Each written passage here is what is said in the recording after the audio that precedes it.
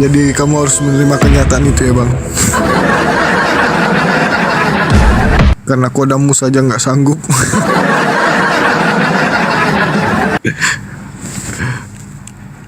Mas Ardi cek kodam, udahlah gak usah main kodam lagi. Cek yang lain aja. Cek tensi, cek darah, cek gula, cek kolesterol. Ini kodam bisa nggak? Bisa. Kirimkan 10 singa. Ntar aku isi saat dompet-dompetmu bang.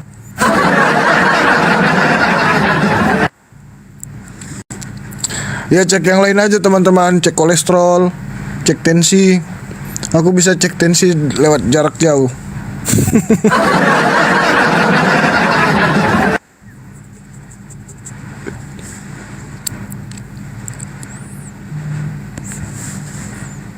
Atau cek yang lain.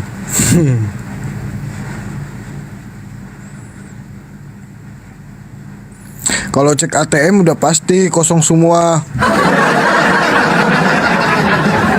Pasti isi ATM-nya semua 150.000. Adapun sisa ATM-nya 38.000. Nelpon teman minta nambahin 12.000 biar bisa narik 50.000. Iya kan? Ada tuh sisa ATM-nya 38.000. Aku biasa kayak gitu, sisa 38 aku telepon temanku, tambahin dong 12.000 biar aku bisa narik 50-nya. Jadi kalian gak usah nyuruh aku cek ATM, udah pasti itu saldo kita di bawah rata-rata. Pengalaman Bang Sardi, bukan pengalaman, kenyataan. Itu fakta. Dan bukan cuma aku sendiri yang ngalamin, kalian juga kan. NTB nyimak, siap. Sama dong, sama nasib kita. Jadi sabar aja, nggak perlu kita cek saldo, cek ATM.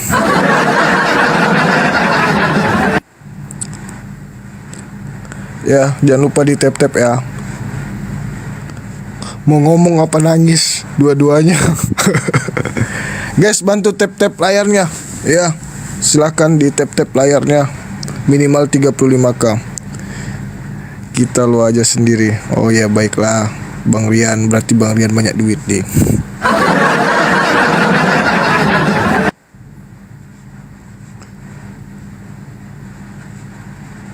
Open cam Bang Sadli. Selalu di bawah rata-rata, kok bangga. Maaf, curhat ini hanya untuk saya sendiri. Gunung Kidul hadir, siap. Gunung Kidul Malaysia hadir Bang Sadli. Halo Malaysia, gimana kabarnya? Apakah Malaysia di sana juga sama seperti di Indonesia? FYP-nya cek kodam.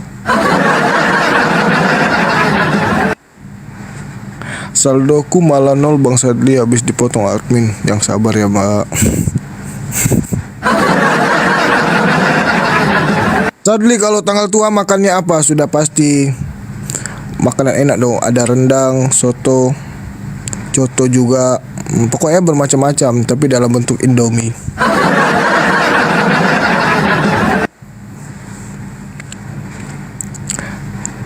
Kapan ke Jakarta? Doakan saja secepatnya. Bogor hadir, siap Bogor. Ada-ada aja. Ayah-ayah wae. Manado hadir Bang, siap Manado. Makanan enak ternyata Indomie. Yoi. Pokoknya di akhir bulan tua itu kita selalu makan rendang di rumah, soto. Kemudian coto Makassar, soto Lamongan. Tapi semua dalam bentuk Indomie.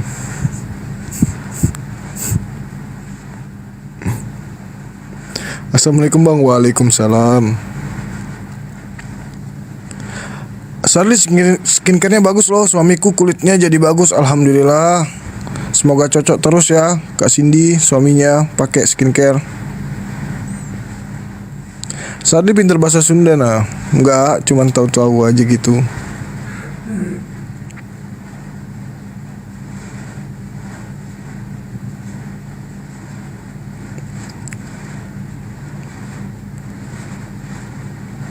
Medan hadir bang, siap. Ya guys, sambil kita tunggu Bang Juma, jangan lupa di tap-tap, di share-share, dan juga love orange-nya. Sadli pantun dulu, sabar. Kita panggil dulu Roh Kudus.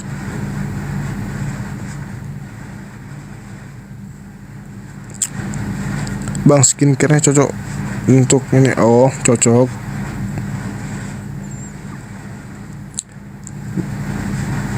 Cocok untuk semua kalangan. Minimal kemarin kata dokter berapa tuh? Oh, minimal kata dokternya minimal 14 tahun ke atas diperbolehkan untuk pakai skincare.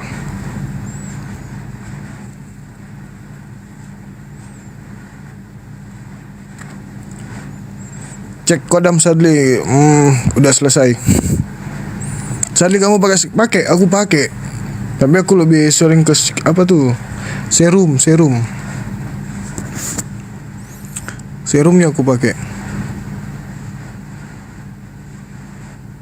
Tema apa malam ini? Oh, temanya coba komen lah. Teman-teman dibantu temanya apa? Ini yang bagus. Mana Gurunda Zuma, di tap-tap dulu. Mending pakai skincare atau filter bang, dua-duanya. Ini nggak jual persatuannya? Ya enggak. Kalau aku jual satuan bisa, tapi ujung-ujungnya nanti aku yang nombok.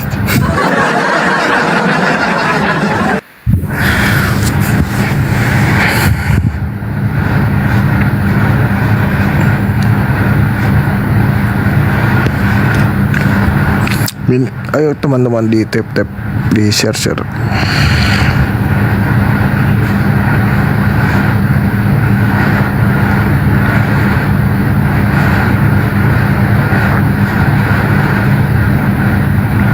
Assalamualaikum, kemana aja Sadli? Lama nggak nongol. Hah? Ini yang komen salah saya atau salah dia? Bukannya tadi 3 jam yang lalu kita udah live? Gimana ceritanya nih? Assalamualaikum Sadli, gimana kabarnya? Udah lama nggak nongol. Gimana maksudnya itu guys?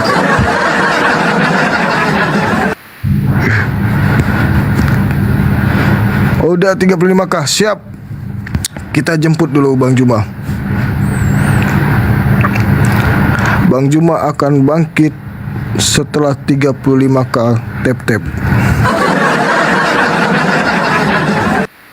Bukan setelah 3 hari ya guys, tapi setelah.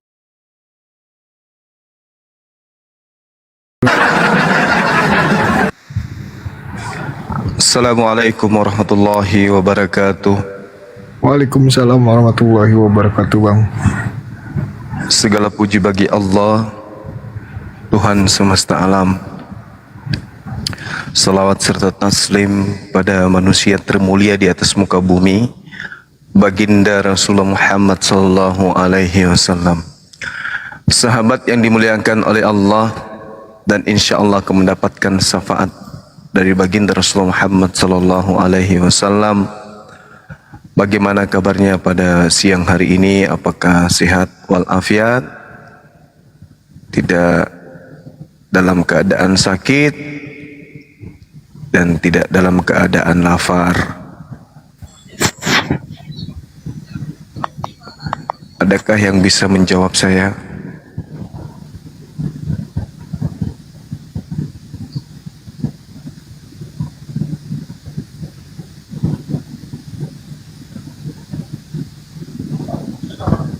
Cek, masih putus? Cek. Selamat siang bang.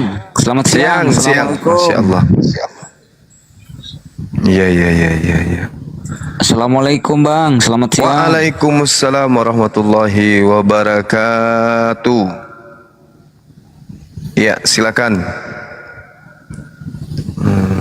Ya. Ya bang, belum ada oten. Aku coba jabakin oten yang dibawain, yang komen, tapi nggak ada yang terima.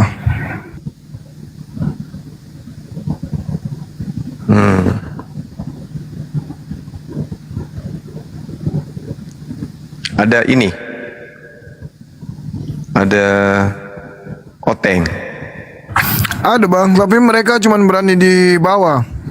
Otenya kan di sini ku bilang buat Kristen yang mau cek akal, kan di sana ada cek kodam, kita di sini ada cek akal. Cuman mereka tetap nggak mau katanya. Mereka sudah yakin dengan akalnya.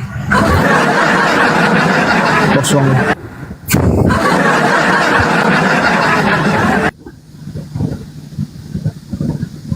Gitu toh. Ada bang. Cuma beraninya nakut-nakutin doang. Saya ini pengacara. Ya. Ini pengacara. Saya punya perkumpulan ini. Iya. Takut. Pengacaranya ditanyain pasal, katanya cek Google. Waduh. Sekarang ada lagi guys, selain cek kodam, cek akal, cek Google. Jadi kalian mau nanya pasal, kata pengacara, cek Google. Pengacara loh ini ngomong. Pengacara. Mantap kali pengacara. Aku jadi takut. Tapi pinter loh dia bang. Kenapa pintar? Adik Sadli ini kan nanya 1 tambah 1 berapa? Dia jawab 2. 1 tambah 1 tambah 1 dia jawab 3. Kan pinter dia bang.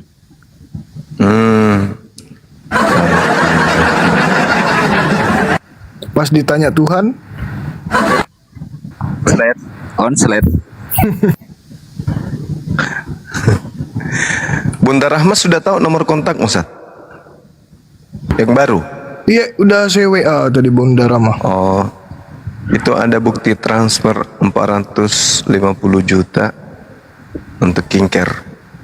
Masya Allah, nggak bercanda itu pasti. Nanti dikirain betulan. Wah itu. Tapi nggak apa-apa lah, kita aminkan. Bunda Rahma bilang dia nggak tahu kontakmu, gimana sih? Udah aku chat Abah tadi. Iya ini.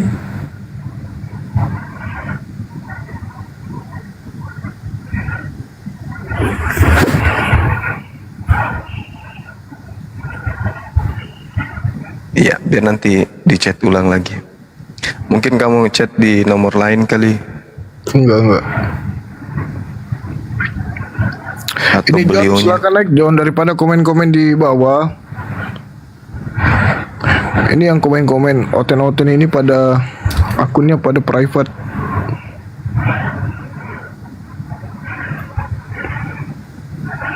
Atau daripada komen-komen, mending tap-tap layar. Iya, silakan aja teman-teman. Nah, kita diskusi ringan aja. Nggak usah terlalu ini ngeras. Rugi. Ya ngapain lu nonton live? Nggak, orang yang saudara Kristen yang yang nonton itu sudah mulai ada sedikit secerca harapan untuk ini menerima Islam. Iya sih, cuman masih kayaknya malu-malu ya kan bang. Mereka malu mengakuinya. Nah dalam hatinya itu sudah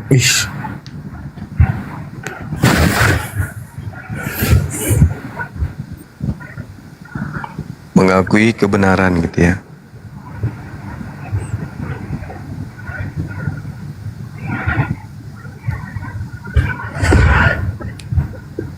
Tunggu. Coba ini kita terima dulu.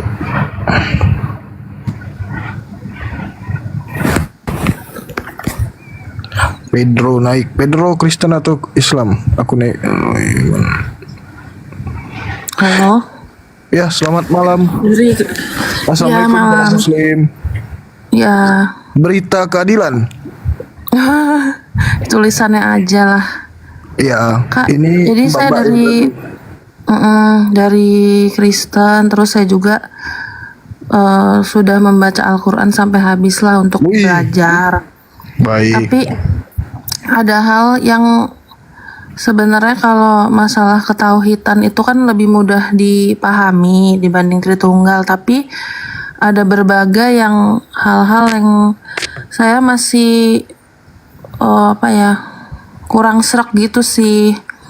Dan kan kalau di Islam tuh kan harus menjawab dengan akal ya, jadi nggak bisa yang imani, jadi kan harus yang ada penjelasan yang ilmiah, Kak. Jadi Baik. beberapa ayat itu banyak sih yang bagus seperti madu contohnya, tapi ada konsep yang sampai hari ini saya kurang mendapatkan kayak gimana ya, kayak keyakinan gitu, yaitu hal-hal ini bukan menghina tapi benar-benar bertanya ya, Kak, dari konsep surga sendiri sih, Kak. Jadi halo.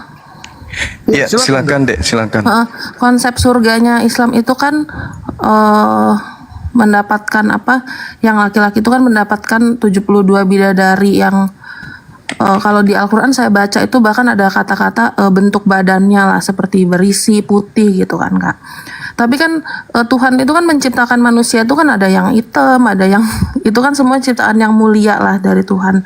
Kenapa di konsep surga itu bentuk badan tertentu dan kulit putih gitu, Kak? Gimana kalau selera orang kan berbeda. Nah itu konsep surganya sih, Kak, bisa dijelasin nggak ya, Kak, gitu? Iya, baik. Makasih. Boleh nggak nunjukin kulitnya yang putih? Itu tertulis di mana Dek? Ada di mana Iya. sih? Tunggu buka dulu. Lupa, tapi semalam sih baca. Tuh, di yang agak-agak akhir-akhir itu loh, Kak. Mana ya?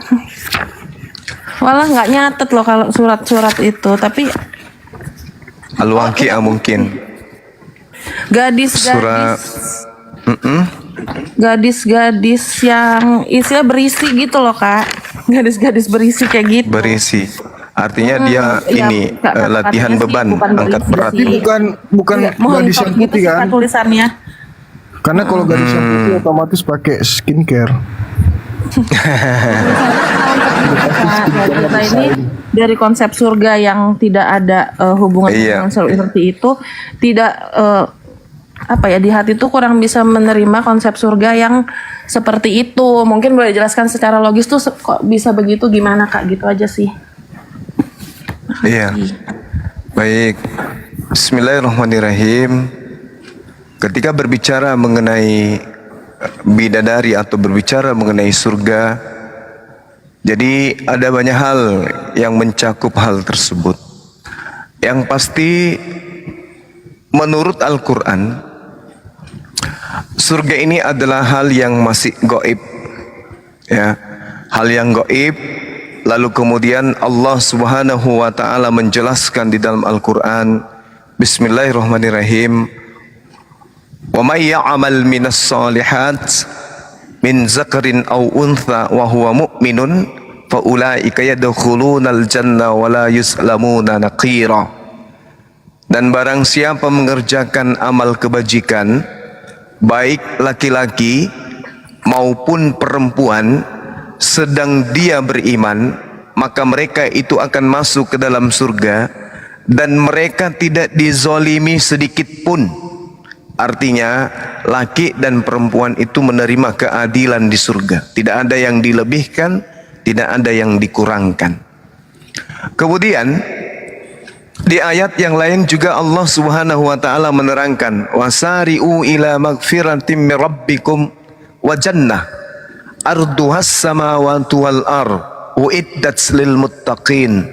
Dan bersegeralah kamu mencari ampunan dari Tuhanmu dan mendapatkan surga yang luasnya seluas langit dan bumi, yang disediakan bagi orang-orang yang bertakwa. Yang bertakwa ini mau perempuan, mau laki-laki, mau wanita atau pria, semuanya akan mendapatkan kemudian surga itu. Nah, masuk ke dalam dalil yang ada ini pertanyakan terkait dengan keadaan bidadari. Inna ansha'nahunna insya. Kata Al-Quranul Karim, Diterangkan dalam surah Al-Waqi'ah. Kami menciptakan bidadari ini secara langsung. Faja'alnahunna abkara. Lalu kami jadikan mereka sebagai perawan-perawan. Urban atsraba. Urban atsraba artinya yang penuh cinta dan sebaya umurnya. Li ashabil yamin, untuk golongan kanan. Sullatun minal awwalin, segolongan besar dari orang-orang yang terdahulu. Wasullatun minal akhirin, dan segolongan besar pula dari orang-orang yang terkemudian. Nah, di sini kemudian tidak ada diceritakan bahwa bidadari itu seperti yang digambarkan tadi, bahwa dia menggunakan kingker. Hanya saja golongan bidadari yang ada di jannah itu diperuntukkan kemudian sebagai pelayan, dan tidak ada sedikit pun yang dirugikan di dalamnya, laki perempuan. Jadi kita kalau bercerita selera dunia, ya itu selera kita, tapi kemudian Allah tidak mengukur dari segi itu, karena orang yang masuk surga itu adalah orang yang suci. Orang yang masuk surga itu adalah orang yang tidak punya penyakit hati. Maka sejatinya yang masuk surga itu adalah orang-orang yang beriman, bertakwa, jauh dari dengki, iri, hasad, husud, cemburu, marah, dan seterusnya. Saya kira begitu. Iya. Oke, terima kasih. Iya. Ini benar-benar cuma tanya sih, karena dari yang saya baca ada hal-hal yang mengganjal, jadi saya tanyain gitu. Itu aja. Makasih. Iya. Iya. Silakan sama-sama. Nanti kalau ada apa-apa yang ingin dipertanyakan, silakan aja ajukan pertanyaan ke sahabat Bang Suma ketika lagi live. Silakan naik untuk bertanya. Oke, baik, terima kasih. Baik, sama-sama. Oke, udah ada Jimmy Sinambela. Selamat malam. Selamat malam, Bang. Ya Bang, di sini kan mau dicek akal atau cek kodam Bang? Hah? Mau dicek akal atau dicek kodam? Apa tolak ukurnya, Bang? Oke, baik. Sebelumnya di sini kita akan mengecek akalnya Bang Jimmy ya.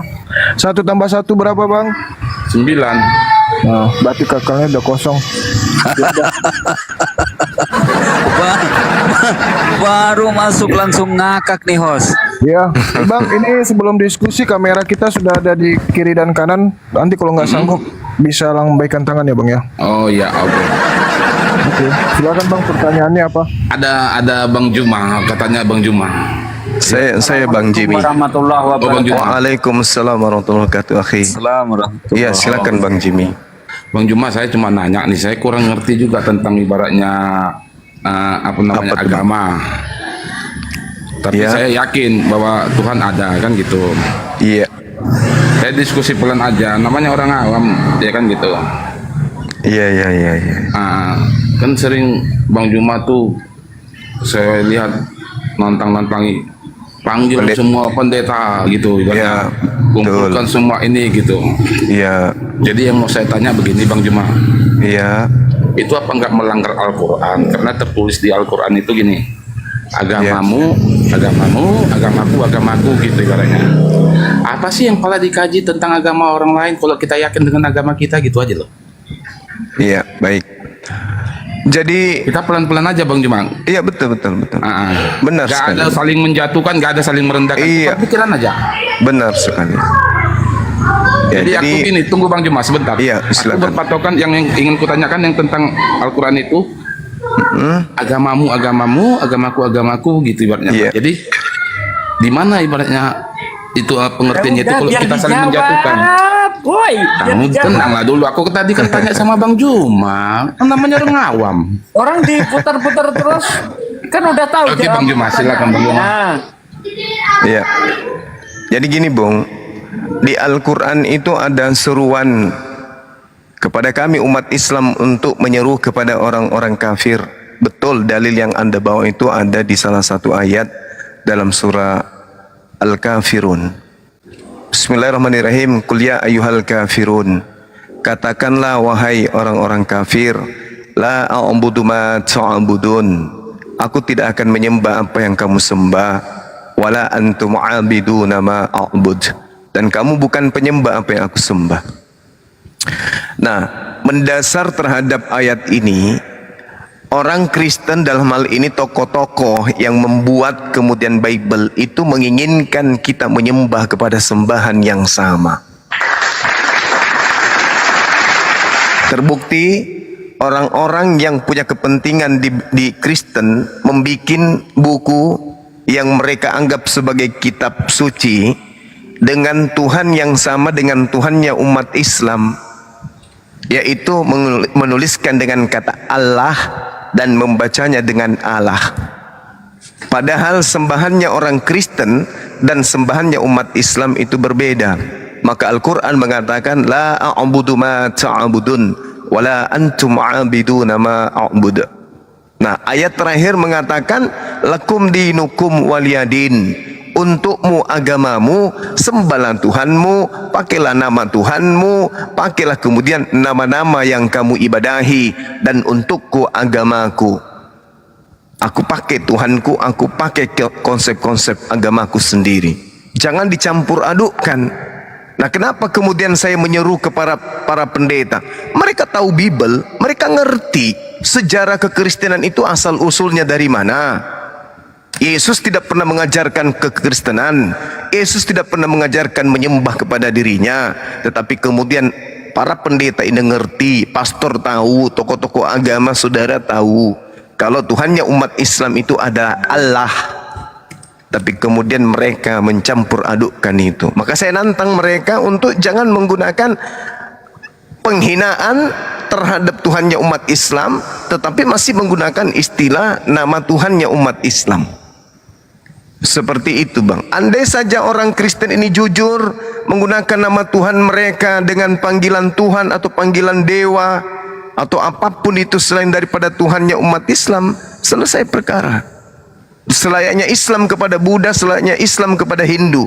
Kami tak ada seruan untuk berdebat, berdiskusi pada mereka. Kenapa? Hindu, Buddha, agama yang percaya diri terhadap keyakinannya sendiri. Berbeda dengan Kristen, tidak percaya diri. Seperti itu, Bang. Oh gitu. Ya. Kalau saya sih Bang Jemaah, saya bilang tadi hebat kan gitu. Cuma menurut pengetahuan saya, pengetahuan saya, bukan saya bilang ibaratnya untuk seluruh orang Kristen juga enggak. Allah itu kan di Alkitab. Kalau pindah kita bilang nanti ke Bible, itu udah Jehovah. Bebas saja. Yang penting kita mengakui bahwa itu dia Tuhan gitu loh. Lain lagi nanti ke bahasa Minang, lain lagi nanti ke bahasa Jawa Gusti gitu loh. Bebas saja, maka Kristen itu bebas. Yang pasti dia gini loh, panduannya itu Bang Juma, Yesus itu juru selamat. Itu yang mereka yakini gitu. Jadi nggak ada ditarik-tarik istilahnya ke dalam Al-Quran, enggak. Saya juga nggak tahu mana yang Al-Quran duluan atau Alkitab duluan. Itu nggak urusan saya gitu loh. Mau siapapun duluan. Tapi Kristen, kalau yang ditanya Bang Juma, yang menurut saya ibaratnya pengakuan saya, kurasa kebanyakan Kristen itu mengakui bahwa Yesus itu juru selamat. Karena macam di Alkitab itu dibikin terkadang Yesus, terkadang juru selamat, kadang Bapa. Biasa aja, nggak malah jadi diperdebatkan kayak gitu loh. Yang pasti keyakinan aja gitu. Jadi nggak usah lah kepala panjang lebar kali jawab semuanya gara-gara tulisan Allah itu. Allah kan bahasa Indonesia, bukan bahasa apa. Allah bahasa apa rupanya? Jadi Allah itu adalah bahasa Arab, nama Tuhannya umat Islam. Jadi kata Allah itu adalah nama Tuhan dalam bahasa Arab. Begini Bang Juma, Gitu, Bang. saya nggak tahu juga ya. Tapi menurut pengetahuan saya, itu pernah ribut Malaysia, menggugat umat Kristen di Malaysia ya. Karena itu setahuku itu terjemahan dari bahasa suku Melayunya, setahu saya ya gitu ya. Menurut yang saya pelajari gitu. Karena kan dulu kan penerjemahnya itu kan bangsa Melayu. Kita nggak ada yang tahu ngerti bahasa-bahasa yang dari luar gitu. Jadi misalnya gini, pencipta, oh di sini kami bilangnya Allah gitu. Dia kan digugat Malaysia, gugat ternyata nggak bisa gitu loh. Gitu loh. Ya biasa aja, nggak usah pala. Jadi ibaratnya gara-gara satu kata itu bahwa kita yang lebih benar, enggak, sama-sama masih mijak bumi. Nanti kecuali ada yang pergi ke atas baru turun ke bumi, itu baru yang nampak yang benar gitu loh. Maksud saya gitu, biasa aja gitu loh. Ya biasa aja bagi orang yang diuntungkan, Bang. Nggak Tapi ada. itu adalah satu Saya jamin Bang Juma, Bang. Mungkin Bang, ya Bang. menurut saya, tunggu dulu saya bicara Bang. Dari Mungkin tadi Anda udah panjang, Bang Juma Gini mau loh. menerangkan Anda potong. Silakan, Bang mungkin Juma. tunggu mungkin Masih ini orang? ada 1, 2 atau 10 orang, tapi jangan dikategorikan rata semuanya Kristen itu Bang Juma. Saya ibaratnya nggak seperti yang seburuk yang diduga Bang Juma semua Kristen itu kayak gitu loh. Ada juga sebagian Kristen itu nggak suka dengan ibaratnya orang yang mengaku kayak gitu gitu loh, yang menghina. Ya kau pribadi jangan kau bawakan ke agama gitu loh. Pribadimu kau urusanmu yang nggak suka Ya, sama dari seseorang. tanggapin Bang Juma udah panjang dari tadi kamu nih. Silakan Bang Juma. Iya, jadi gini Bang, umat Islam itu kemana-mana ketika Al-Qur'annya, kitab sucinya dibawa, mau ke dalam bahasa apapun, nama Tuhannya itu tetap Allah, disebut dengan tulisan Allah, dieja dengan tulisan Latin Allah, kemanapun pergi. Sedangkan Anda sudah mengakui bahwa orang Kristen itu tidak peduli dengan itu. Karena orang Kristen nama Tuhannya itu nggak jelas yang mana sebenarnya nama Tuhan Kristen ini. Kalau kitabnya orang Yahudi, mereka sebut Elohim, Yahweh. Kalau masuk ke dalam perjanjian baru, mereka menggunakan perjanjian baru dengan Tuhannya umat Islam, Allah. Jadi Tuhannya orang Kristen ini yang mana? Sedangkan kami tahu, kami belajar, orang Kristen ini kitabnya itu adalah bahasa Yunani. Bahasa Yunani, Bung, di situ ada kata theos. Theos diterjemahkan ke Indonesia artinya dewa. Kan jelas itu. Terus kenapa harus nyambar ke Tuhannya umat Islam? Tujuannya apa? Bukankah orang Kristen tidak percaya kepada Tuhannya umat Islam? Tapi kenapa diambil? Kalau tidak percaya kepada Allah, kenapa diambil lalu digunakan pada tempat yang tidak sepantasnya? Itu penghinaan. Oh, gitu. Kenapa orang Kristen tidak menggunakan aja Tuhannya sendiri, Theos? Misalnya, tiada Tuhan selain Theos. Pakai Theos, jelas itu milik Kristen. Nah kalau pakai Allah itu kan miliknya umat Islam. Tidak ada dasar pijakan orang Kristen, Kristen manapun di atas muka bumi ini untuk menggunakan kata Allah sebagai sembahan, di mana sembahannya itu yang diasaskan dari pengajaran bahasa Yunani. Theos dalam bahasa Arabnya apa? Gunakan Rab atau Ilah. Tak ada Allah. Theos dalam bahasa Indonesia katakan dewa atau sembahan. Tak ada Allah. Terus kenapa kemudian harus ke Allah? Apa maksudnya? Terus dipakai dengan tempat yang tidak sesuai. Kami paham Yesus itu juru selamat. Ngerti kami Yesus itu juru selamat, ya, untuk Bani Israel. Paham kami. Karena itu adalah tadinya nabi kami bernama Nabi Isa, kemudian lagi-lagi dipalsukan namanya menjadi Yesus. Paham kami itu. Tapi Kisah Para Rasul 13:23 menjelaskan bahwa Yesus itu juru selamat hanya untuk Israel saja. Jadi saudara bukanlah pengikut Yesus, bukanlah umatnya Yesus, tiba di Indonesia masih pakai bahasa nama dari Tuhannya umat Islam.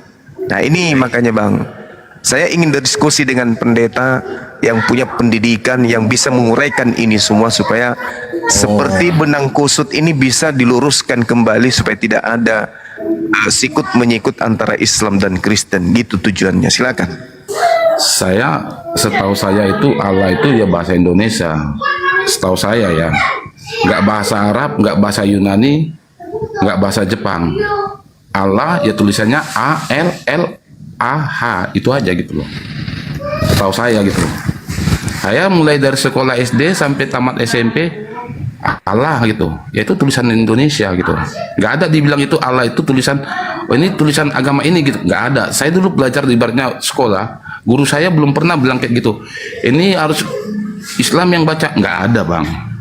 Tapi ya itulah, kalau Bang Juma, menurut pemikiran Bang Juma itu, ya Bang Juma lah. Saya juga menghargai apa isi pendapat Bang Juma. Yang pasti tadi saya kan bilang di sini saya orang awam, kita nggak boleh saling menjatuhkan dan menjelekkan gitu. Jadi kalau Bang Juma mau cari pendeta, ya carilah gitu loh. Itu aja sih saya. Masalah masuk ke surga itu Bang, satu, saya nggak ngerti siapa yang masuk, kita abang atau saya juga. Saya nggak bilang saya benar, Bang Juma juga yang salah, juga enggak gitu. Sama-sama kita punya keyakinan yang sama. Mungkin ya Bang Juma punya keyakinan bahwa Tuhan yang menentukan kita masuk surga sama neraka. Sama-sama kita yakin. Bang Juma yakin sama saya, kita belum pernah ketemu sama Tuhan, itu aja. Jadi standar aja, biasa aja gitu, gak usah sampai langit ketujuh pemikiran kita, sementara kita juga gak pernah gitu loh. Indonesia aja gak kita jalani semua. Jadi nggak usah terlalu jauh kali pemikirannya gitu. Itu aja Bang. Terima kasih ya Bang. Iya, iya. Itu Oke, salam wajar jumpa, itu. Bang. Iya, makasih Bang Kapan-kapan saya kalau dengar itu pingin banget sih ngomong sama Bang Juma. Terima kasih waktunya sudah dikasih ke saya kesempatan ngomong sama Bang Juma. Iya, Katanya sama-sama. Ya Bosnya bang, belajar lagi ya bang. bos. 1 tambah 1 kan dari abang jawab 9. Dua lah Bang. Itu Dua, kan dua. cuma hiburan aja. Hiburan aja, ya. Oh, iya, iya, Makanya dua. saya bilang jangan langsung negatif thinking memikirkan orang gitu loh. Oh, ya. Tenang Ya cuma aja. bilang belajar lagi.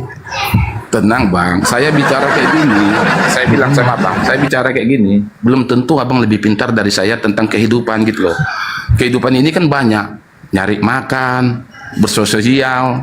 Ya. Betul itu. Jadi nggak usah langsung dikotakkan orang, Bang atau Jimmy. dikecilkan Bang orang Jimmy. gitu loh, dikerdilkan orang gitu. Bang Jimmy, Ya bang. Ya, Lanjut Jimmy. beli skincare aja kalau gitu bang. ada salam Bang Jimmy dari Pendeta Yakub Sulistyo. Siapa? Katanya gini, kata Siapa? Pendeta Yakub Saya nggak kenal, Sulistyo. saya nggak kenal dia. Dengerin Ah. dulu. Kata Pendeta Yakub Sulistyo, umat Kristen itu menjadikan Tuhannya seperti siluman katanya. Oh tanyalah dia, jangan tanya ke saya, dia pendeta. Bang Juma Ya, yang cuma nanya dia. menyampaikan aja, aja. Setahu saya enggak kayak gitu loh. Tergantung sudut orang memandang macam mana, ibaratnya mengartikan panduannya itu masing-masing, itu aja bagi saya gitu loh. Yang pasti belum ada turun dari atas menerangkan bahwa kau selamat, kau masuk neraka, nggak ada. Jadi santai aja kita yang hidup ini. Paling lama 80 selesai kan gitu. Paling lama 80 selesai. Ya nantilah nunggu 80 di dalam kubur itu. Kau masuk surga atau neraka kan gitu. Sama-sama kita nanti tunggu gitu loh. Iya, iya. Oke Bang. Iya, Terima kasih atas oke. waktunya Bang. Saya Oke. hormat. Terima kasih. Iya Bang Jimmy. Kita gantian dengan Kristen yang lain bang. Gini Oke, Bang Juma, oke. saya punya saran satu Bang Juma, begini loh. Siap. Bang Juma, saya punya saran gini. Kalau lah ini menurut saya lah Bang Juma ya, bukan ibaratnya menurut pandangan orang lain gitu loh. Saya gini loh, berharap sama Bang Juma itu, kalau lah memang yakin Bang Juma itu Islam adalah agama kebenaran, bicaralah Abang tentang kebenaran. Gak boleh harus menyudutkan, memojokkan atau mengkerdilkan. Kalau dia jahat, belum tentu kita harus balas jahat. Tunjukkan Abang dalam keyakinan Abang itu kebaikannya. Ya biar dia masuk ke Abang gitu loh. Bukan Abang ibaratnya balas lagi, cari lagi kesalahan dia. Nggak usah kayak gitu. Tahu kok kayak gitu. Dari saya dulu jahat, dibawa istri saya diajari istri saya baik, makanya saya baik gitu. Saya Iya, gitu, iya. gitu. Satu masukan yang luar biasa. Oke Bang. Terima kasih Bang Thank you. Juma, dikasih waktu Sama-sama. saya kesempatan bicara. Oke, sip. Oke bang Jimmy. Wassalamualaikum Bang Juma. Waalaikumsalam warahmatullahi wabarakatuh. Ceplosan saya. Ada Tunggu. Saya tanggapi dulu. Jadi gini, ungkapan dari saudara Jimmy itu adalah benar-benar ungkapan orang awam. Jadi mau kayak mana lagi, orang ngaku awam ya, saya nggak bisa ngapa-ngapain. Kita hargai 1 tambah 1 aja dibilangnya 9 kan gitu ya. Nah, terakhir setelah kemudian dipanas-panasin sama host baru mengatakan bahwa dia punya kelebihan dari unsur atau aspek lain. Tapi satu hal yang perlu dipahami di sini bahwa keputusasaan seperti yang dipercontohkan oleh saudara kita Jimmy itu nampak terlihat jelas bagi mereka yang tidak paham Bible, lagi-lagi tidak paham Al-Quran. Orang yang paham Bible, kalau masih Kristen itu pura-pura aja tuh, pura-pura nggak mau tahu, pura-pura nggak mau tahu. Orang yang belajar Bible, dia tahu pasti bahwa Kristen itu sama dengan neraka. Dia tahu itu, ngerti dia. Para pastor, para pendeta yang benar-benar mengkaji Bible tahu persis ending Kristen itu neraka, tahu persis. Tapi karena mau kayak mana, urusan perut itu lebih penting lagi menurut hitungan dia. Makanya tadi saudara kita yang awam ini mengatakan, ya paling-paling 80 tahun, setelah itu apa? Setelah itu apa? Ayo, setelah itu apa? Neraka kan? Terus Anda mau mengorbankan kehidupan kekal dibandingkan yang 80 tahun? Oh, kami orang neraka enggak mau. Enggak mau kami. Harus kami mencari kebenaran itu. Makanya kami kaji Al-Quran, kami kaji Bible untuk mengkaji kebenaran itu. Bukan santai-santai mengatakan bahwasanya santai aja kita, enggak usah kita terlalu ngeres sampai kalian ketujuh. Oh, bukan kayak begitu. Islam agama yang diajarkan untuk disiarkan, untuk disampaikan, didakwakan. Kristen juga begitu. Maka mari kita uji itu. Kristen diajarkan, diperintahkan, diultimatum untuk diajarkan kepada orang lain, bahkan kepada seluruh makhluk. Oke, silakan dengan rel yang Anda punya. Islam juga begitu, dengan rel yang Islam punya. Bertemulah kita di atas panggung. Maka kita kemudian berdialog, membedah Bible, membedah Al-Quran di meja akademisi. Ayo, Islam benar, Anda juga mengatakan Kristen benar. Mari kita uji. Kan begitu poinnya. Jangan masa bodoh. Kenapa? Waktu berlalu. Kapan kita salah memilih agama, hancur kita, neraka kekal. Maka kita harus menentukan kebenaran itu hari ini juga. Jangan setengah-setengah. Jangan mengatakan kita kan belum yakin karena kita belum kersuka. Oh, itu bahasa konyol, itu bahasa orang sontoloyo, orang yang tidak menggunakan akal sehat. Nah, kenapa umat Islam itu harus menegakkan kemudian yang dikatakan hak adalah hak, yang dikatakan batil adalah batil? Karena Islam itu rahmatan lil alamin. Rahmat ini harus kita sebarkan ke orang lain. Diterima alhamdulillah, tidak diterima astagfirullah. Kan begitu. Bukannya kita melihat orang hampir jatuh ke jurang lantas kita diam-diam aja, enggak. Harus kita menolongnya, harus kita membantunya. Begitu juga Kristen mengaku sebagai agama benar. Masa ajaran kasih membiarkan orang Islam masuk ke neraka? Maka oleh itulah, wahai pendeta-pendeta, saudara-saudaraku, jika kamu menemukan kebenaran dalam Kristen, maka tentu Islam itu salah. Maka sebagai agama yang salah, kau punya tanggung jawab untuk menyeru kami. Wahai saudara-saudara muslim, kami ajaran Kristen ini adalah ajaran kasih. Kami lihat kalian itu akan jatuh ke neraka. Mari ku selamatkan. Ayo, mari kita buka-bukaan. Jangan ente door to door. Jangan door to door. Secara di bawah tanah kalian untuk mengajak orang kepada agama kalian, jangan. Kalau Kristen itu adalah jalan kebenaran, tampil di depan. Tampil, weh Islam, agama Kristen yang paling benar. Daripada kalian mati konyol, sini ku ajarin tentang Kristen. Begitu selayaknya kami umat Islam mengajak kalian berdiskusi. Nyatakan kebenaranmu jika kalian benar, kami nyatakan kebenaran kami sesuai dengan yang hak. Selesai perkara. Biarkan umat kita yang memilih mana yang benar, mana yang salah, mana yang hak, mana yang batil, mana yang masuk akal, mana yang akal-akalan. Sederhana bukan? Islam mengatakan dirinya benar, mengajak saudara Kristen, ayo mari masuk Islam dengan cara hikmah, dengan cara yang baik. Kristen mengaku dirinya agama benar, ayo ajak kami masuk ke Kristen dengan cara yang benar, dengan cara yang hikmat, dengan cara yang baik. Mari kita uji. Kan itu poinnya. Jangan kita kemudian cari jemaat-jemaat tempat pemukiman, tempat orang miskin, tempat bencana. Jangan kayak gitu.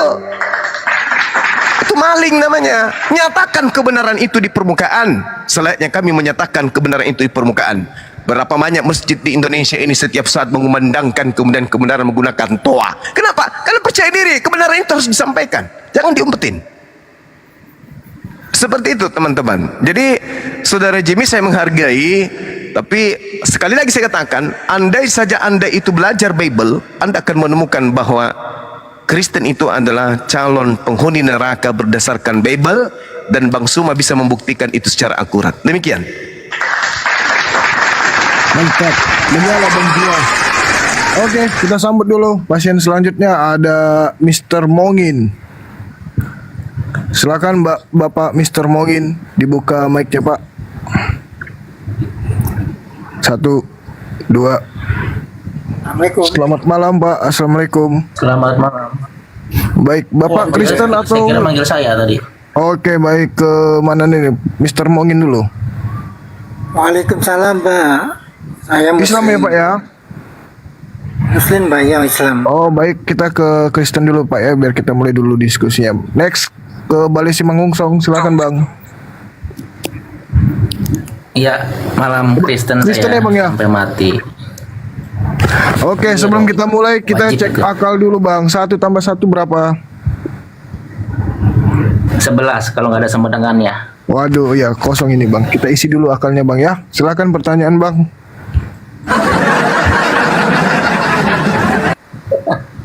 Nanti diisi sama Iya Bang nih. Juma, Bang.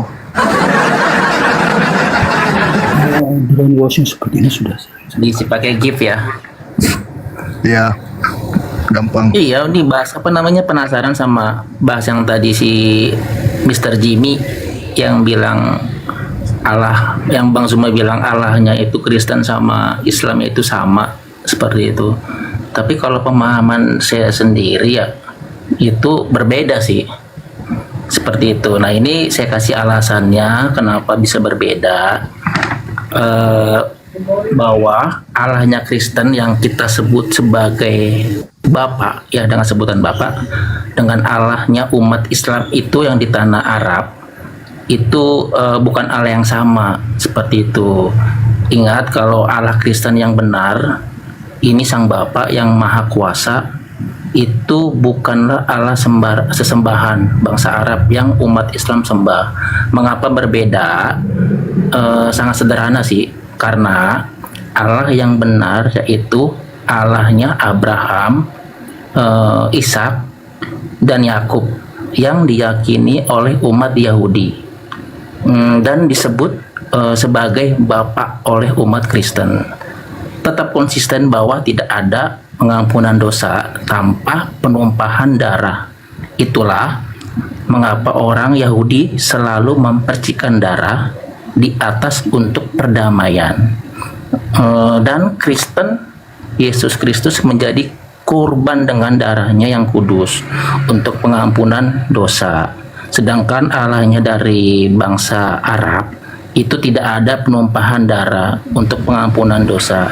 Jadi itu bukanlah Allah yang sama, seperti itu. Ingat, Allahnya Abraham, Ishak, dan Yakub bukan Allahnya umat Islam, yaitu Allahnya yang diperkenalkan di tanah Arab di abad ke-7. Jadi kalau menurut penyimpulan saya, Oke Bang, sudah cukup Bang. Silakan Bang Juma tanggapi. Iya, baik. Jadi ini sekali-kali kalau diskusi tentang agama ya, itu pakai akal dan pakai rasa malu juga sedikit. Kalau sudah nggak punya malu, pinjam sama tetangga juga nggak apa-apa. Kalau berbicara yang pertama, berbicara mengenai kurban, pertumpahan darah, Al-Quran itu sudah sangat terang menjelaskan kemudian bahwa di dalam Al-Quran dijelaskan fasholli li rabbika wanhar, maka dirikanlah sholat karena Tuhanmu dan berkurbanlah. Kurban ini perintah untuk menumpahkan darah. Berbeda dengan agama Kristen yang muncul nanti di abad keempat resminya, itu perintahnya adalah mengimani pembunuhan terhadap manusia. Jadi kalau manusia itu namanya pembunuhan, bukan kurban. Beda. Kurban itu berasal dari bahasa Arab dan juga ada orientasinya sama dengan bahasa Ibrani yang bertujuan untuk mendekatkan diri, bertakwa kepada Allah sesuai dengan perintah. Makanya dalam Al-Quran dijelaskan kemudian walikulli ummati ja'alna mansakal liyazkurusmallah ala ma razaqahum min bahimatil an'am. Astagfirullahaladzim. Jadi ayatnya seperti itu. Bagi setiap umat telah kami syariatkan penyembelihan hewan kurban agar mereka menyebut nama Allah atas rezeki yang dikaruniakan kepada mereka berupa hewan ternak. Dan itu juga diajarkan oleh orang Yahudi. Imamat 1 nomor 2 jelas sekali, terang di sana dikatakan bahwasanya ajarkanlah, berbicaralah, sampaikanlah, uraikanlah kepada orang Israel, bukan kepada orang Kristen. Apabila mereka hendak mempersembahkan persembahan kurban kepada Tuhan, haruslah persembahan mereka itu persembahan dari hewan ternak. Bani Ismail, Bani Ishak sama-sama kurban. Tapi kalau Kristen bukan kurban, pembunuhan. Jadi jangan Anda ngambil masuk-masuk seakan-akan Anda bagian dari kami. Enggak. Kristen itu agama yang muncul sebagai agama ardi, buatan manusia, bukan agama dari langit. Itu yang pertama.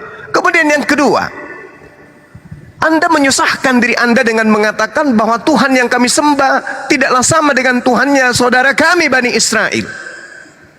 Anda menyusahkan diri Anda. Al-Quran menarasikan tentang Yahuwahu yang mereka sebut kemudian Yod He Vav He. Orang Romawi menyebut Yod He Vav He dengan sebutan apa? Cikida. Saudara-saudara kami Yahudi menyebut Tuhan mereka dengan sebutan Elohim. Kami menyebutnya dengan sebutan Allahumma. Elohim disebut oleh orang Kristen, orang Romawi, orang Yunani dengan sebutan apa? Cikibung. Kemudian orang-orang Yahudi menyebut Tuhan mereka dengan sebutan El. Kami umat Islam menyebutnya dengan sebutan Al-Ali. Orang Roma menyebutnya apa? Elebambong. Orang Yahudi menyebut Tuhan mereka dengan sebutan Eloah. Kami umat Islam menyebutnya dengan sebutan Allah. Orang Kristen menyebutnya apa? Picun. Orang Yahudi menyebut Tuhan pencipta langit dan bumi dengan sebutan Elohai. Kami umat Islam menyebutnya dengan sebutan Ilahi.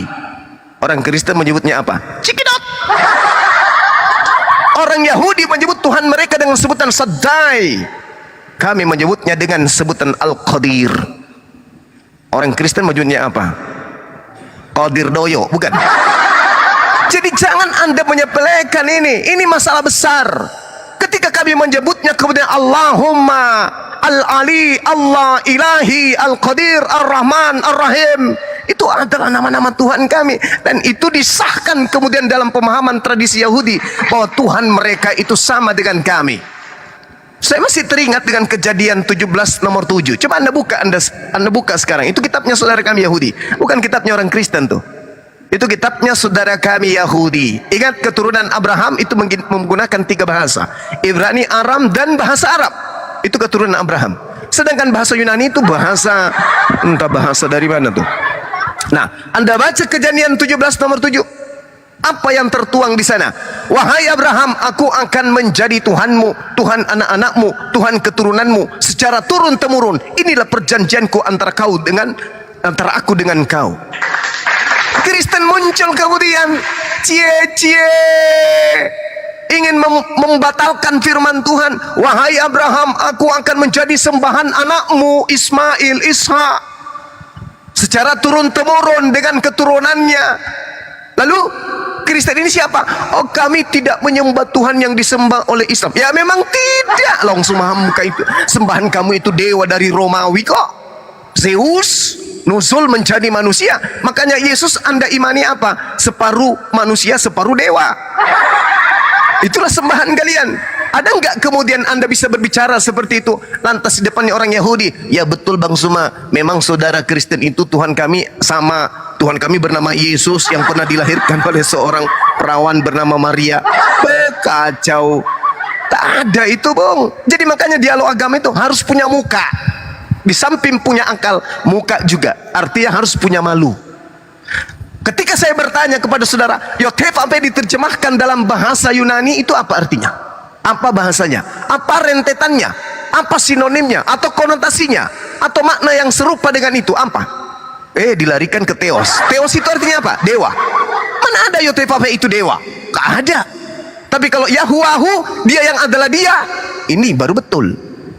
Lalu kemudian ketika saya tanya kepada saudara, apa bahasa Yunaninya El? Kalau kami adalah Al-Ali. Coba. El, Al-Ali. Nah kalau di bahasa Yunani, bahasa Kristen, apa? Elias Fikal. Jadi jangan coba-coba mempermainkan dengan mulut besar tanpa ilmu. Karena kami akan memahami dan memaknai semua itu. Ketika kemudian dalam kitabnya orang Yahudi disebutkan Elohim Sefaot Hasemenu Pehaser Paneika Penepaseha, itu kami ngerti, kami paham. Ini berbicara tentang Tuhan yang maha kuasa, yang tidak dimiliki kemudian oleh makhluk. Laisa kamitslihi syai', khaliqu kulli syai', khalaqallahu samawati wal ard. Ini yang dimaksud. Makanya kami orang Yahudi dan orang Islam itu tidak pernah ribut tentang Tuhan, karena Tuhan kami itu sama. Kristen ini yang berbeda, Tuhannya unyu-unyu. Iya, iya. Manusia melahirkan Tuhannya orang Kristen. Itu baru disebut Tuhan kalian, saudara. Jadi jangan Anda mematahkan kemudian argumentasi Tuhan yang ada dalam Bible di perjanjian lama milik orang Yahudi, lalu Anda mengatakan bahwa Tuhannya orang Islam dan Tuhan kami itu berbeda. Kalau Tuhan orang Kristen dengan umat Islam memang betul berbeda, tapi kalau Tuhannya para nabi Yahudi dengan Tuhannya umat Islam itu adalah satu hakikat yang sama, yaitu Yotevape huwa Yahuwahu. Tidak bisa Anda bantah itu. Demikian.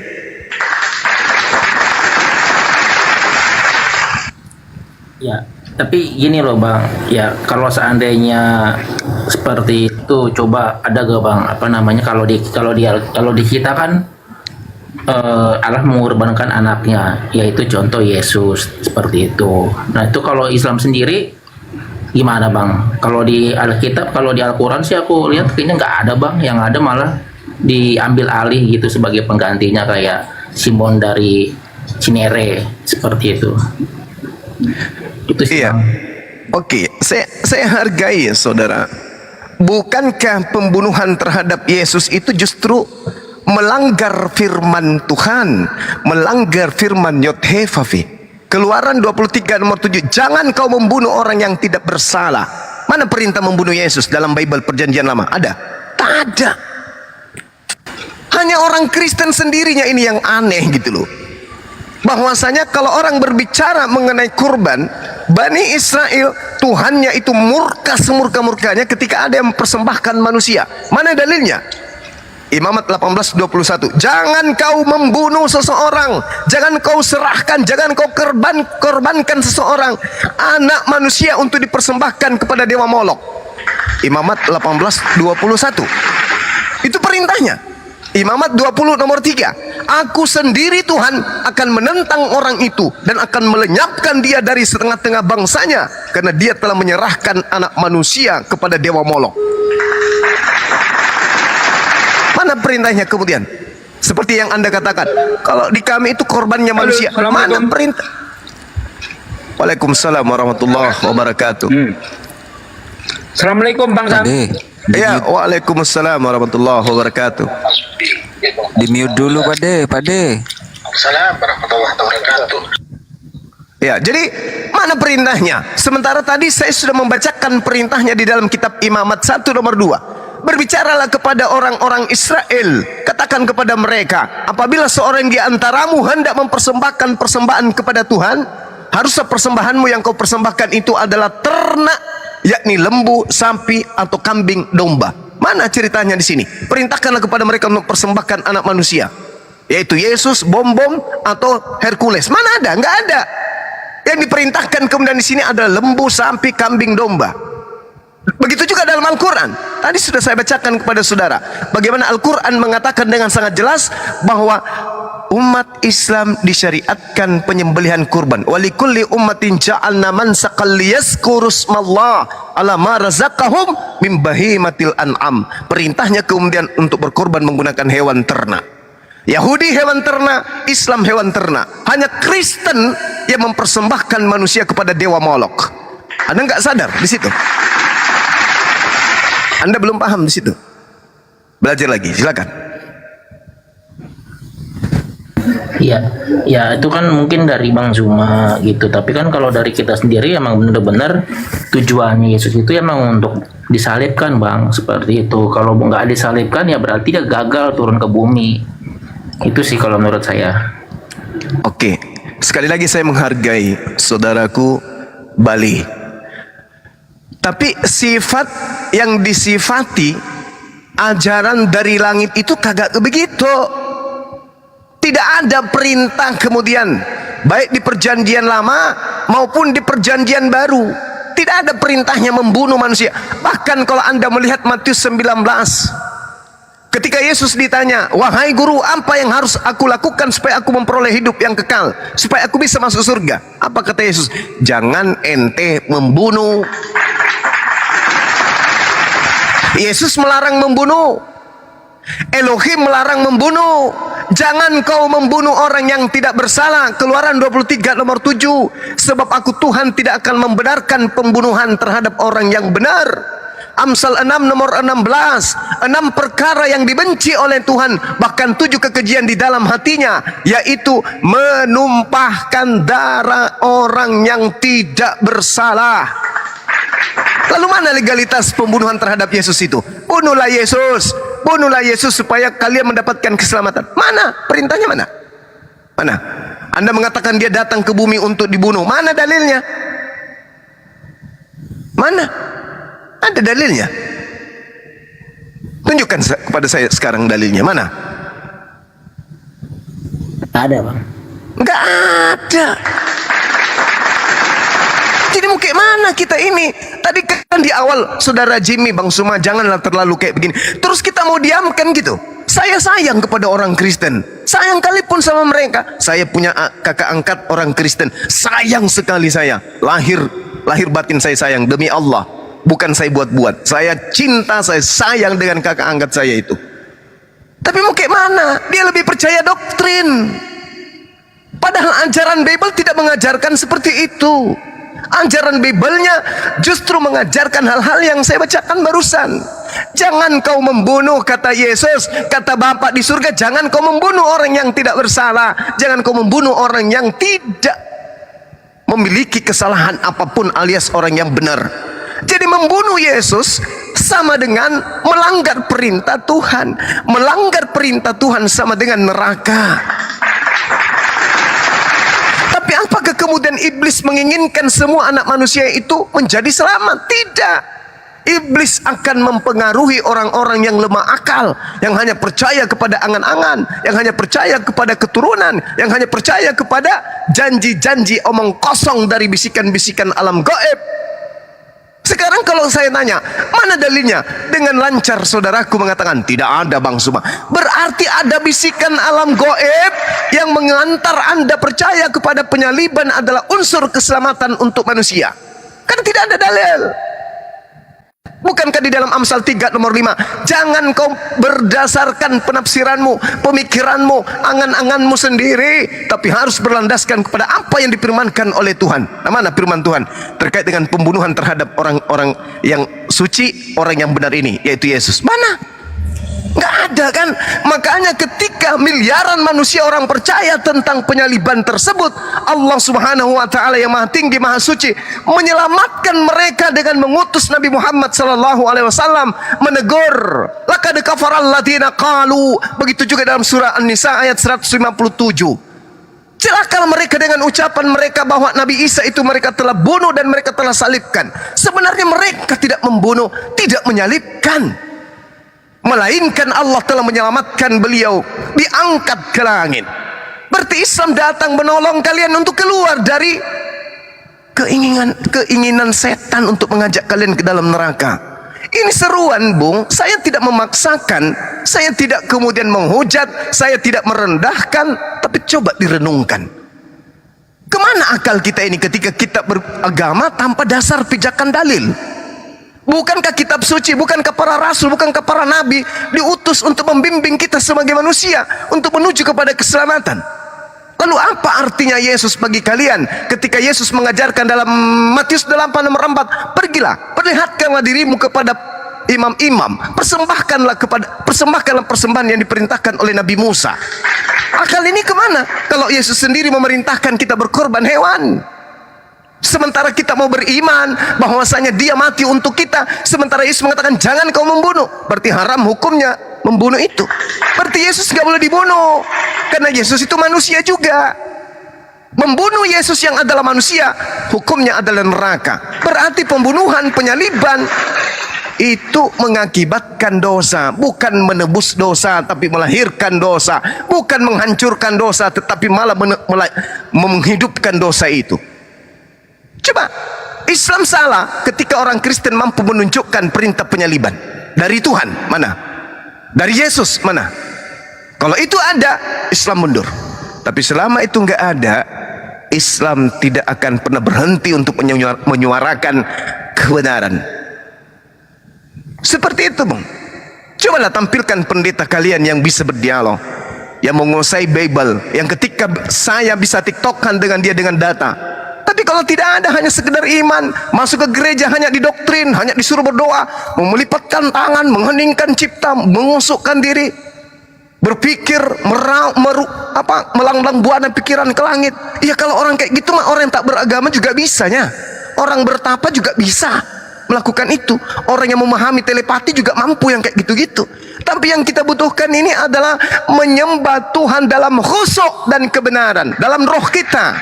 Dan roh kita ikut menyembah, jasad kita ikut menyembah, dan unsur penyembahan itu harus dibarengi dengan kebenaran, bukan angan-angan. Kebenaran itu maksudnya apa? Ada data tertulis di dalam kitab yang kita imani. Ibadah minggunya mana datanya? Menyembah Yesusnya mana datanya? Ada nggak datanya? Nggak ada. Kalau tidak ada, tinggalkan.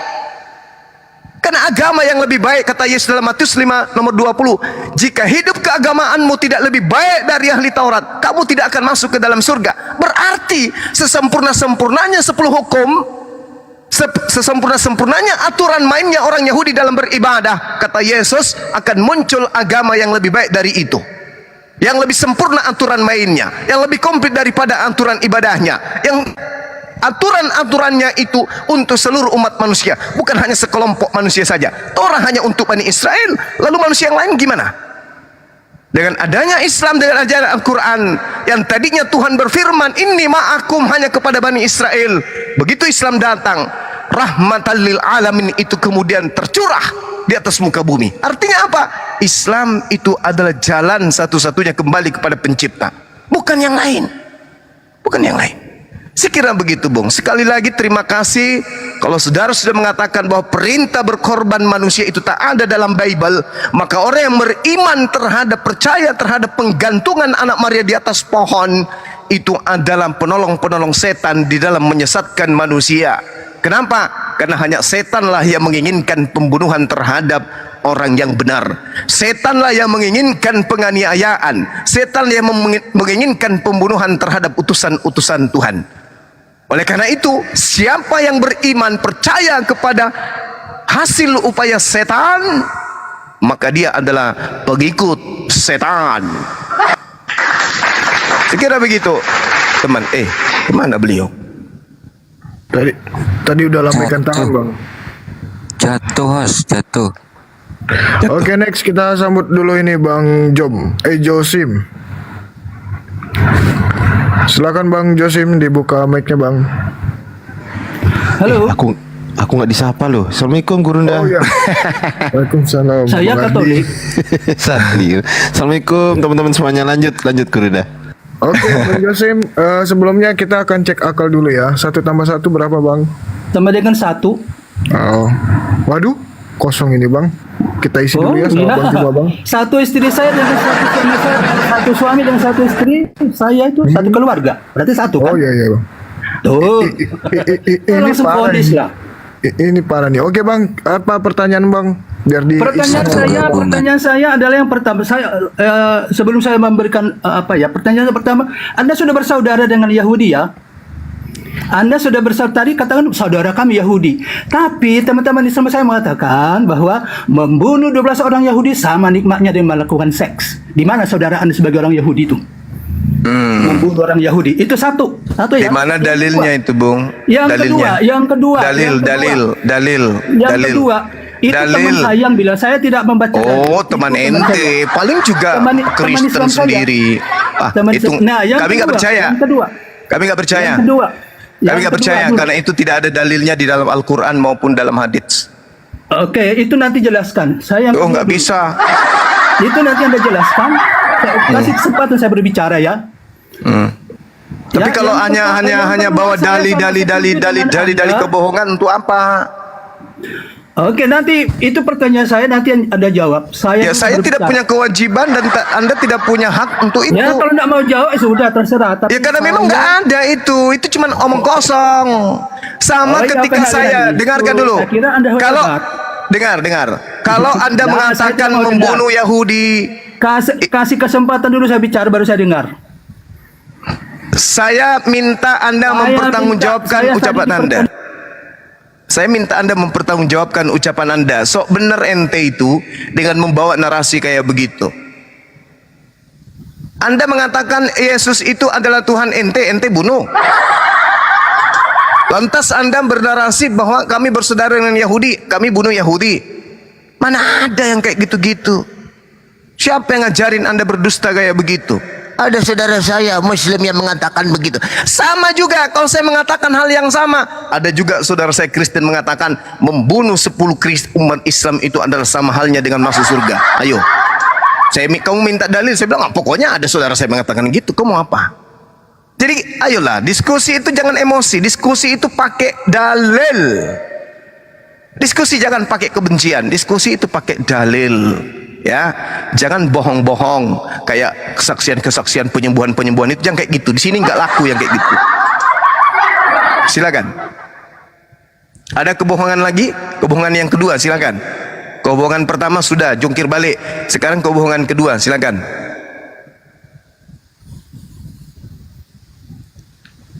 Woi, buka mulutnya bang. Uraikan kebohongan kedua yang Anda bawa, silakan. Bang Jo, silakan dibuka mic-nya, Bang. Agak sulit, Hos. Oke, ya. Ya. boleh. Di apanya ini hilang. Ya, Oke, silakan. saya mau bicara mau bertanya yang kedua. Ya, Anda tadi mengatakan bahwa menyalibkan, membunuh dan segala macam itu adalah perbuatan setan. Intinya begitu. Betul sekali. Saya setuju dengan Anda. Betul sekali. Bagus kalau setuju. Oke, Bagus. tolong katakan kepada teman Yahudi Anda itu karena mereka lah yang menyalibkan Yesus. Mereka lah yang menyalibkan Yesus. Mereka menyalibkan Yesus, tapi Tuhan pencipta alam semesta Itu tidak ada tinggal di dalam diam. Alkitab. Itu ada di dalam, tolong katakan kepada teman Yahudi Anda, saudara Yahudi Anda itu, karena mereka lah yang membunuh Yesus. Berarti teman-teman Yahudi Anda itu, saudara-saudara itu adalah penghuni neraka. Nah, lebih parah lagi Anda yang sendiri menyembah mengatakan- korban yang mati digantung. Kalau Yahudi penghuni neraka, bagaimana Anda yang menyembah korban yang ada di atas tiang salib tuh? Yuk, sama-sama tertawa yuk. Anda yang mengatakan bahwa Iya. membunuh Yesus itu Betul. sudah diperintahkan Benar. adalah perbuatan setan. Oke. Tapi yang membunuh Yesus itu adalah imam-imam Yahudi, ada di Alkitab itu. Benar sekali. Benar sekali. Nah, sekarang pertanyaannya, imam-imam Yahudi, orang-orang Yahudi yang membunuh Yesus, bagi saudara mereka pahlawan atau bukan? Jawab dulu. Oh, bukan, bagi Anda yang pahlawan itu. Parah Bang Suma, baca Bukan Alkitab tidak pahlawan sesuai. bagi Anda. Lah, kalau Anda mengatakan mereka bukan pahlawan, lalu yang mempersembahkan Tuhan mati di atas tiang pohon itu siapa? Kamu orang begini tidak sesuai. Hah? Anda memutarbalikkan Alkitab fakta. tidak Kok sesuai. memutarbalikkan fakta? Aduh, Karena iya. mereka membunuh Yesus lah sampai kalian itu punya dosa disalibkan. Yesus menyelamatkan Anda dengan darahnya. Yesus menyelamatkan Anda dengan dagingnya. Inilah darah. Nah, kalau tidak ada pembunuhan, Tapi kami tidak menyuruh Yahudi membunuhnya. kalau tidak ada pembunuhan, Kami tidak menyuruh Yahudi membunuh. kalau tidak ada pembunuhan, Saudara Anda itu yang membunuh. kalau tidak ada pembunuhan, kalau tidak ada pembunuhan, tahu dah itu adalah masuk neraka. kalau tidak ada pembunuhan terhadap Yesus, apa yang terjadi dengan bukan. Kristen? Bukan. Bukan. Itu sudah dinubuatkan dari awal. Sudah Sejak dinubuatkan kelahirannya berarti dinyatakan kalau bagus. sudah dinubuatkan berarti orang Yahudi tidak berdosa. Bukan, Karena sejak lahir, karena Tuhan sudah merancang. Anda tadi mengatakan Ya, berdosa. artinya tidak berdosa karena membunuh. Konsep Anda yang keliru. Kalau Ya, begitu. samalah dengan perintah Muhammad bahwa membunuh Kristen itu adalah sama dengan teman saya itu membunuh Yahudi sama dengan melakukan Ayolah, ajak pendetamu ke sini. Oke, Kalau bilang orang sama saudara ente itu ya. omong hanya omong kosong kayak begini, ngapain? Saudara Yahudi Anda itu ya. Anda sudah bersaudara sekarang, tapi dulu membunuh mereka. Lah ini berbicara mengenai konsep ketuhanan, Cuplis. Tadi berbicara mengenai konsep ketuhanan, Cak Ayu. Mama Ya. Sekarang Anda larinya kemana? Kalau orang Yahudi tidak membunuh Yesus, dengar. Kalau orang Yahudi tidak membunuh Yesus, apa yang terjadi dengan Kristen? Tidak ada terjadi, selamat, tetap selamat. Lalu bagaimana dosa Anda bisa ditebus kalau tidak ada pembunuhan? Anda yang mengatakan, jadi Anda setuju dengan pembunuhan itu. Jadi orang Kristen sekiranya dia sesama dengan Yesus, orang Yahudi nggak ada kebagian, orang Romawi nggak ada kebagian. Yang pertama membunuh Yesus itu ente. Karena ente beriman pembunuhan kepada Yesus adalah penebusan dosa-dosa Kristen. Mau Simon tertawa? Saya temanin. Nah, oke, jadi pesan saya kalau saudara Yahudi ya, Anda sudah berteman sekarang dengan Yahudi. Ini berbicara mengenai konsep ketuhanan, Cak Ayu. Tuhannya Bani Israel yang diperkenalkan oleh Abraham, Ishak dan Yakub dengan Tuhannya umat Islam itu adalah satu, sama dengan Tuhan yang kami sembah. Itu maksudnya, Cak Ayu. Cak Ayu. Aduh, parah ini saudara saya. Nah sekarang kalau tidak ada pembunuhan terhadap Yesus, Kristen ini kayak mana nasibnya? Ya tetap kami selamat. Caranya? Karena kelahiran Yesus. Dengan mengikuti Yesus, ya, dengan mengikuti Yesus. Parah.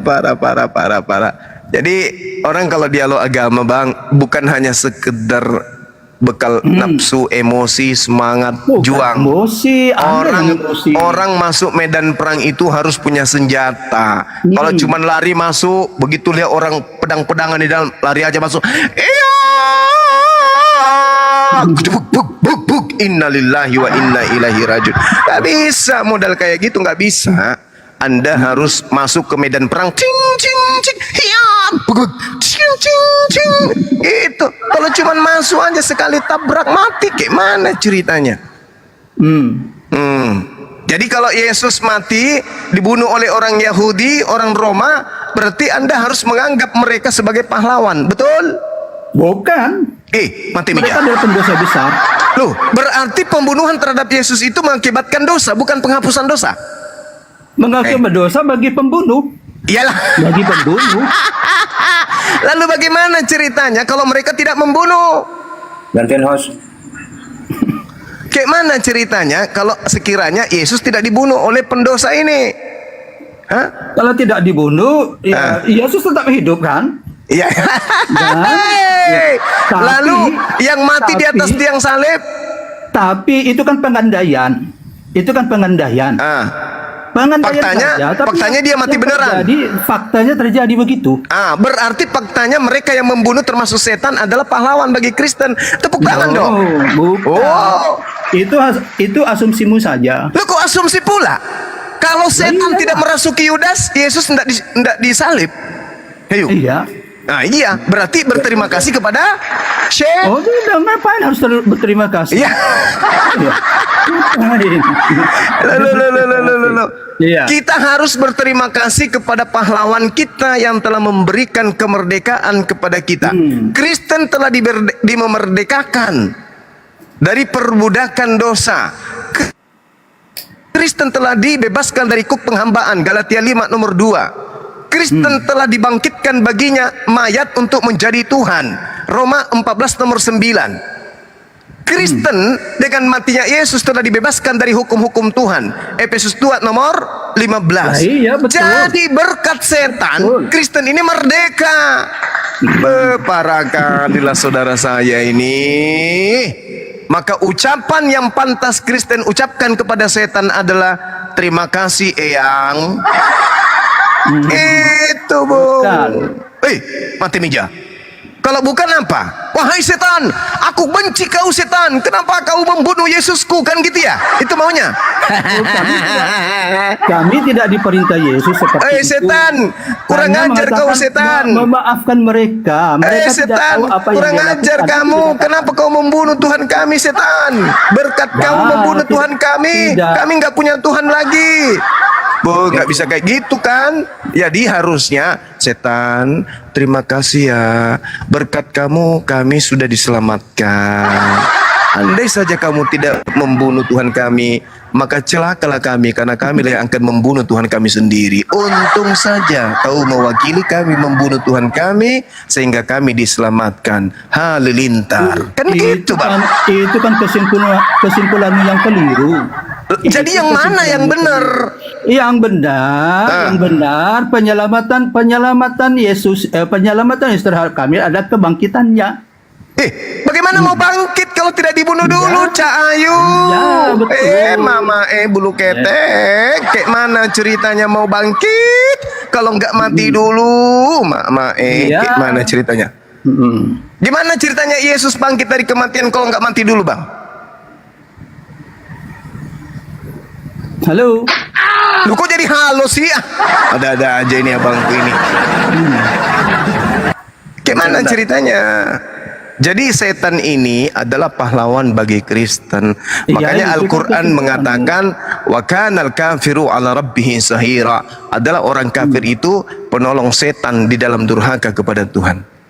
Andai saja tidak ada Kristen, sia-sialah perbuatan setan merasuki Yudas. Andai saya tidak ada Kristen, sia-sialah kemudian kesaksian-kesaksian palsu, tipu muslihat yang dilakukan oleh orang Yahudi. Akibat daripada setan merasuki Yudas, akibat daripada imam kepala mahkamah agama melakukan tipu muslihat dan kesaksian palsu sehingga Yesus dibunuh, maka lahirlah kemudian Kristen. Jadi buah dari perbuatan setan itu adalah agama Kristen. Sepintas begitu, sepintas. Ya, bukan sepintas, itu fakta. Iya, sepintas. Itu adalah kesimpulan yang dangkal. Oh tidak, itu fakta yang terjadi. Kalau kesimpulan yang dangkal. Kalau iblis tidak berhasil membunuh Yesus, Kristen mau ngapain? Itu adalah kesimpulan yang dangkal. Sekarang kalau iblis tidak berhasil membunuh Yesus, Kristen mau ngapain? Kalau saja kan kalau. Karena dia berhasil membunuh Yesus, lahirlah Kristen. Alamak. Betul? Tidak. Mati meja. Kristen ini lahir dari sana, dari penyalibang. Kalau tidak ada penyalibang, Kristen ini nggak ada. Bagaimana ceritanya Kristen mau ada kalau tidak ada penyalibang? Apakah maksud Anda sebelum disalibkan tidak ada pengikut Kristus, pengikut Yesus? Ada pengikutnya, tapi orang-orang bersunat. Disebut Kristen. Pengikutnya adalah orang-orang bersunat, penganut Taurat, bukan Kristen. Beda. Kristen itu nanti muncul di Antioquia, pengikut Paulus. Murid-murid itu pertama kali disebut sebagai Kristen, pengikutnya Paulus, bukan pengikutnya Yesus. Sebutannya, tapi ya sama baji itu sama dengan. Gimana bisa sama dengan? Lah, gimana ceritanya? Yang disebut sebagai pengikut Kristus di Antioquia itu siapa? Sama seperti Islam, bahwa Muhammad diutus untuk Bani Arab kan? Iya. Sama seperti itu. Dasar Gimpe ulu. Mana ada Rasulullah diutus hanya untuk orang Arab? Rasulullah Muhammad SAW diutus untuk litubayyina linnasi, termasuk untuk kalian semua. Begitu abang. Katakan berkaum-kaum dan segala. Ya, saya kurang paham bunyi-bunyi Quran ya, tapi yang saya tahu, yang pernah saya dengar dari ajaran-ajaran Islam bahwa Muhammad itu diutus untuk orang Arab. Ya itu untuk orang Arab. Rahmatan lil alamin. Beliau diutus untuk rahmat seluruh alam. Betulkah Rahmat itu? itu bahasa Arab artinya kasih sayang. Betulkah itu rahmatil alamin? Betulkah itu? Betul. Masa tidak? Setahu Coba saya, kita buktikan. Orang Islam memerangi Kristen. Coba kita buktikan. Agama yang Anda anut ini agama yang diwariskan oleh penjajah. Betul atau betul? Betul. Maksud Anda, apakah Apa? Anda bicara Kristen hanya di Indonesia saja? Lah enggak, ini di Indonesia kan berbicara mengenai rahmat. Sekarang apakah Anda ingin menolak bahwa agama Anda ini adalah warisan penjajah? Oh, di Indonesia? Ya di Indonesia aja dulu. Di Indonesia tidak. Dia Ya? ada misionaris tertentu. Ada misionaris bukan penjajah. Alamak, Bukan penjajah. Anda yang membuat, Anda yang memframing pintar itu. sekali, Anda saudara. yang memframing itu. Siapa yang pertama kemudian mendirikan lembaga Bible di Batavia? Misionaris Anda atau memframing belanja? Kok belanja? Belanda. Hei, yang Kristen pertama sudah kali datang sebelum ada mendirikan penjajahan itu, ya. lembaga Bible di Batavia itu Sebelum- misionaris atau belanja?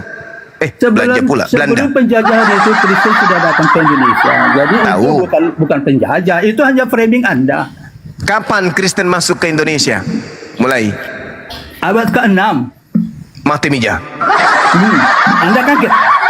Di mana Anda itu? kaget, kan? Di mana? Anda Di kaget, mana? Karena Anda kan mengatakan bahwa itu adalah Islam. Di mana itu tertulis sejarahnya abad ke-6 Kristen masuk ke Indonesia? Di Tapanuli Tengah. Tapanuli Tengah itu. Tolong tunjukkan Dinda Ardiansa. Ya guru dah, gimana guru? Ada yang mengatakan Kristen masuk ke abad ke-6 di Indonesia. Ya, Di Tapanuli. Betul. Nggak sanggup saya guru dah. Ampun. Biar saya bang. Kenapa Biar bukan saya, Bang, sebelum izin, Masehi aja, Bang?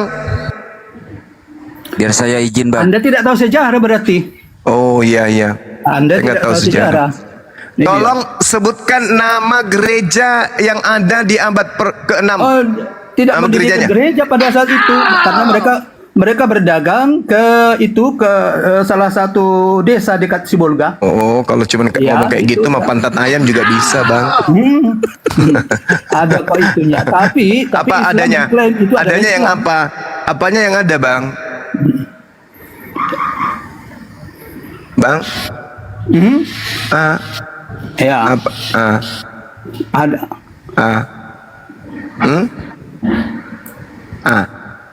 Anda Aku kaget izin, kan Bang, itu bentar, mendengarkan sejarah itu?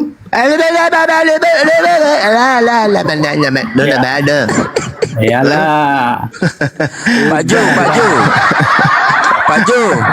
Pak Jo, aku izin tanya nih dikit Pak Jo. Oke. Dulu Pak Jo, gejala awalnya gimana Pak Jo? Apa gejala awal apa? Yang benar itu yang abad Bapak ke-16. rasakan itu awal itu loh, yang Bapak rasakan gejala awalnya itu apa?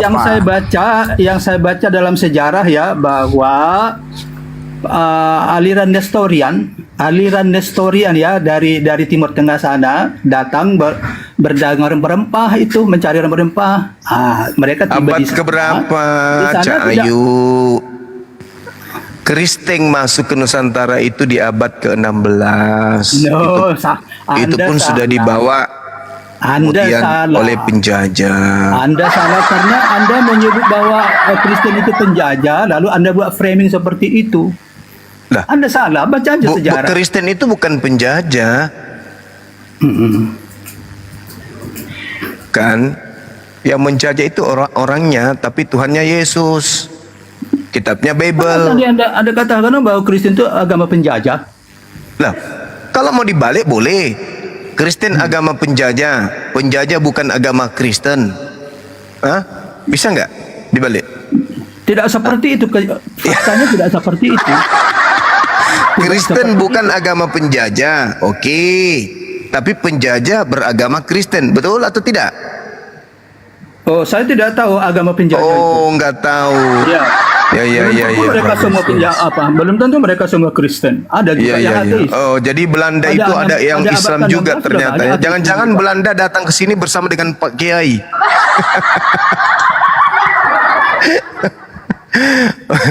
Pak Nggak Kiai mungkin. Luther Manten dari Belanda. Bisa jadi gitu ya. Apakah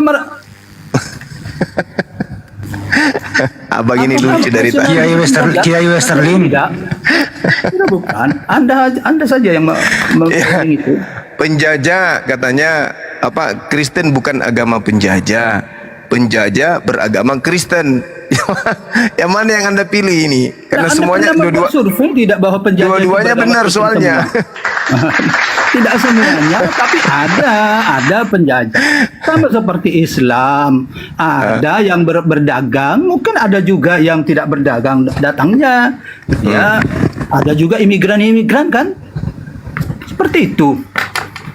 Udahlah bang, sejarah nggak bisa dipungkiri bang. Mungkin ada Kristen masuk ke Nusantara datang ke sini untuk main kelereng, main layangan mungkin. Tapi sejarah menorehkan perjalanan Cicak Rowo masuk ke Nusantara ini itu membawa agama. Mereka menggandeng misionaris. Mereka meninggalkan rumah-rumah ibadah bernama gereja, meninggalkan lembaga kitab agama bernama Lembaga Alkitab Indonesia, lalu kemudian mereka meninggalkan sebuah buku bernama Biblos yang mereka ganti dengan kata Alkitab. Jadi nggak bisa, sejarah itu nggak bisa dipungkiri bang. Kalau yang namanya sejarah ya, siapa yang menulis sejarah itu kadang-kadang karena mereka berkuasa lalu diterima. Oh ya udah, kalau begitu salah sejarahnya kita, iya, udah. Iya. Banyak harus ditulis kembali sejarah Indonesia. Iya. Berarti ya, anggap saja yang menjajah 350 tahun termasuk kerajaan kami di sini, kerajaan Goa, kerajaan Bone, kerajaan Wajo, kerajaan Luwu itu dijajah sama bangsa Arab. Anggap saja kayak gitu ya. Ya, sejarah salah, Ya, yang bisa benar. saja. Itu Anda yang menyebutkan. Saya tidak menyebutkan itu. Anda menyebutkan. Hori, yang menjajah 350 tahun adalah Indonesia. Hori adalah Islam. Hori. Ya, Anda yang menyebutkan itu. Saya tidak menyebutkan Dan yang itu. dijajah itu dan yang memperjuangkan kemerdekaan Republik Indonesia itu 99% pahlawannya adalah Kristen. Betul? Anda yang menyebutkan itu. Saya Oh ya tidak udah, menyebutkan. biar Anda senang. Ya udah. Ya udah. Tidak. Nanti sarankan ke pemerintah bahwa sejarah itu dibalik Oh, supaya iya. senang Abang Josim ini. Itu kuburan-kuburan 40.000 jiwa itu dirubah semua itu jadi tanda salib, nanti disuruh. Pembunuhnya adalah Kiai Maulana Ibrahim. Oke. Senang abang digituin, senang. Yang Senang mati. bang.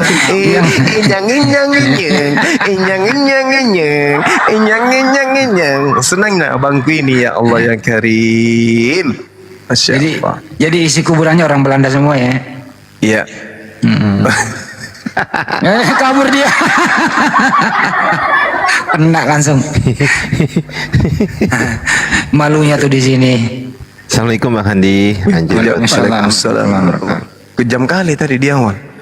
Kalian bersaudara dengan Yahudi sekarang ya? Bukankah dalam agama kalian membunuh 12 Yahudi katanya? Bah, parah kali lah.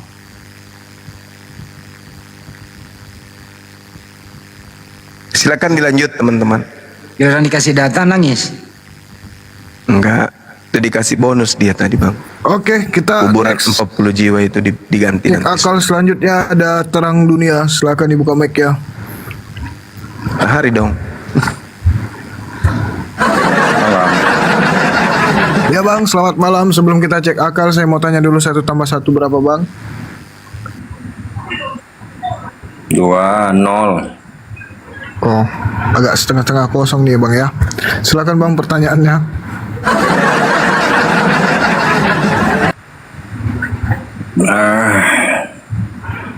Pertanyaannya, sering dibilang Alkitab direvisi, diubah-ubah. Sementara Al-Quran Anda Nah ini. revisi nggak? Ini Ardiansa, ini Ardiansa. Ndak guru ndak. Lanjut aja guru. Nanti saya bikin bagian kopi. nunjukin data aja. Saya bikin kopi dulu. Lanjut. Waduh. Di sini banyak guru saya loh. Apakah Gimana, hanya Bang?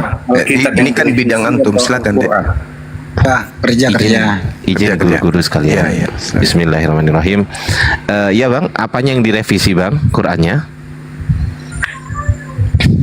Yang jelasnya Wah ini. 3 kali revisi. Oke, yang direvisi apanya?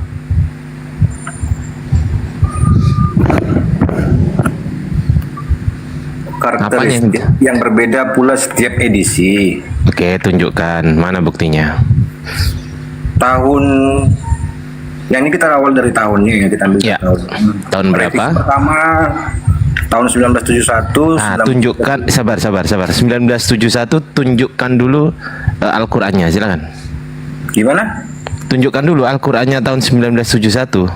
Biar nanti kita bisa bandingkan antara yang belum direvisi dan yang sudah direvisi. Silakan. Kalau nyampe ke situ dia panjang lagi ceritanya dia, Pak. Enggak apa-apa, kita kan sampai jam 3 pagi nanti. Tenang aja, panjang kita kok. Jam Saya mau kerja 7. besok. Gimana? Kalau sampai jam 3 pagi saya nggak kerja besok. Ya ngapain kerja bang? Oh, uangnya datang dari langit ya? Ya, gini loh bang, kalau mau bawa data, kalau mau menampilkan sebuah syubhat itu datanya itu ditampilkan. Kayak saya gini loh, contoh ini saya kasih contoh dulu ya. Abang percaya nggak bahwasanya Bible bab abang itu, Bible palsu abang gitu. itu direvisi, percaya nggak? Hah? Percaya nggak? Teks asli itu direvisi, percaya nggak? Terjemahan itu bang, bukan aslinya. Bukan, itu. yang teks asli. Iya. Oke, baik, saya Tahun tunjukkan ya. berapa dia direvisi bang? Iya, makanya ini aku tunjukkan dulu. Ya, gini loh caranya itu. Jadi biar kita diskusinya tuh enak gitu loh ya. Oke, siap. Nih ya. Oke, bismillahirrahmanirrahim. Izin para guru ya. Di Kodeks Sinaiticus, di ini nih, Markus 15 ayat 28 ada nggak di Bible Anda? Markus 15 ayat 28 ada nggak ayatnya di Bible Anda? Coba buka dulu Bible Anda. Ada nggak? Bentar. Ya, Bentar silakan ya. dicek.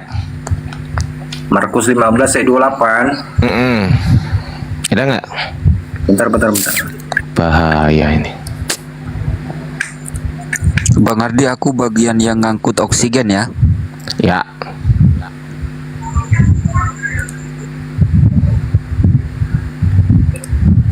Ada nggak? Bentar bang. Markus 15 28 ya. Ya. Markus 15 28. Aduh, bentar, sabar ya. Iya, tenang aja. Iya.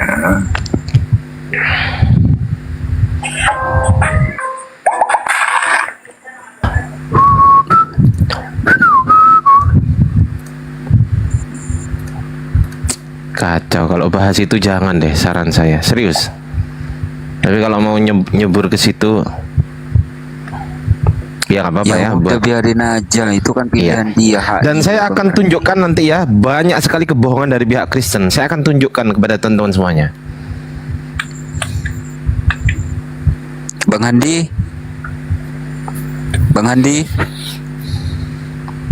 Ya. Bang Andi, infus siap Bang Andi. Markus 15 28 ya. Siap. Ada nggak ayatnya?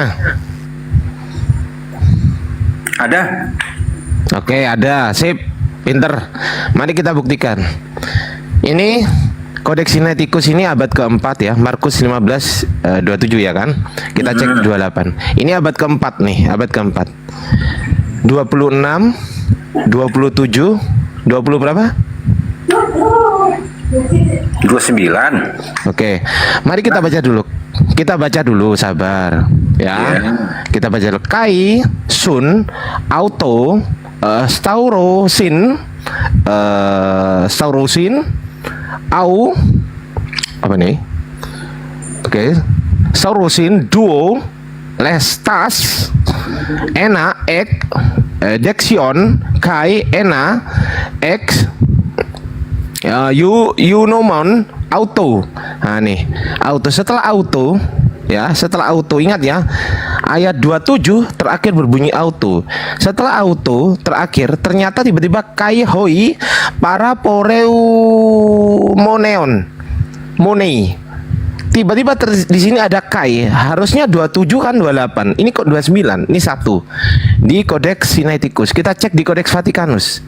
Di Codex Vaticanus juga demikian. Nih Vaticanus ya. Saya tunjukkan dulu ya. Nih abad keempat juga. Ini Vaticanus, oke?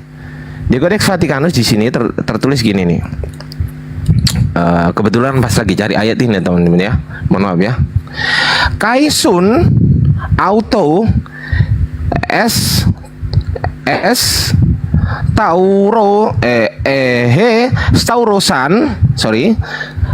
Staurosan dan di sini terakhirnya adalah langsung auto. Mana ini auto. Tiba-tiba setelah auto di sini ditanyakan 28-nya mana? Ini loh, kelihatan nggak? C. Nah ini 27, 29 kan? Nah 28-nya mana? Tiba-tiba langsung kai kan? Setelah auto langsung kai hoi para poreumenoi. Nah nih Alkitab ya. saya ada loh bang. Sabar. Ini kan abad keempat. Abad keempat. Oke, saya sudah tunjukkan 2 pada abad keempat. Ini teks asli ya. Bapak kan bukan teks asli. Saya akan tunjukkan teks asli di sini biar bapak pinter ya kan ya. 2 sudah saya tunjukkan di Codex Vaticanus dan juga Sinaiticus. Mari kita cek di Codex. Sabar dulu, bang. Sabar ya. Ini di Codex Bezae. Di Codex Bezae di sini tiba-tiba Bezae ini adalah kodeks yang memiliki 2 bahasa teman-teman ya. 1 bahasa Yunani, 2 bahasa Latin. Setelah 27 di sini langsung 29. 28-nya nggak ada. 3 sudah ketemu. Kita ke kodeks selanjutnya. Mana ya? Nah ini kodeks Alexandrinus abad kelima. Di sini kita baca kaisun dan seterusnya auto. Di sini berakhir di auto, oke? Berakhir di auto. Setelah auto ternyata langsung kai hoi para poreu menoi. Ternyata Kristen telah berbohong. Di sini ditulis gini. Di sini tertulis teksnya ini berisi 15:28. Ya, nih ya teman-teman. Markus 15:26, Markus 15:27 dan Markus 15:28. Ketika kita cek di teksnya, setelah 15:27 ini 15:27 akhirnya langsung 15:29. Kai hoi para poreumenoi. Tuh. Ternyata Kristen telah berbohong. Di abad kelima sudah berbohong, ya. Ini nggak ada, padahal nggak ada ayatnya. Tapi di sini ditulis ada, nih. Padahal nggak ada. Nah, tiba-tiba muncul di Textus Receptus pada abad ke-16, ya, pada ke abad 16, tiba-tiba muncul Markus 15:28. Tiba-tiba muncul di sini. Kai eple rote he apa ini?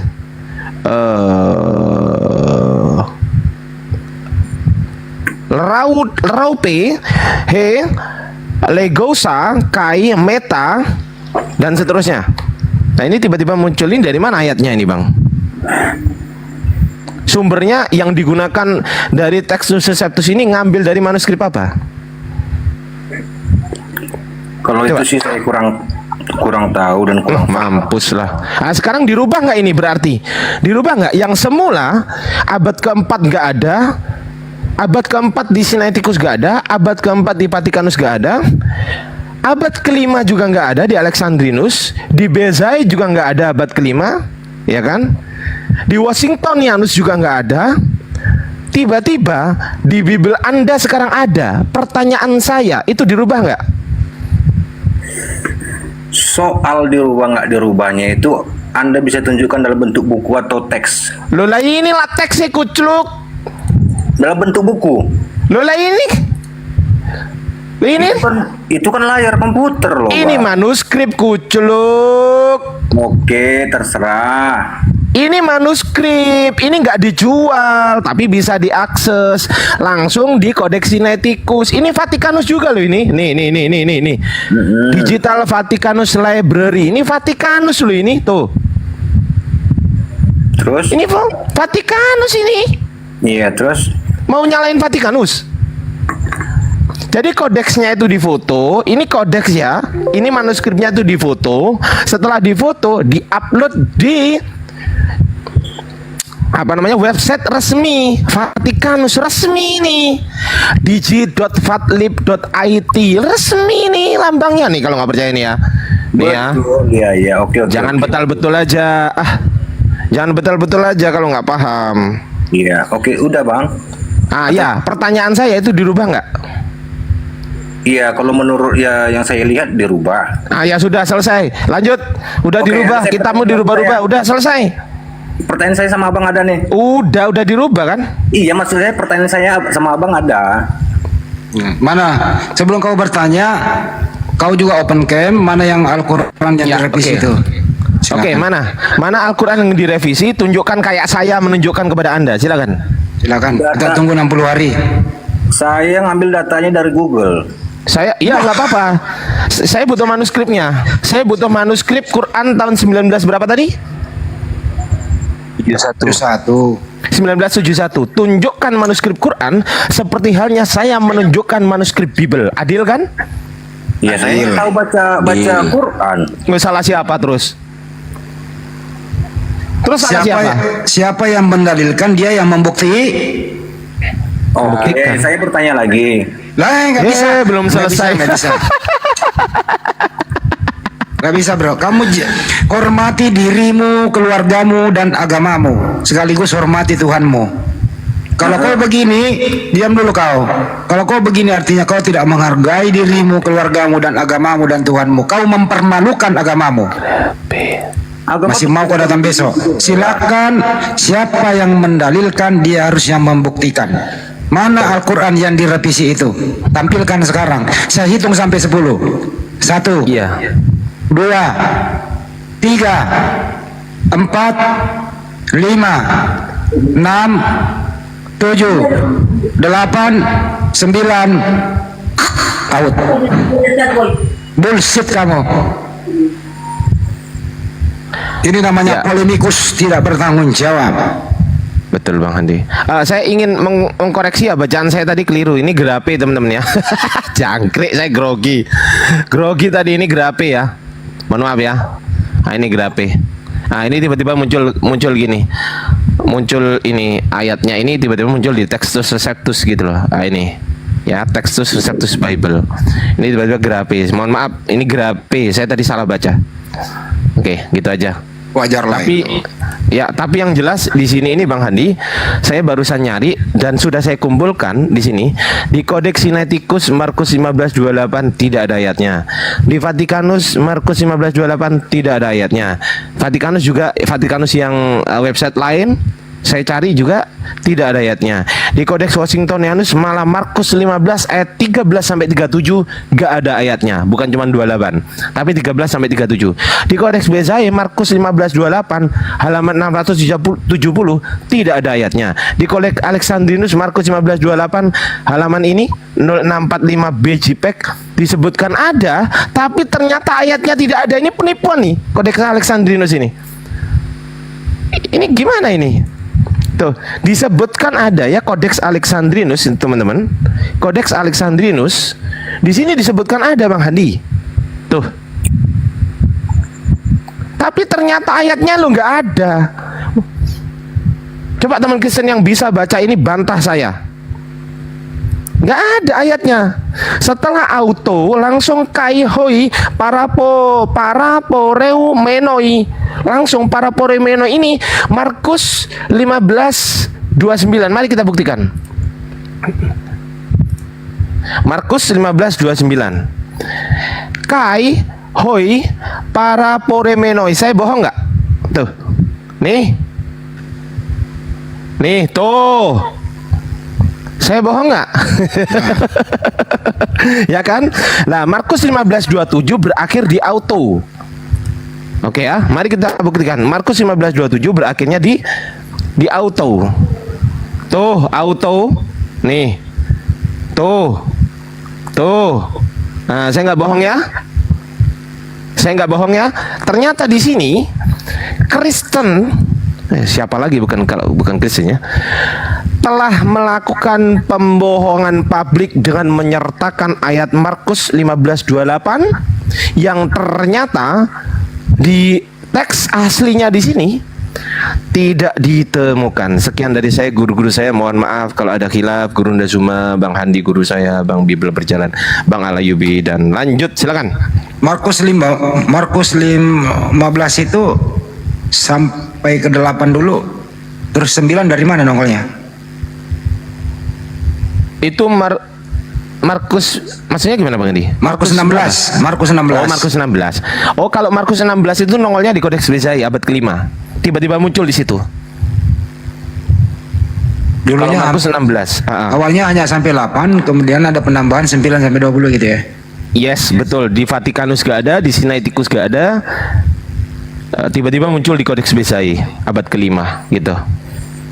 Kemungkinan itu adanya di manuskrip yang lain, Bang Ardi.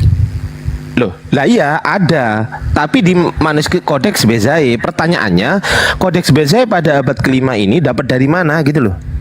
Coba tanya si Bom. Gara-gara ini kemarin itu namanya si Sopkatul Murtadin Odong-Odong itu rambutnya rontok kok gara-gara itu. Ya, bukan cuman Markus aja Bang Hadi, ternyata banyak sekali.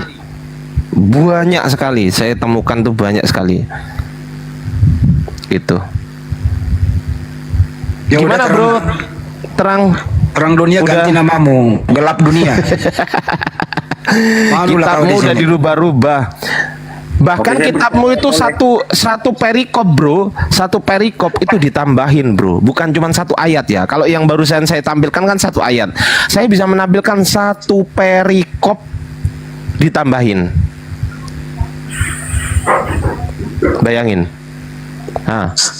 Sekarang Ayo. mana Al-Quran itu yang direvisi, mana datamu?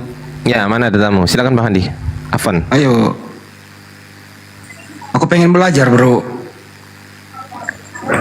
Kalau kau bisa tunjukkan, siapa tahu saya bisa berpikir. Kan gitu. Iya, kita kan sama-sama belajar di sini, Bang Andi. Inilah polemikus ini nih.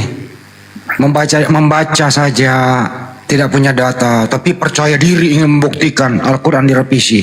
Dia minta dibuktikan apa? Memalukan.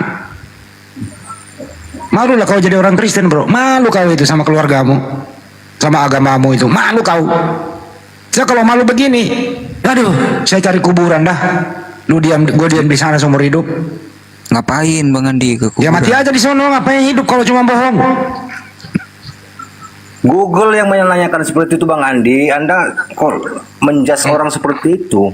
Ya terus datamu mana? Anda udah merasa hebat. Iya, datamu mana? Kau bilang Al-Quran direvisi mana? Anda buka di Google tahun 1988. Kenapa lu suruh? Kau yang mendalilkan, kau suruh orang yang membuktikan. Ya Google menyatakan seperti itu. Ya mana datamu? Mana? Buka Googlemu, coba. Mana? Buka. Merevisi 3 Buka. kali. Nah, silakan saya gedein. Buka. Buka. Ya Anda cari di Google nampak sendiri. Loh, Anda yang mendalilkan loh, Anda yang menuduh loh, Anda yang buktikan dong. Gimana nih konsep diskusinya? Kayak saya tadi loh Bang, kalau saya mendalilkan bahwasanya Bible Anda nih ya sudah dirubah-rubah ya kan, dari mulai zaman-zaman dahulu, saya bisa buktikan kan dengan data. Ini bukan tulisan komputer, ini tulisan naskah yang ditulis pada abad tersebut, terus difoto, fotonya diupload di internet gitu loh.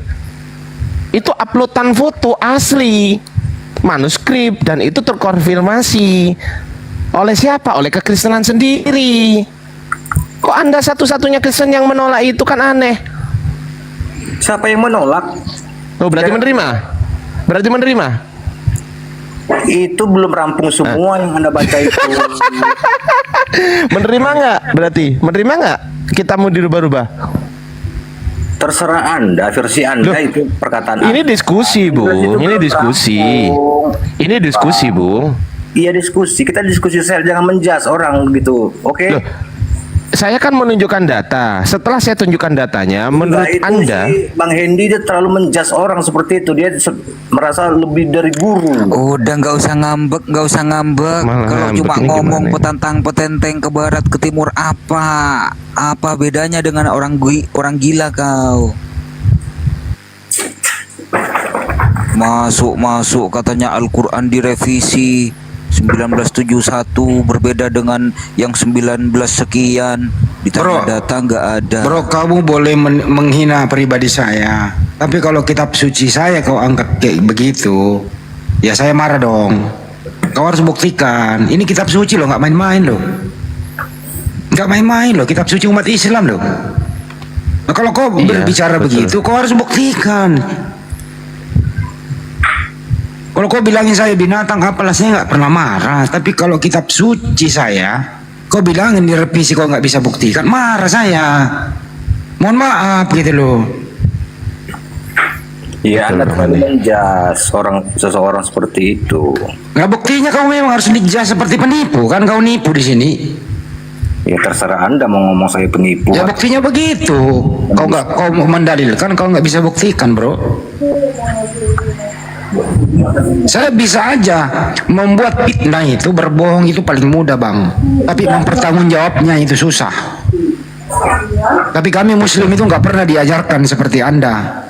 Hai Andi, buatlah semacam apa kek demi untuk supaya mereka itu bisa tersudutkan begitu. Ya saya buatlah fitnahan bahwa misalnya nih Yesus yang kau tuhankan begini, Bible begini.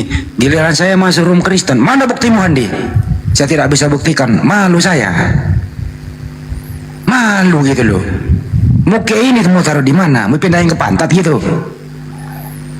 Nggak bisa, bro. Berbohong, fitnah itu apapun itu mudah untuk diucapkan, tapi pembuktiannya inilah yang disebut banyak orang kena proses hukum. Berbicara gampang, suruh buktiin nangis. Lebih baik ya tarik ucapanmu, mohon maaf saya nggak punya data, ya udah selesai. Tapi ngeyel begini ya Anda memalukan loh. Anda yang mempermalukan diri Anda sendiri.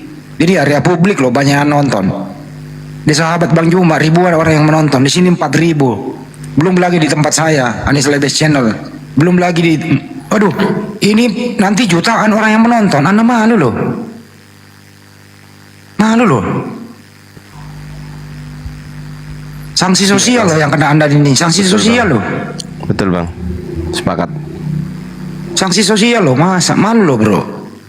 Kami Muslim nggak pernah diajarkan kayak gitu. Wih, malu kan pergi kan?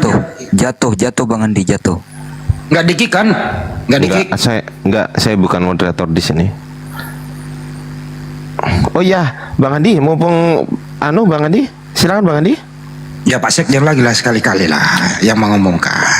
Oh iya. Hasil rapatnya semalam gitu loh. Oh iya udah. Bismillahirrahmanirrahim. Izin guru-guru sekalian, saya hanya ingin mengumumkan ya sesuatu bahwasanya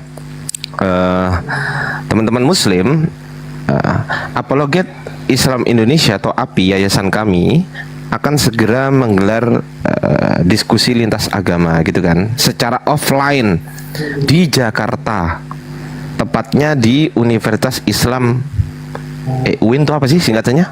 Negeri ya? Negeri. Nah, negeri gitu. Kurang lebih di situ tempatnya teman-teman di Jakarta. Saya nggak tahu alamatnya di mana. Pokoknya di situ sementara ini yang saya tahu. Ciputat. Ya, daerah situlah intinya. Tanggalnya nanti kita akan umumkan teman-teman. Yang jelas awal bulan besok ya. Mungkin sekitar setelah tanggal 11 Juli. Setelah tanggal 11 Julian. Nah, bagi teman-teman yang dan mohon izin pada saat mengadakan acara teman-teman, kami membutuhkan banyak sekali dana. Ternyata kemarin yang dihitung sampai dengan 20 juta lebih ternyata kebutuhan kami teman-teman untuk mengadakan acara tersebut.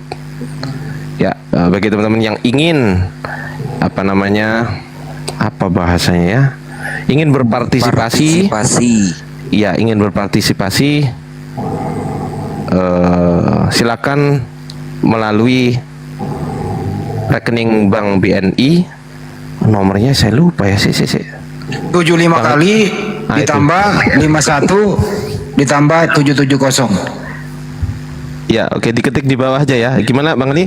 75 kali tambah 51 tambah 770. 51 tambah 770. Nah, ini teman-teman di bawah ya. Ini rekening BNI ya.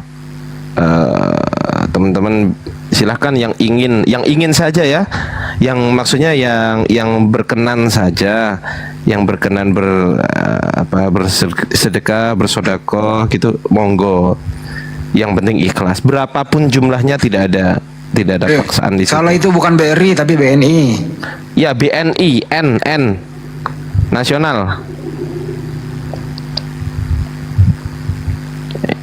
Komentar Anda tidak diposting karena pengaturan live ini. Oh, nggak bisa.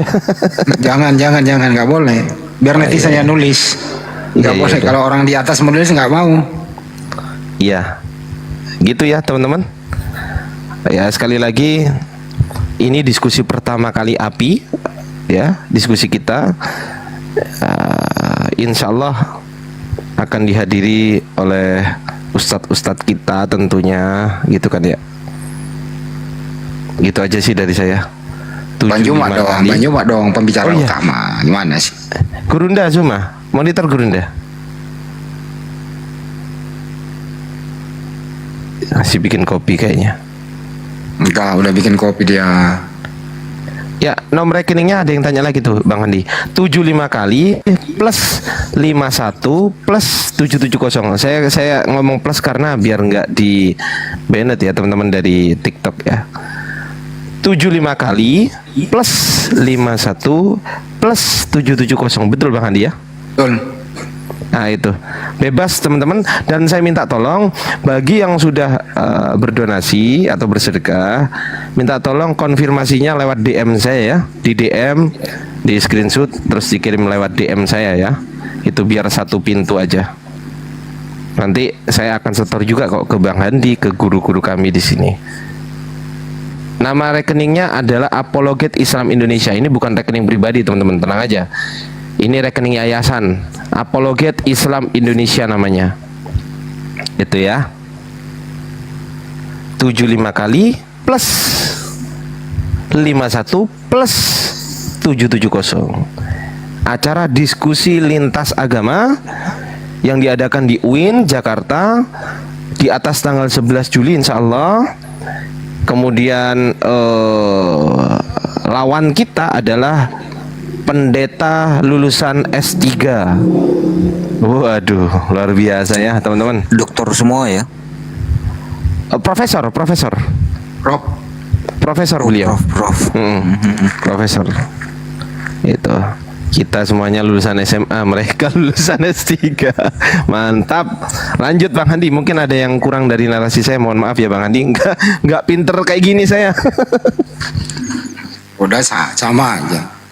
Oke Bang, kita lanjut cek akal ini. Ya, silakan. Sekaligus mau pada spasinya, jangan lupa juga untuk teman-teman yang ingin memesan skincare, yang mau pada interval ya, yang ingin memesan skincare silahkan melalui, bisa udah ke TikTok kok, TikTok Bang Juma Store. Nanti di sana diklik keranjang kuningnya saja. Gitu kira-kira. Saldi tambahin dong. Ini beneran nggak Bang Andi? Apa itu? Skincare ini? Ya bener dong.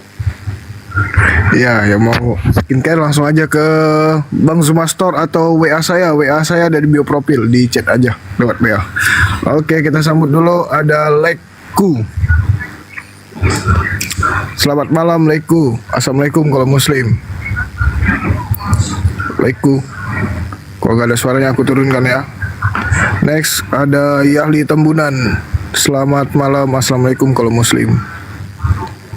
Waalaikumsalam. Muslim Bang ya. Alhamdulillah. Tapi ini kita cek akal hanya untuk teman Kristen ini Bang.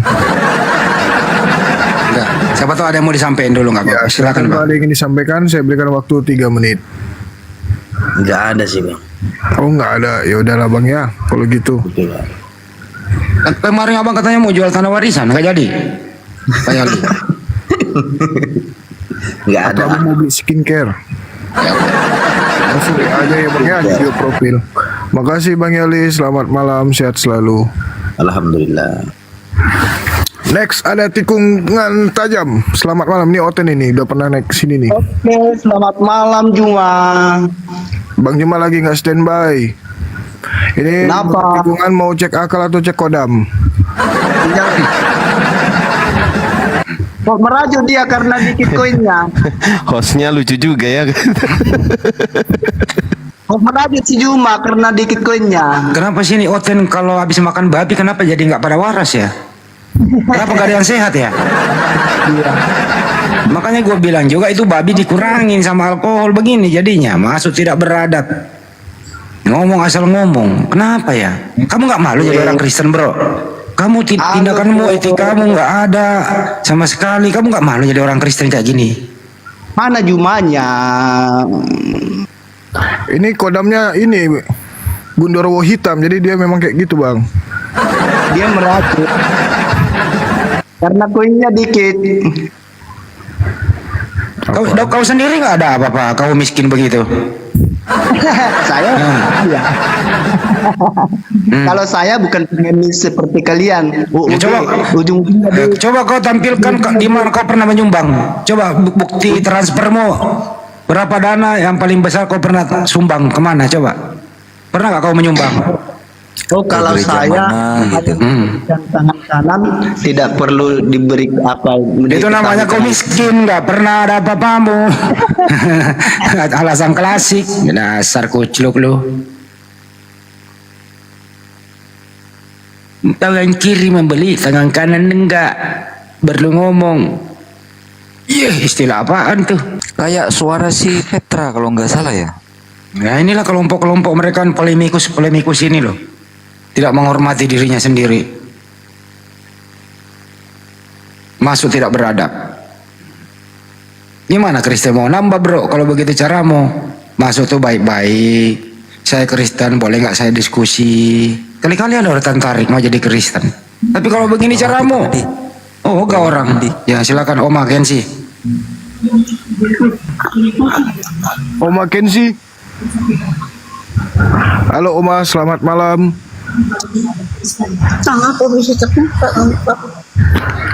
Oma, ini Oma ya. Sebelum naik apa Oma sudah cek tensi atau cek darah Oma? Bahaya ini kalau Oma. Kayaknya Oma ada masalah keluarga ini. Jangan sampai naik kolesterolnya Ma. Halo Oma. Kok bisa terjadi ini? Iya Oma ada masalah keluarga itu.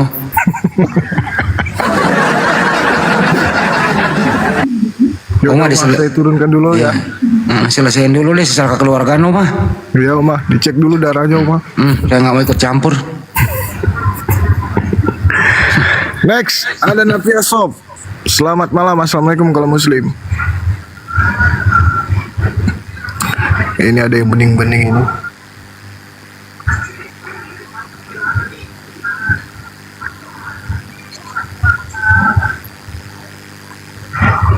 Ayo turun. Wah itu ada itu. Wah itu ada itu. Silakan Ibu Kiki. Ada yang tidak ingin disampaikan? Oh tentu tidak, gak apa-apa. Ode Iqbal, silakan.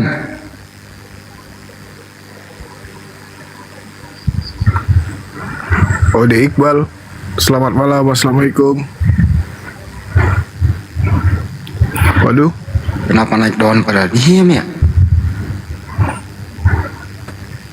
Nah, turunin dari yang bisa diskusi baik-baik lah.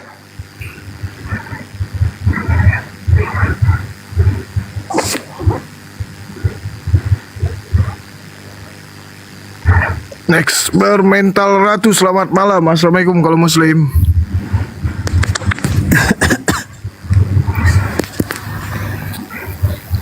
Halo, Bang bermental ratu. Saya nggak mau dengar suara batuknya, Bang.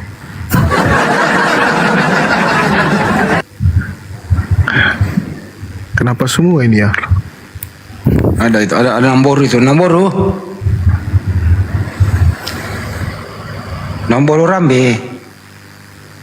Iya, Pak. Gimana, Pak? Pak Aliobi.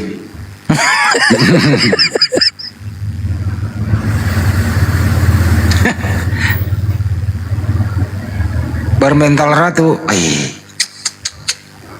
Nah, penanya nggak mau bicara ya? Kalau dia minta loh.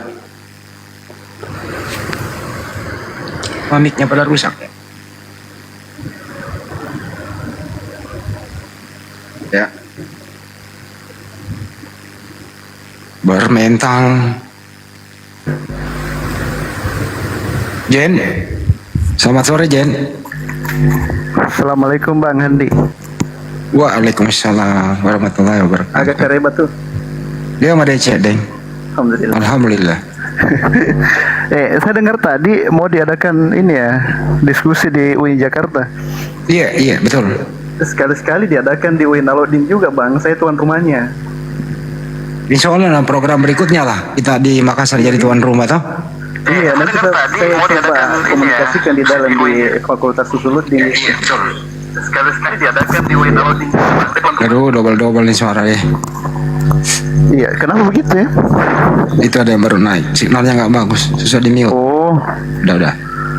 Iya, saya sering komunikasi sama Bang Zuma terkait dengan ada juga yang saya biasa sampaikan ke Bang Zuma itu tentang pergerakannya oten-oten itu, para apologet muda mereka itu.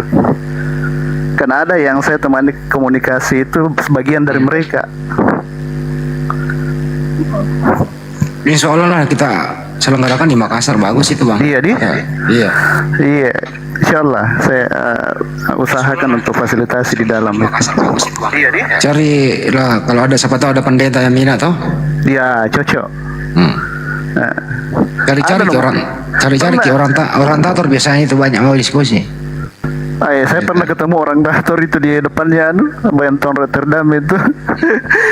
Saya lama diskusi sama teman di situ tentang Kristen. Ternyata ada dia pastor berdiri di sampingku itu. Ya udah itu aja ya Bang ya, nanti kita format ulang lah di Makassar ya. Iya, Dik. Iya. Iya. Oke, Bang Zen, makasih Bang. Iya. Salam sama Bang Suma. Siap Bang. Iya. Oke deh. Iya. Waalaikumsalam. Waalaikumsalam warahmatullahi wabarakatuh. Oke, kita next lanjut cek akal. Ada jalan lurus. Ini kayak udah pernah naik ini hotel ini. Silakan jalan lurus. Dibuka mic-nya.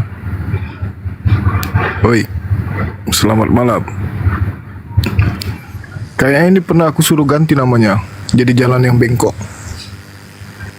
Ya. Dia bilang iya. Ya selamat malam Bang. Gimana kabarnya? Mana bisa diubah ya. Jaringannya putus Bang. Jangan sampai Yesus yang Yesus yang udah di jalan yang lurus, yang adalah jalan yang lurus. Malah itu nanti kalian ganti jadi Isa yang jalannya ditikuk. Oh, jadi Yesus itu hanya jalan ya Bang ya. Jadi Yesus itu hanya jalan saja ya. Masuk nih topik ini. Ya. Jadi Yesus itu jalan nih ya Bang.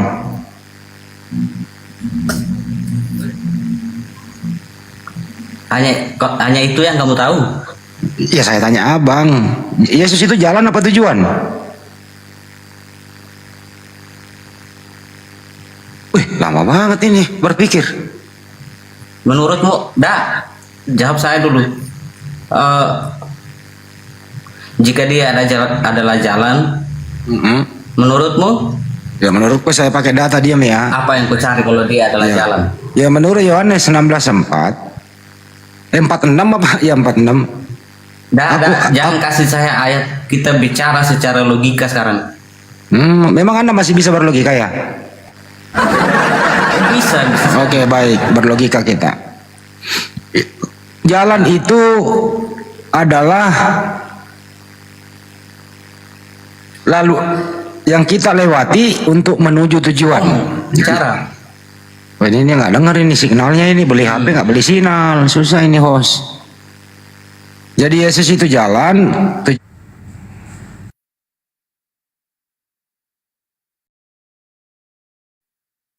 Oh begitu lagi. Ya, terus apa lagi bang? Mau dia apa? Aduh, mau dia apa bang?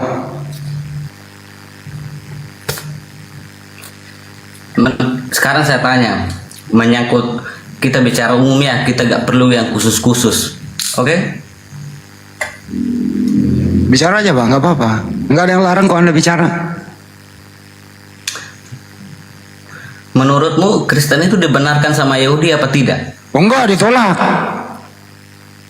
Ditolak? Apa yang ditolak oleh orang Yahudi? Buktinya Yesus ditolak oleh mereka, bukan Mesias yang ditunggu-tunggu. Malah Yahudi ingin membunuhnya. Malah kok iya kan dia dibunuh. Oke, saya turuti pikiranmu sekarang ya. Wih, hebatlah kau.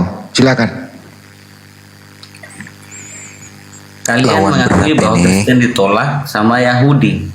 Terus? Artinya Yesus ditolak oleh Yahudi. Ya itu faktanya bang. Tapi kenapa kalian yang datang kemudian tuh mengangkat Yesus juga sebagai nabi? Udah jelas-jelas Yahudi menolak Yesus. Enggak ada ya. Di Al-Quran enggak ada Yesus. Di Al-Quran enggak ada Yesus. Berarti ngapain kalian bahas-bahas kekristenan, menolak Yesus yang ngapain lu naik kemari kalau nggak mau dibahas? Kamu yang naik memulai membahas kok. Kamu yang naik membahas loh. Kita ngomong soal logika ini loh, logika. Ya kau yang membahas, masa kau menuduh kami yang membahas? Kau yang membahas, kau yang bertanya, saya jawab.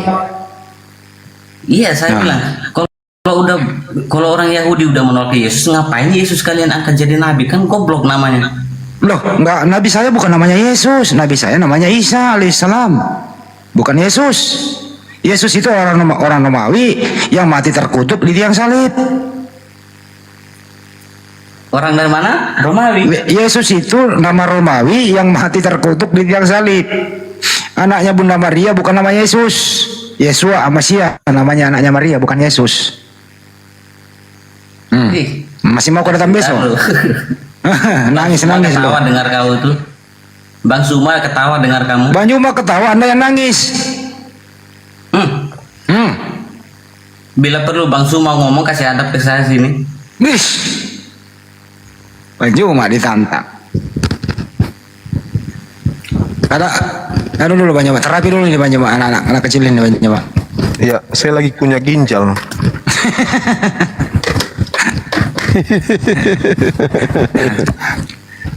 Silakan ketawa aja. Jadi gini Bung, maaf ya teman-teman. Jadi gini. Nabi kami bernama Isa alaihissalam kemudian datang di tengah-tengah Bani Israel. Ketika dirinya datang menyampaikan kepada Bani Israel, sembahlah Allah Tuhanku dan Tuhan kalian wahai Bani Israel. Itu seruan daripada Nabi Isa alaihissalam ke tengah-tengah Bani Israel. Inilah jalan yang lurus itu, kata Nabi Isa. Wa inna Allah rabbi wa rabbukum fa'abudu hadha siratum mustaqim. Jadi jalan lurusnya itu adalah menyembah Allah, Tuhannya orang Yahudi dan Tuhannya Yesus. Itu jalan lurus itu. Silakan. Mohon maaf deh Bang Suma. Boleh saya nanya? Kok jaringan mundi? Iya, silakan. Bang Suma. Iya, silakan. Boleh saya nanya? Boleh.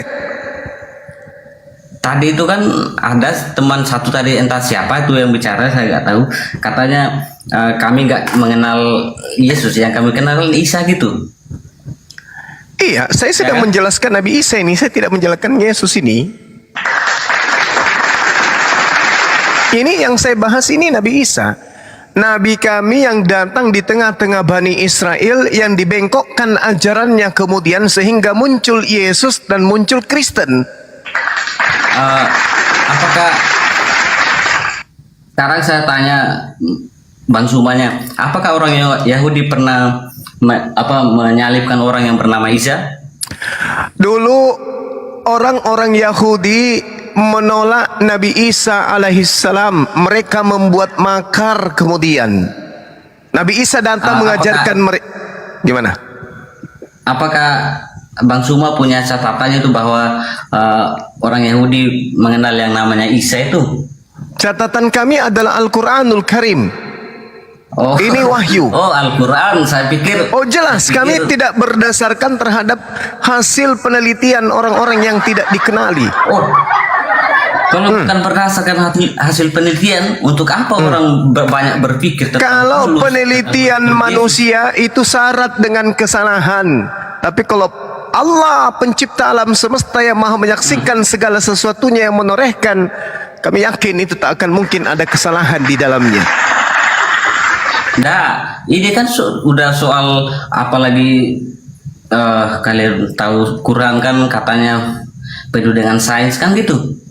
Al-Quran itu adalah wahyu Allah yang berkata di dalamnya itu adalah yang maha melihat, menyaksikan apa yang terjadi terhadap nabinya yang datang kepada Bani Israel. Lukas menuliskan tentang Yesus, Lukas tak pernah melihat Yesus. Paulus bercerita tentang Yesus, Paulus tidak pernah melihat Yesus. Begitu juga Markus, begitu juga pengarang Matius, Yohanes, apalagi yang di Pulau Patmos tidak pernah melihat Yesus. Tapi mereka berani menceritakan tentang Yesus. Tapi kalau Allah yang bercerita, Dia yang mengutus Nabi Isa alaihissalam, Dia yang menciptakan Nabi Isa alaihissalam, Dia yang memberikan amanah kepada Nabi Isa alaihissalam, Dia yang maha tahu tentang ciptaannya. Demikian, silakan. Bentar dulu Bang Suma. Yang Matius, Lukas, Markus itu ceritakan itu Isa apa Yesus? Dia menceritakan tentang orang yang sudah dipalsukan namanya yang seharusnya adalah Isa alaihissalam. Mereka palsukan namanya dengan nama Yesus disebabkan karena tulisan mereka itu dijual untuk orang-orang Yunani sebelum. Apa ini? Semua kau datang besok.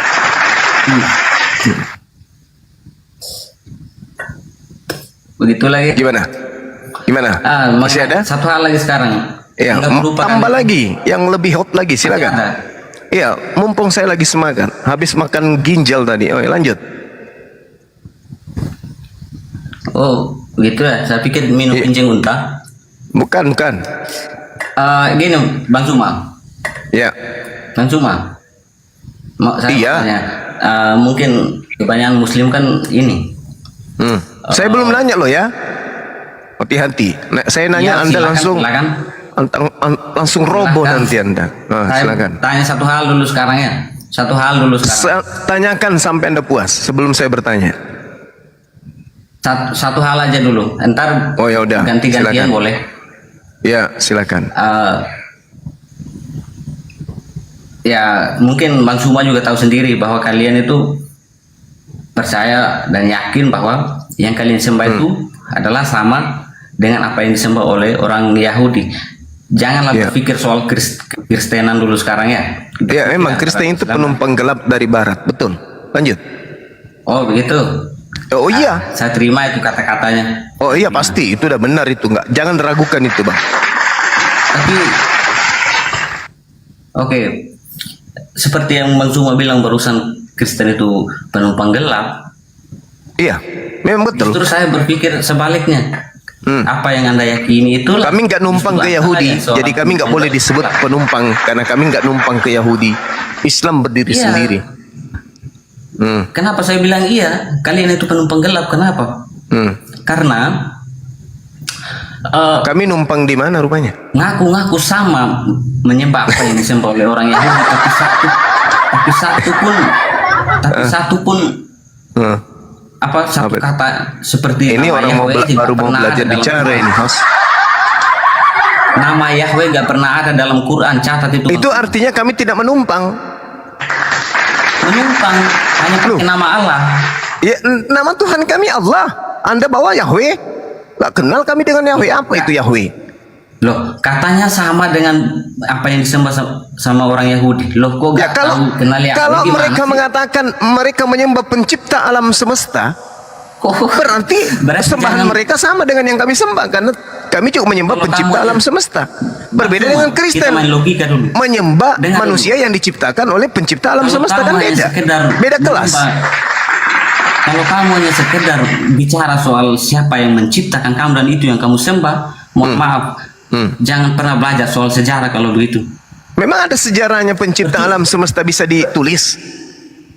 Percuma kamu bisa bilang sama ajarannya dengan orang Yahudi, tapi kalau yang kamu sembah saja gak pernah ada tertulis seperti kata Yahweh, nama Yahweh gak pernah ada satu pun dalam Quran. Bagaimana Ya, kamu bilang? kami bukan penumpang Penyembah gelap, berhala juga Cahayu. bisa bilang gitu. Hei, kami bukan Penyembah berhala pun bisa penumpang gelap. mengklaim hal seperti Bang Suma. Itu ada urusan. Lo, uang kami punya dalil tentang akidah. Kami belajar tentang tauhid. Kami berbicara mengenai muamalah, syariat, Misalnya sekarang akhlak. Bang Suma bilang Itu gak ada kitab urusan suci sama kami. musuh. Agama orang bisa. Dan kami tidak kemudian mengambil Bisa-bisanya Bang Suma kitabnya. bilang gak ada urusan dengan. Dan kami Kita tidak mengambil memasuki kitabnya agama agama lain untuk kemudian membenarkan agama kami. Enggak seperti agama yang dari barat itu mengambil terjemahan dari kitab agama lain lalu ditempel satu sampul dengan kitabnya orang Yahudi. Berbeda. Kalau Al-Quran mana ada mengambil kitabnya agama Yahudi nempel di atas kitab kami? Enggak ada. Kami bukan penumpang gelap. Al-Quran ya Al-Quran, berdiri sendiri, kemudian tidak butuh kitabnya agama lain untuk membenarkan Al-Quranul Karim. Berbeda dengan surat-surat yang ada di Romawi sana. Mereka membutuhkan kitabnya orang Yahudi dalam bentuk terjemahan Septuaginta untuk melegalkan kemudian tulisan-tulisan orang yang tidak jelas untuk mengatakan bahwa itu adalah firman Tuhan. Apa ada bukti? Enggak ada. Ayo. Susah Mana dia, Bang. pertanyaannya mana? Aku nunggu pertanyaan Anda. Yang paling berat, silakan. Dulu udah pernah aku suruh ganti jalan yang buntu. Udah aku bilang jangan lagi datang besok ya. Susah diisi akalnya, Bang. Ya susah lah, karena nggak bisa membedakan antara jalan dan tujuan. Jalan menuju Monas itu bukan Monas. Monas dan jalan menuju kepada Monas itu berbeda. Sementara ente antara jalan dan tujuan itu Anda sama-samakan. Yesus itu jalan dan Elohim itu adalah tujuan. Tidak ada orang sampai kepada Elohim tanpa melalui Yesus. Berarti Yesus itu hanya oknum, nabi, rasul, duta yang dilalui untuk menuju kepada Tuhannya Bani Israel. Salahnya Kristen karena menjadikan Yesus itu sama dengan tujuan dan jalan. Itu koflaks namanya. Jalan ke Monas bukan Monas, Bung. Jalan ke sekolah bukan sekolah. Jalan ke pasar bukan pasar. Kalau di Kristen enggak, jalan dan pasar sama aja. Itulah hebatnya agama saudara. Oke, agama kalau dari yang barat. lurus, standby aja dulu ya. Sekalian isi kodam. Kita sapa dulu aja nih, ada Edward Peter. Selamat malam Pak Edward. Selamat malam. Iya Pak. Gimana kabarnya Pak? Wah, jaringannya kurang bagus. Pak Edward. Oh, sehat. Agamanya apa Pak? Oten. Oh, Oten, siap. Jadi udah siap dicek akalnya Pak ya? Sejak kapan ada agama Oten?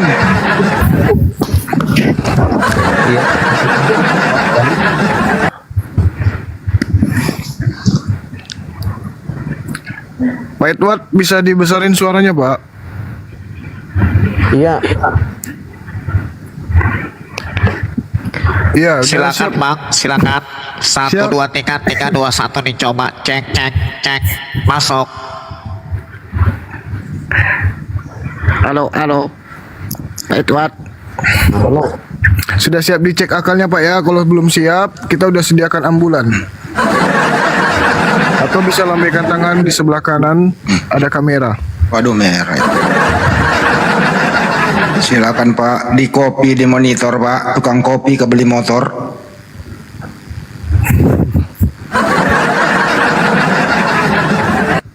Pak Edward.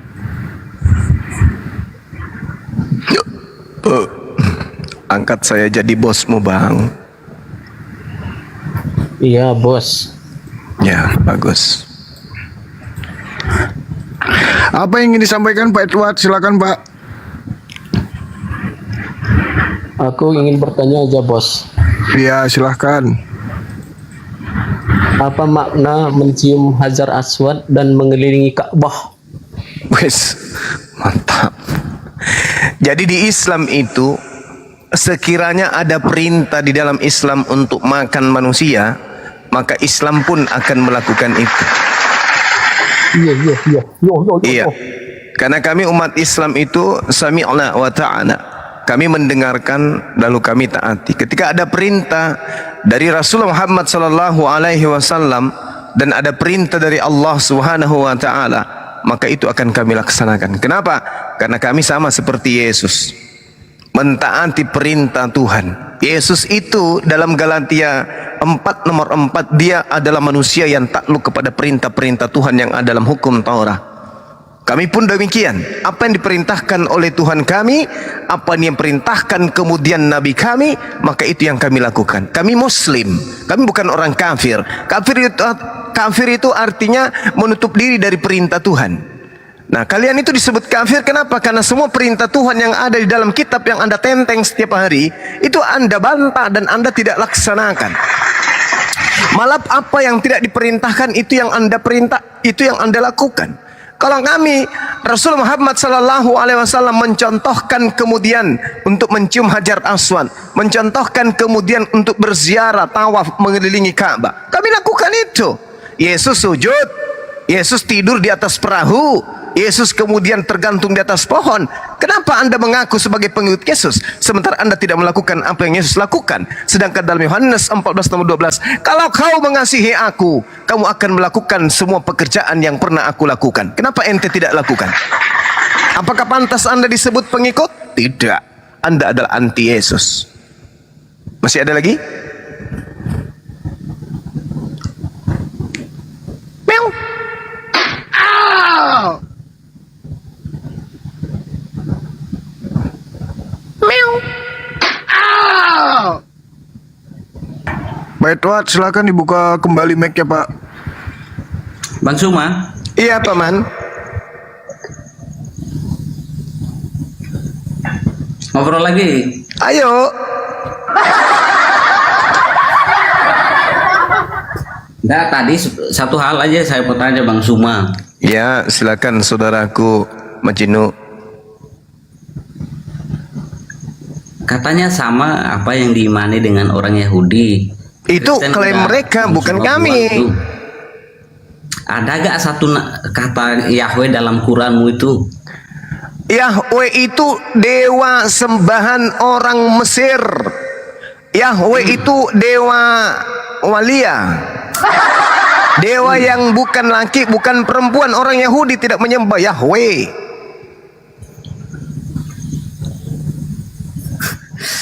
Bicara tempat dalil ya.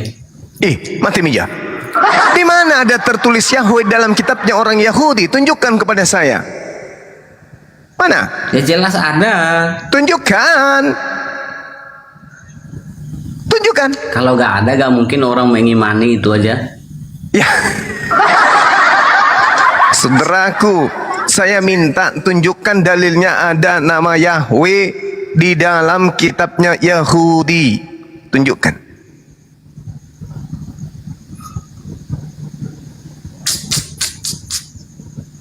Mana? Adonai ada juga di dalam Quran. Kalau Adonai itu ada dalam Al-Quran. Ya, disebut Arab. Ya, kenapa? lanjut. Itu kan gelar. Lanjut. Bukan nama. Lanjut. Itu gelar. Adonai itu Tuhan. Atau Ilah. Atau Rab. Apa masalahnya rupanya? Ilah itu bukan bukan nama, itu adalah gelar. Bang Suma. Dari tadi Bang Suma terus apaan sih? Apa sebenarnya permasalahan Bang Suma menolak Kristen itu apa? Apa sebenarnya? Itu bukan persoalan, tapi itu adalah masalah besar. Menolak neraka adalah sesuatu yang hak bagi kami umat Islam. Kristen itu neraka. Ngomong-ngomong soal neraka, lu sadar gak, Bang Suma sadar gak neraka itu kalian ambil dari Alkitab kami? Oh ya? Iya. Coba cek di dalam perjanjian lama pun gak akan di kitabnya orang Yahudi pun Bang Suma gak akan pernah ketemu. Terus di mana itu tertulis neraka di dalam kitab saudara? Di mana ada kata neraka di dalam kitab saudara? Tunjukkan ke saya. Wah, katanya menguasai Alkitab. Mateminya. Anda mengatakan sesuatu yang mengada-ngada bahwasanya di kitab saudara ada kata neraka. Mana tunjukkan ke saya. Siapapun sekarang yang mendengar di sini ya, silakan cari sendiri. Iya. Kalau percaya dasar tidak, silakan cek sendiri. Bagaimana ceritanya? Apa yang Suma ini bicarakan adalah Mama. Ya. Saya udah setengah ngantuk Gurunda. Tapi denger dia jadi Gimana ceritanya? Kita bertanya, mana? Coba tunjukkan di mana neraka tertulis di Bible. Wah, ada. Iya, di mana? Cari sendiri. Lu memang nggak pernah baca Alkitab berarti, cuma sok tahu berarti. Loh, mana tunjukkan ke kita di mana ada tertulis neraka itu di dalam Saya kitab. bukan tipe orang tukang hafal ya, tapi yang saya tahu itu ada di sana. Dibilang aja lu blow on. Udah selesai. Bukan blow on. Ngapain hal yang ada kita harus tutup-tutupi? Pada akhirnya kalau kita mencari kita akan ketemu juga bahwa itu memang ada. Saudaraku, mending Anda pakai daster aja besok di jalanan, berdiri di pinggir jalan daripada Anda membahas sesuatu yang Anda tidak paham. Yang ada dan kalau saran saya sih lebih beli pancing umpan yang bagus, besok ke laut mancing udah. Dapat ikan. Gitu. Saya setuju. Mendingan lu jadi ikan yang cuma makan-makan umpan itu. Oh gitu ya. Iya. Udahlah. Ya, bicara fakta aja. Mungkin ada perawat atau dokter pasiennya yang hilang. Salah satu pasiennya mungkin ada di sini. Saya cuma tanya Bang Sumanya, apa sebenarnya permasalahan Bang Suma dengan kekristenan itu? Udah dijawab tadi loh. Mohon maaf, waktunya pulang ya. Ayo Dek, ayo pulang rumah sakit jiwa. Yuk, balik yuk. Pulang yuk. Ayo Dek. Udah dibilangin. Udah dibilang kita nggak mau masuk neraka. Baju udah jawab. Siapa yang mau masuk neraka gitu loh. Kalau dia bertanya punya mulut, giliran dijawab kupingnya hilang. Allahu Akbar. Next ada Jack Bird from. Selamat malam, assalamualaikum kalau Muslim. Waalaikumsalam warahmatullahi wabarakatuh. Iya baik Bang. Muslim ya Bang ya? Alhamdulillah. Alhamdulillah. Kalau Muslim ya kita nggak bakal cek akalnya Bang. Silakan Bang, kita kasih waktu 3 menit. Apa yang ingin disampaikan? Ya, pengen mendengar aja Bang. Alhamdulillah Muslim saya. Oh ya Bang ya. Baik, terima kasih Bang. Saya turunkan ya, nggak apa-apa. Ya. Selalu. Selamat malam. Assalamualaikum. Waalaikumsalam. Next ada Sony. Selamat malam. Assalamualaikum. Kalau Muslim. Salam. Halo. Ya Bang, silakan Bang. Apa yang ingin disampaikan Bang? Mau tanya sama Bang Suma. Kan di Islam kan ada 7 tingkatan surga ya. Nah itu bedanya apa ya Bang? Sebelumnya Bang Sony Islam ya? Iya, Islam. Alhamdulillah. Oke, baik. Waktunya 3 menit ya Bang ya. Silakan Bang Juma. Surga. Anda mengatakan surga itu ada 7. Betul? 7 tingkatan katanya. Ya, betul. Ya, maksudnya Dapat saya dari mana itu Bang? Nah, dalam ini Al-Quran. saya mau mau biar terang gitu, biar kita belajar. Iya betul. Iya. Silakan. Muslim kan ya? Iya bang. Oke, silakan. Enggak, saya pengen tahu dari Bang Suma gimana. Saya kan nggak tahu gitu. Pengen diterangkan gitu bang. Waduh. Bismillahirrahmanirrahim. Rasulullah Muhammad sallallahu alaihi wasallam itu pernah memberikan suatu pengajaran. Surga itu tidak bisa dibayangkan, kata beliau. Rasulullah mengatakan bahwasanya surga itu adalah sesuatu yang gaib, yang kemudian menjadi tempat yang penuh dengan kesenangan, kesejahteraan, kenikmatan, tempat yang tinggi, indah, asri, dan seterusnya. Al-Quranul Karim menjelaskan bahwasanya ada yang disebut surga Firdaus, seperti yang sering saya sampaikan dalam surah Al-Mu'minun, dan juga ada di dalam surah Al-Kahfi di ayat 107. Jadi kalau surga Firdaus ini, Allah mengatakan sungguh orang yang beriman dan mengerjakan kebajikan, untuk mereka disediakan surga Firdaus sebagai tempat tinggal. Innal ladzina amanu wa amilus shalihat. Surga Firdaus ini diperuntukkan untuk mereka yang khusyuk, kemudian di dalam menjalankan ibadah, salat, zakat, menjaga diri, menghindarkan diri dari perzinahan. Itu surga Firdaus. Kemudian Al-Quran surah As-Saff ayat 12. Di situ Allah mengatakan bahwasanya Allah mengampuni dosa-dosa dan memasukkan manusia ke dalam surga, dan ke tempat-tempat yang dibawanya itu ada sungai-sungai disebut dengan surga Aden. Dan Allah mengatakan itulah zalikal fawzul azim, itulah kemenangan yang agung. Nah, surga ini terbuat dari intan yang putih. Nah, penghuninya pun kemudian adalah orang-orang yang beriman, karena kesempurnaan iman dan Islamnya sehingga mereka kemudian dimasukkan ke dalam surga Aden, karena surga Aden ini diperuntukkan bagi mereka yang memiliki sifat sabar dan telaten di dalam menerima ujian ketika mereka hidup. Yang ketiga ada surga Naim, ada surga Ma'wa, ada surga Darussalam, apalagi surga Darul Muqamah. Darul Muqamah. Iya Bang Handi, terus Bang Handi. Surga Al Muqamul dan surga Kuldi. Iya. Iya, dan seterusnya dan seterusnya. Jadi seperti itu ya. Kalau kita ingin menjelaskan kemudian terinci sampai ke semuanya diuraikan, itu mungkin perlu pembahasan internal Islam, Bang. Ini komal untuk debat lintas agama. Iya Bang, makasih Bang. Iya. Karena saya tahu Bang Sony ini sebenarnya tahu hanya ingin menguji Bang Handi aja. Enggak Bang, saya enggak tahu, saya masih ya belum, ilmunya itu belum tinggi gitulah. Ya Islam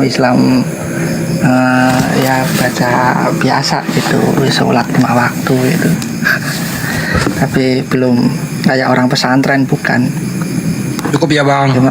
Oke, cukup Bang, makasih Bang. Ya, sama-sama saudaraku. Yang dimaksud tadi Bang Juma surga Aden itu di Al-Bayyinah ayat 7-8 ya Bang Juma. Ya. Ya. Al-Bayyinah. Oke, next kita sapa dulu ada Fun. Selamat malam, assalamualaikum. Kalau muslim silakan dibuka mic-nya. Waalaikumsalam. Wah, hafal semua ya, heran gue ini anak ini belajar di mana sih? Siapa? Bang Juma. Kok belajar di mana? Bukannya saya belajar sama antum? Ya juga sih, lupa saya. Iya. Masya Allah. Lanjut. Ya, lanjut Fun. Ya, mau salam kenal buat Bang Zuma saja, sehat selalu. Ya. Salam kenalnya buat Bang Zuma aja. Semua. Keren. Ya, sama semua. Hati-hati di kick, Bang. Guru semua yang terhormat. Di sini ada pengawas komal loh, hati-hati. Salamnya dari Papua. Iya Bang, Masya Allah, Papua. Pokoknya tiap malam pasti dengar Bang Zuma. Islam ya? Islam. Oh. Agak lain fotonya, Bang. Oke, Bang, ada lagi Iya yang sih. disampaikan? Enggak, cuma nyemak-nyemak doang, cuma mau salam-salam sama Bang Juma sama guru-guru semua. Oke, Bang, Saya baik. selalu ya tetap berjuang siang dan malam standby terus. Iya bang. Iya. Oke. Siang dan Terima malam. kasih semua ya guru-guru. Assalamualaikum. Ya, waalaikumsalam warahmatullahi wabarakatuh. Oke, kita sapa lagi Bu Linda Rosita. Selamat malam, Bu. Ya, assalamualaikum. Waalaikumsalam. Waalaikumsalam warahmatullahi wabarakatuh. Muslim ya, Bu ya. Baik, saya kasih waktu 3 menit. Apa yang ingin disampaikan, Bu? Tidak ada. Ui. Terus kenapa naik, Bu? Saya ingin Jangan-jangan Ibu mau aku cek kodamnya? Kodamnya kosong, Bu.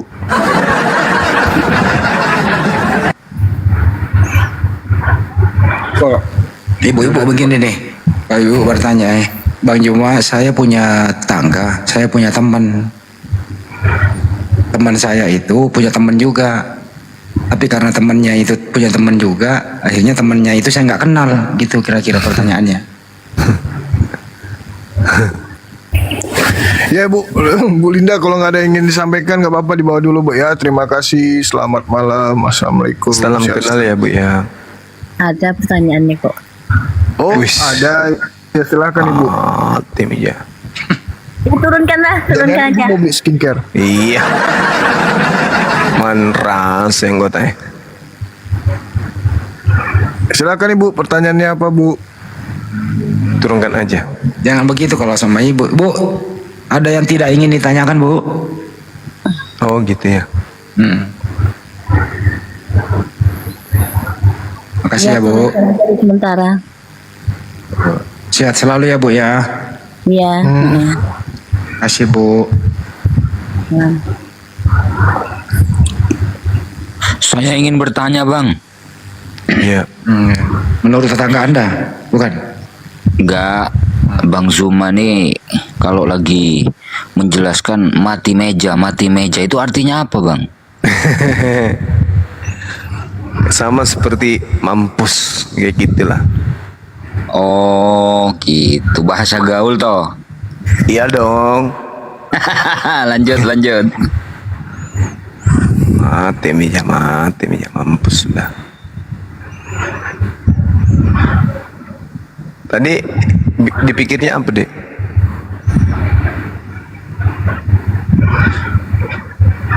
Dipikirnya apa artinya itu? Tak pikir itu bahasa Makassar, ada makna lain. Tak pikir gitu, seperti pararang. Kalau pararang kan biawak kan gitu. Ada.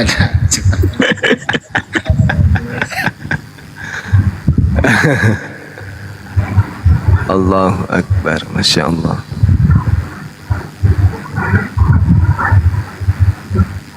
Jadi istilah-istilah yang kami gunakan dulu di kampung kayak seperti nenekmu kiper itu sebenarnya itu bukan penistaan, artinya itu hal-hal yang mustahil.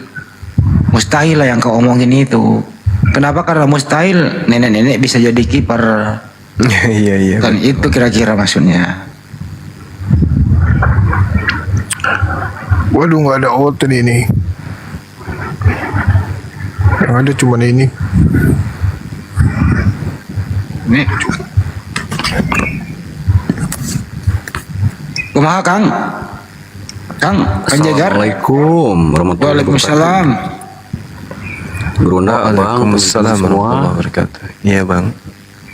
Mau minta saran Abang. Saya tuh Islam dari kecil, cuman untuk ibadah kayaknya susah banget Abang. Aduh, nggak tahu harus gimana ini. Untuk ibadah kayaknya susah banget Abang. Nah, kalau ini Ustadz kita ini, Akhi Sugi. Akhi. Boleh. Akhi Sugi. Akhi. Ade.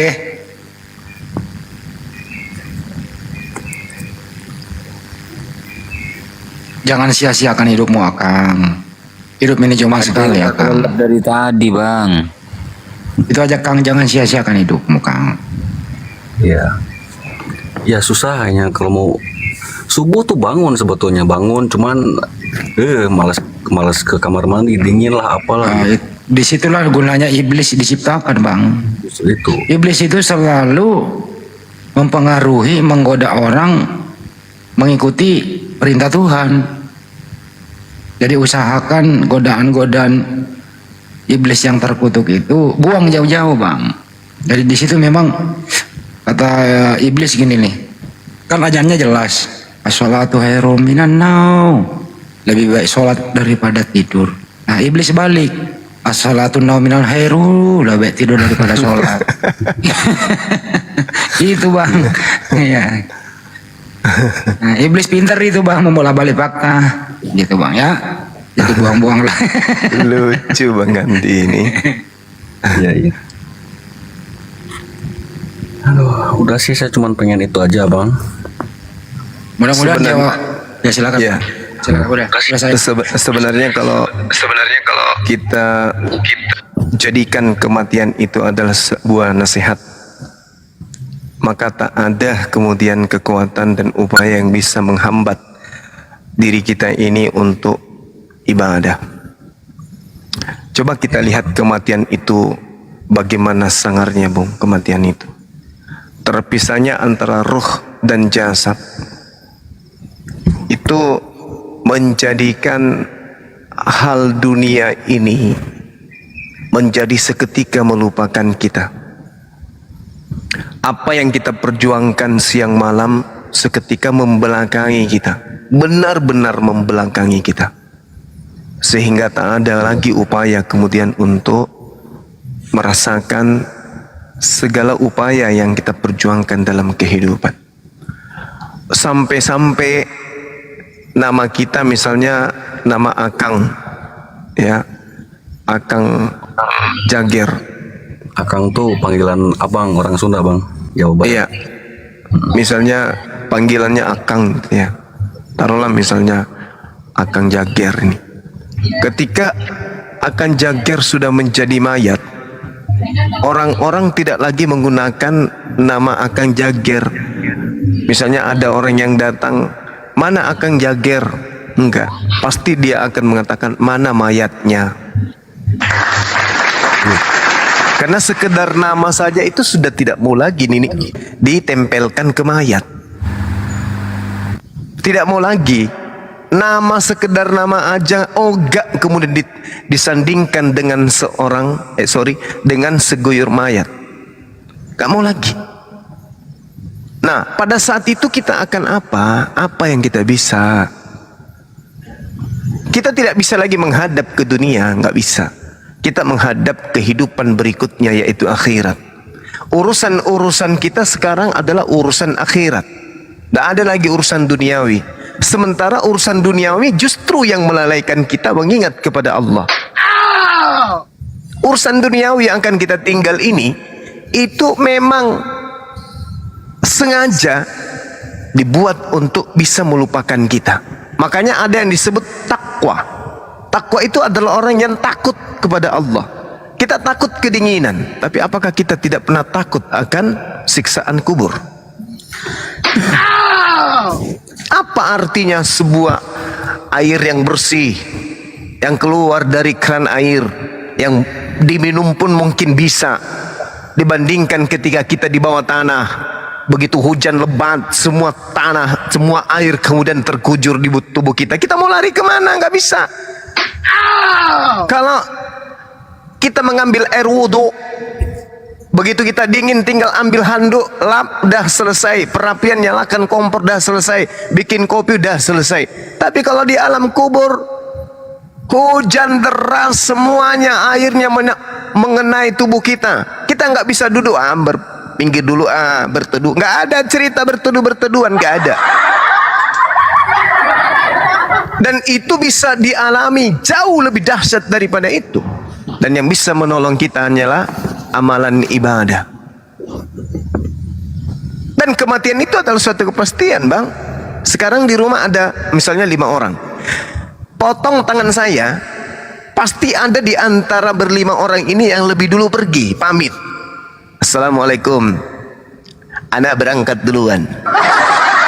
Ada, bisa jadi satu, bisa jadi dua, bisa bersamaan. Banyak orang yang tidur satu keluarga kebakaran bersamaan.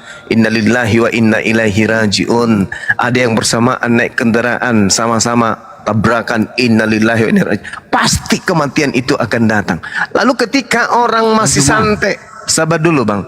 Ketika orang masih santai, masih menikmati makan bersama keluarga di KFC dan seterusnya, orang masih nonton bola, kita sudah ada di bawah tanah. Apa yang kita rasakan? Apa yang akan kita lakukan? Kekuatan apa yang kita punya? Ayo, kebanggaan apa yang kita punya? Tenaga apa yang kita bisa lakukan? Yang kita manfaatkan kemudian untuk menghalang itu semua tak ada. Jadi ibadah itu memang hanya diperuntukkan bagi yang bertakwa. Ma makna takwa? Takwa itu adalah takut kepada Allah. Takut kepada Allah membuat kita semakin dekat kepada Allah. Ibarat kata gini, kita punya teman, sahabat memiliki rumah yang mewah, tetapi sebelum kita sampai ke rumahnya itu tersedia anjing galak, harimau lah misalnya. Karena kita tidak mengenal kemudian sang pemilik rumah, kita takut ke rumah tersebut. Tapi mau tidak mau kita digiring ke sana. Begitu kita sampai ke sana, diobok-obok sama harimau. Tapi kalau kita kenal sama yang empunya, tinggal kita telepon, bro, ya mas, saya mau merapat ke rumahmu ya. Oke, tunggu ya, tunggu. Kalau belum ada kode jangan kesini ya. Saya kandangkan dulu si bom-bom saya. Karena kalau tidak habis Anda dicabik. Karena kita dekat dengan sang pemilik rumah, maka harimau, anjing galak semua diamankan karena kita mau datang sebagai sahabatnya. Begitulah orang yang bertakwa. Orang lagi pada tidur, dia teleponan dengan Allah. Allahu Akbar. Bismillahirrahmanirrahim. Alhamdulillahi Rabbil Alamin. Ar-Rahmanir-Rahim, Maliki Yaumiddin. Salat yang dilakukan dengan khusyuk akan naik ke langit ke-7 dan akan dipuji oleh makhluk-makhluk yang ada di langit. Wahai si fulan, siapakah yang melaksanakan engkau? Engkau begitu harum, engkau begitu cantik. Siapa dia? Maka ketika yang mendirikan salat itu kelak mendekati ajalnya, para malaikat kemudian datang menyambut sang fulan dengan senyuman. Wahai ahli surga, selamat datang di alam barzah. Ini adalah alam kemudian untuk menuju kepada tempatmu yang indah. Begitu juga sebaliknya, orang yang kemudian ada tertoleh namanya dalam pohon kehidupan, tapi tidak pernah mengirim salat ke langit ke-7, itu dicari. Kurang ngajar benar ini. Dikasih oksigen, dikasih rezeki, semua dilengkapi, nggak pernah ada ibadahnya. Oh iya, tunggu ye, awas lu. Kata malaikat, awas lu ye. Begitu juga yang mendirikan salat, tapi hanya ya seadanya saja. Maka makhluk langit bertanya, ente siapa? Kok buruk kali wajah kau? Ini bang, ada yang mendirikan saya. Dia tidak mabuk tapi kayak mabuk. Dia tidak gila tapi kayak nggak waras. Oh, iya. Dia rupanya dia hanya orang munafik. Rupanya salatnya itu hanya kemunafikan. Salatnya itu hanya karena ingin ria, ingin dibilang orang berilmu, ingin dikatakan ahli ibadah, ingin dikatakan lebih beriman, lebih bertakwa, lebih daripada yang lain. Oh, manusia ria. Nah, akhirnya kita yang menyadari ini tak ada yang berat, Bung. Sampai-sampai orang yang sudah dihimpit tanah itu mengatakan apa? Ya Rabb, kembalikan aku ke dunia, aku akan menyembahmu meskipun hanya sedetik. Allah kemudian mengatakan, apakah pada saat engkau hidup ini tak ada datang kepadamu untuk mengatakan itu, mengabarkan itu? Ada ya Rabb. Oh, nggak bisa, udah selesai waktumu. Kamu punya akal. Apa katanya? Ya udah kalau gitu kembalikan aja aku menjadi batu ya Rabb. Gak bisa. Enak kali kau sudah hidup menghirup segala macam kuberikan, kau bayar mata yang kuberikan kepadamu 1 biji aja. Dengan amalan-amalanmu kepada aku itu tidak bisa sepadan. Aku berikan 2 biji mata, bahkan bulu-bulu yang kutempelkan dalam tubuhmu, kau bayar dengan ibadahmu sejak engkau lahir sampai engkau mati, tidak akan sepadan. Apanya susahnya kau sujud kepada aku 2 rakaat, 3 rakaat, 4 rakaat? Jatuh miskin rupanya kau. Tidak ya Rob, ya sudah. Kalau gitu ini adalah alam penyesalan. Alam kubur itu memang alam penyesalan, Bung. Makanya alam barzah itu biasa disebut oleh orang-orang yang berilmu sebagai alam penyesalan. Makanya kita memahami ad-dunya sijnul mu'min wa jannatul kafir. Dunia ini adalah surga bagi orang-orang kafir dan penjara bagi orang-orang mukmin.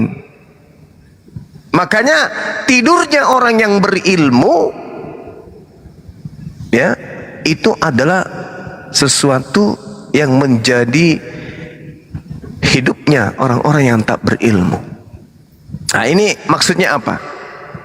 Artinya bahwasanya orang-orang yang cinta dunia sedang tertidur saat ini. Nanti mereka terbangun ketika ajal sudah ada di tenggorokan. Saya ulang, orang yang cinta dunia saat ini tertidur, dan orang yang cinta akhirat saat ini terbangun. Makanya tidurnya itu kurang, karena mereka selalu terjaga menanti datangnya sang panggilan. Kalau pecinta dunia itu tertidur.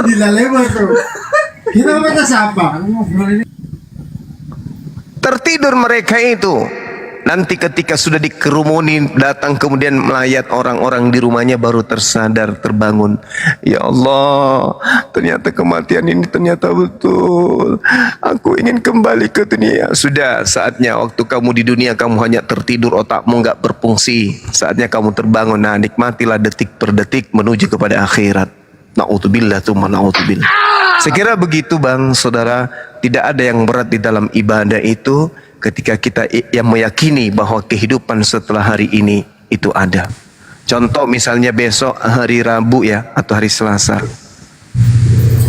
Itu udah pasti akan ada hari Selasa. Pastinya akan datangnya hari Selasa bagi kita, bagi Anda, bagi saya, bagi semua orang yang ada di sini. Itu sama pastinya dengan adanya hari kematian buat Anda. Ya, bisa jadi Pak Bom-Bom duluan, Anda belakangan. Bisa juga dibalik, Anda belakangan, Pak Bom-Bom duluan. Itu sudah diatur oleh Tuhan. Silakan. Insya Allah Abang, mudah-mudahan bisa lebih baik ke depannya. Makasih Abang pencerahannya. Insya Allah. Mudah-mudahan ya Allah, mudah-mudahan bermanfaat. Ini saran sedikit buat teman-teman, buat teman-teman yang di bawah. Aduh, kita di sini memang di samping kita dapat ilmu, kita juga hiburan. Cuman kalau bisa kayak saya gini lah. Jadi jangan cuman hiburan seru-seruan aja. Cuman kalau bisa dapat ilmu juga, memperkuat iman juga gitu loh teman-teman. Iya, betul. Ya, betul. Abang makasih Abang ya. Sama-sama sahabatku. Barakallahu fiik. Assalamualaikum warahmatullahi wabarakatuh. Waalaikumsalam warahmatullahi wabarakatuh. Waalaikumsalam. Kelihatannya saudara kita ini ahli ibadah. Hanya untuk menyampaikan edukasi itu melalui kita yang ada di sini, sengaja bertanya supaya sahabat yang lain di bawah itu bisa jadikan pelajaran, termasuk pelajaran buat saya. Betul. Masya Allah. Setuju. Baik, berikutnya kita sambut Mas Pardi atau Mr. Pove. Silakan berdua, siapa duluan? Satu. Assalamualaikum warahmatullahi wabarakatuh. Waalaikumsalam. Salam kenal Bang semuanya. Bang Zuma, saya fansnya sama Bang Zuma. Iya, sama, salam kenal Bang. Jadi saya dari NTB Bang. NTB. Iya. NTB itu mana Bang? Kalimantan Utara, Selatan. Di Nusa Tenggara Barat, Lombok, Sumbawa. Lombok. Ya. Ya. Dekat Bali itu Bang ya? Iya, betul. Bali, Pulau Komodo. Iya. Iya Bang. Iya, lanjut Bang. Tempatnya Saifuddin Ibrahim ya? Jadi gini Bang, beda. Saya mau sedikit bertanya tentang masalah ibadah ini Bang.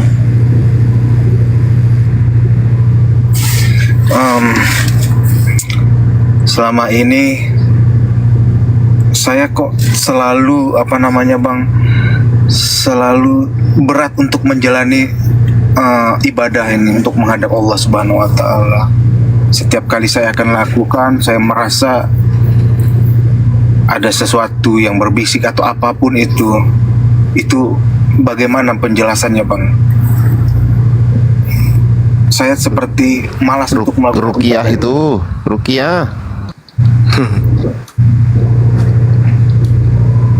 Tetapi rasa ingin itu untuk melakukan ibadah itu ingin banget, cuman selalu timbul aja rasa ingin seperti ada yang berbisik gitu loh, Bang.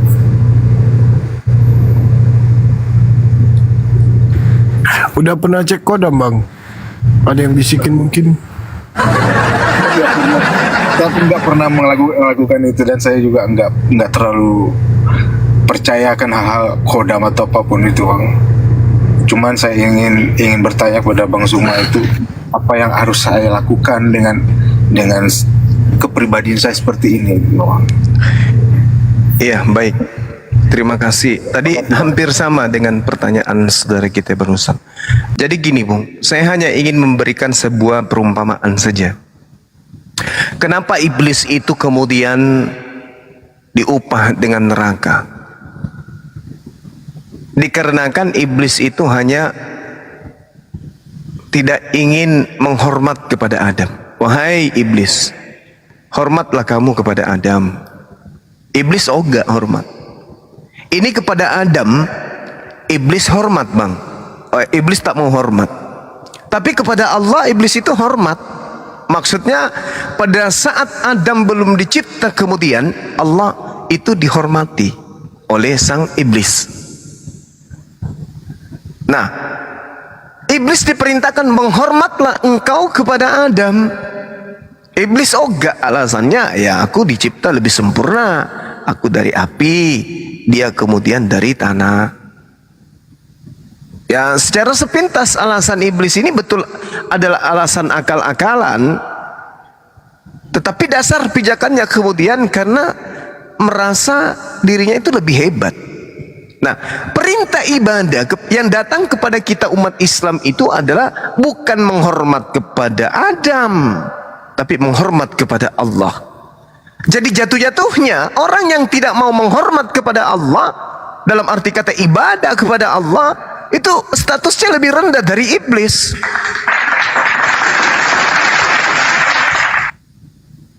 Karena kenapa? Iblis ini masih mengatakan, ya Tuhanku, demi kemuliaan-Mu ya Tuhanku. Berarti iblis masih memuliakan Allah. Hanya saja iblis itu tidak mau menghormat kepada Adam. Itu aja, karena sifat sombong. Sehingga apabila ada orang yang kemudian ingkar untuk taat kepada Allah, berarti dia lebih iblis daripada iblis. Sementara iblis tempatnya adalah neraka. Jadi kita ini tempatnya di mana kalau kita lebih iblis daripada iblis? Mereka nggak hormat, iblis ini nggak hormat kepada Adam. Ketika diminta untuk sujud menghormat. Nah, sementara manusia, wa ma khalaqtul jinna wal insa illa liya'budu, diperintahkan kemudian untuk bersujud menyembahnya kepada Allah. Kita nggak mau, berarti kita lebih setan daripada setan. Nah, kemana perginya orang yang lebih setan daripada setan? Sedangkan orang-orang kafir yang tidak menyembah kepada Allah saja, Allah ancam dengan ancaman yang sangat dahsyat. Innal ladzina kafaru min ahli kitabi wal musyrikina fi nari jahannam khalidina fiha. Mereka kemudian kekal di neraka. Ya, jadi kalau kita ini mumpung kita masih muslim, maka kita harus menyadari malasnya kita ibadah dikarenakan karena iblis itu memang sudah bersumpah. Apa kata iblis? Fabima aqwaitani la aqwadanna lahum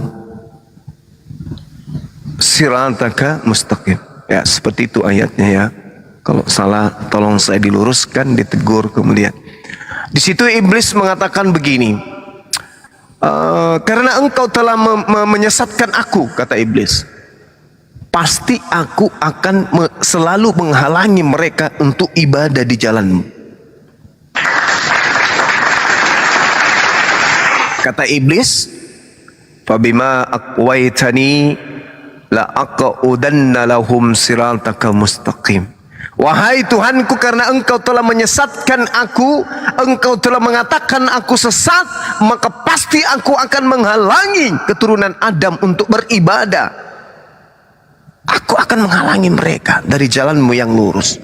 Summa la'atiyannahum min baini aydihim wa min khalfihim wa an aymanihim wa an syama'ilihim. Kemudian aku setan pasti akan mendatangi mereka dari depan, dari belakang, dari kanan dan dari kiri. Wala tajidu aktsarahum syakirin. Dan engkau tidak akan mendapati kebanyakan mereka bersyukur. Nah, kita umat Islam itu indahnya itu di situ. Kenapa kita malas ibadah? Karena ternyata setan yang menghalangi kita.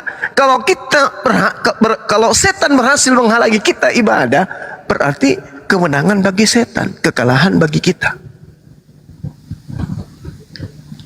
Karena setan ini memang ditangguhkan oleh Allah.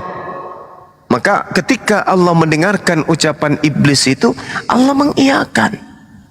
Apa kata Allah? Qala kharuj minha mas'u ma madhura laman tabi'aka minhu la amla anna jahannam minkum ajma'in. Itu kata Allah, itu ancaman Allah. Pasti akan aku isi neraka jahanam dengan kamu semua. Kamu di sini termasuk orang yang kemudian malas untuk beribadah. Sekira begitu, Bung. Singkat dan mudah-mudahan bisa dijadikan sebagai edukasi buat saya pribadi dan siapapun yang merasa bahwa di dalam dirinya itu banyak hal yang harus diusir berupa iblis sehingga malas ibadah. Demikian. Oke, baik Bang Popeye, gimana? Makasih banget Bang, makasih semuanya Bang Zuma, makasih atas sama-sama. Makasih banget. Oke Bang, terus saya juga tadi bilang cek kodam itu. Waalaikumsalam warahmatullahi wabarakatuh. Serius sekali guys. Next ada Thomas Ken, ini udah pasti Kristen ini. Selamat malam, salon kecantikan. Sejahtera bagi kita semua. Saya Thomas asal Palu, Sulawesi. Ya. Saya di sini bukan untuk berdebat, saya mau bertanya sedikit tentang Yohanes 14:6. Ya, saya suka menyimak Bapak Juma itu suka berkata, akulah jalan dan kebenaran dan hidup. Iya. Tidak ada seorang pun yang datang kepada Bapa kalau tidak melalui aku. Nah, itu kan saya suka di minggu di Bapak Gereja bilang, di situ saya suka memikirkan kalau tidur gitu, semenjak perkataan Bapak Juma. Jadi saya mau minta penjelasan lebih rinci gitu Bapak. Ucapan mana yang membuat sahabat saya ini, saudara saya ini nggak bisa tidur? Tidak ada siapapun yang datang kepada Bapak kalau tidak melalui aku. Itu aja Pak. Baik. Jadi yang pertama yang perlu dipahami di sini adalah kerangka pengajaran Yesus dan ruang lingkup tempat Yesus ngajar dan siswa-siswa Yesus. Jadi ketika Yesus mengajar di sebuah perguruan, kita jangan merasa bahwa kita ini juga mahasiswanya. Karena Yesus itu memiliki ruang lingkup pengajaran, proses belajar mengajar. Dia adalah seorang rabi, dia adalah seorang guru. Guru bagi Bani Israel. Bani Israel ketika Yesus datang, Bani Israel yang sombong, selalu busung dada. Mereka selalu merasa keturunan Abraham, merasa kemudian mereka adalah anak-anak Tuhan. Sehingga setiap nabi yang datang kepada mereka, mereka selalu menyepelekan itu. Mereka menganggap kami ini sudah keturunan yang sudah dijamin surga. Sehingga untuk apa kami percaya lagi kepada nabi-nabi yang datang? Bahkan jangankan Nabi Isa atau Yesus, dalam pandangan Islam itu Nabi Isa, jangankan Yesus, Nabi Musa yang jelas-jelas memerdekakan mereka dari perbudakan aja pun dibuli sama dia, apalagi Yesus. Jadi ucapan daripada Yesus ini itu ungkapan kepada Bani Israel yang sombong, yang mengaku beriman kepada Tuhannya Abraham, yang mengaku sebagai penganut Taurat, tapi menolak Yesus.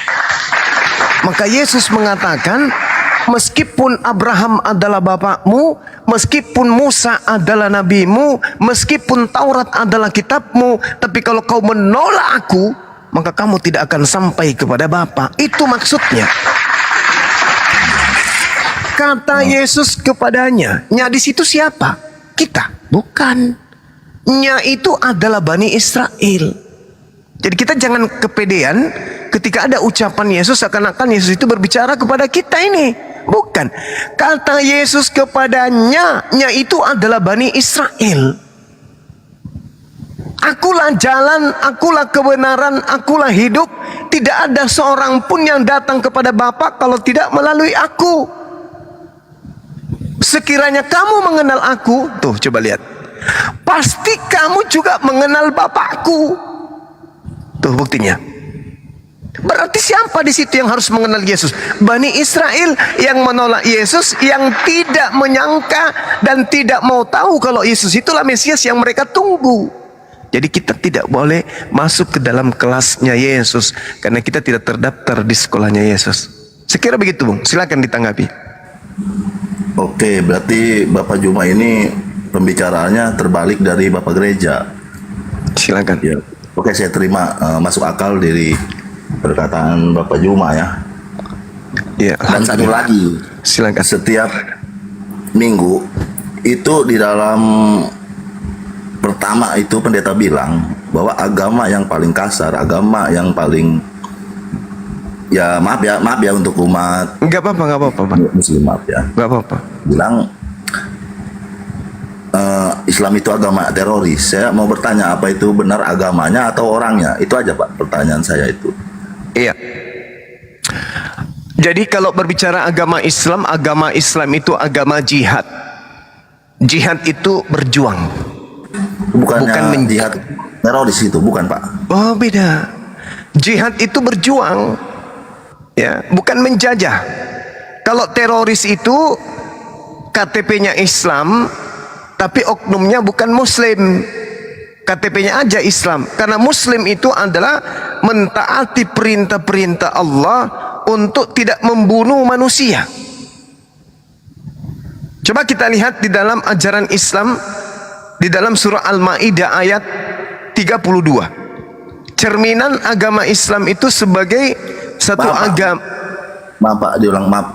Tadi surah apa? Surah Al-Maidah ayat 32. Allah Subhanahu wa taala menjelaskan kemudian di situ dikatakan annahu man qatala nafsa bighairi nafsin aw fasadi fil ardi faka'annama qatalan nas jami'a. Barang siapa kemudian yang membunuh satu manusia bukan karena berbuat kerusakan di bumi manusia tersebut, maka dia seakan-akan telah membunuh seluruh umat manusia. Ini dalil.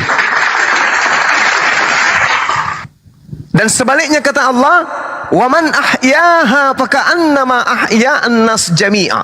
Dan barang siapa kemudian memberikan pertolongan, memberikan kehidupan, membantu manusia satu orang saja, maka seakan-akan dia telah memelihara kehidupan seluruh umat manusia. Ini ajaran Islam, Bung. Mana ajaran membunuh manusia dalam Al-Quran? Tak ada. Mengebom gereja tak ada perintahnya, haditsnya pun tak ada. Apalagi dalam ayat suci Al-Quran itu tak ditemukan. Jadi kalau seorang pendeta mengatakan agama Islam itu adalah agama rasis, agama teroris dan seterusnya, itu upaya melindungi jemaatnya supaya tidak waras. Dibiarkan jemaahnya gila terus.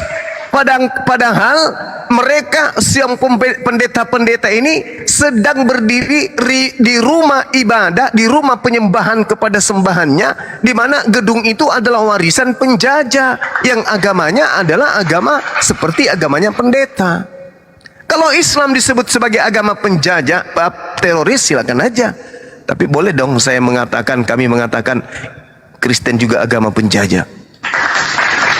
Teroris meledakkan kemudian gereja yang kurban 10, 20, 30, 40 lah. Anggap saja gitu.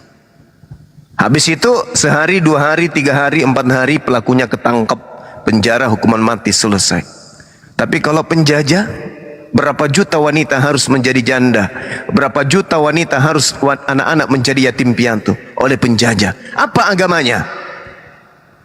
Mungkin dikatakan penjajah bukan beragama Kristen, tapi Kristen adalah agama yang dianut oleh mereka yang menjajah. Jelas itu. Itu pasti. Gak bisa lagi kita main kata tentang itu. Karena Kristen ini adalah ketika dicek KTP para penjajah agamanya Kristen. Kalau Kristen ini ajaran kasih, maka oknumnya tidak akan melakukan secara terstruktur penjajahan di atas muka bumi. Tapi faktanya, dalam menjajah mereka menanamkan akidah, mengajarkan kemudian agama bernama Kristen. Dalam menjajah mereka mendirikan lembaga-lembaga untuk membuat buku-buku Bible. Dalam menjajah mereka mendirikan rumah-rumah ibadah yang mereka sebut ya Kristen, gereja. Lalu kita mau menyembunyikan identitas Kristen sebagai agama penjajah itu dengan cara apa kira-kira? Pendetanya nggak sadar tuh. Kalau ia mengajarkan dan memberikan gereja dan memberikan kitab suci dan mengajarkan mereka untuk panen perpuluhan, itu adalah warisan penjajah.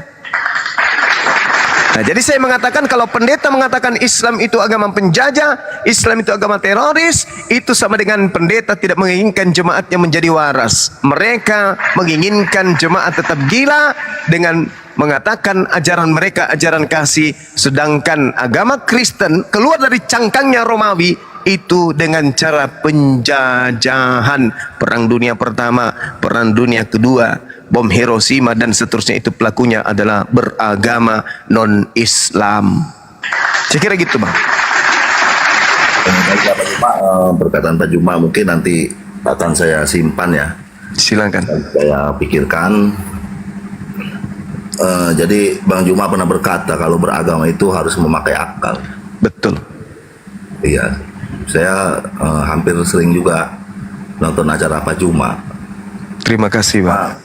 Kalau untuk berpindah agama, karena banyak yang harus diselesaikan.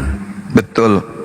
Iya, jadi saya terima kasih untuk sarannya buat Pak Juma dan semuanya. Saya di sini bukan untuk berdebat ya, Pak ya. Iya, nggak apa-apa, Bang Thomas. Saya suka cara Anda bertanya, saya senang. Silakan. Ya, itu aja. Jadi kalau memang perkataan Pak Juma merasa benar, ya saya benarkan. Tapi memang kalau pendeta itu merasa benar, ya saya benarkan juga gitu loh Pak Juma. Iya. Iya, mungkin nanti di pas minggu apabila dia mengatakan agama Islam itu, biasanya dia sering-sering begitu di gereja manapun. Cuma saya yang berani loh Pak Juma yang bicara seperti ini. Kalau kita menyinggung tentang Islam, Islam itu agama yang rasis. Jadi kalau tadi perkataan Pak Juma itu bisa untuk ini, biar nanti saya cocokkan dengan pendeta itu gitu loh Pak Juma untuk semuanya.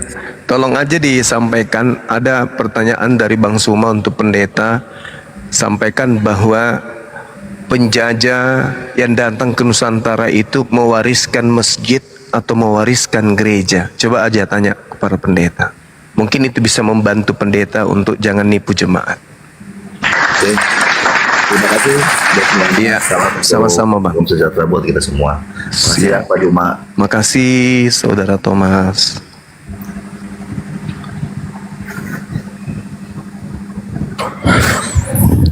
Next ada Ibu Maya Ibrahim.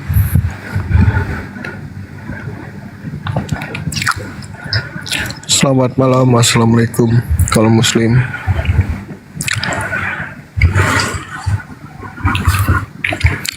Guys, janganlah kalian serius sekali aku bilang cek kodam gitu. Siapa juga mau cek kodam? Emang ada yang percaya cek kodam sama aku? Orang main-main aja kok, supaya nggak serius-serius sekali. Buka ya, silakan buka ya. Selamat malam, assalamualaikum. Syirik itu iyalah. Tapi yang di sini cuma mau cek kodamnya sama aku dan main-main aja.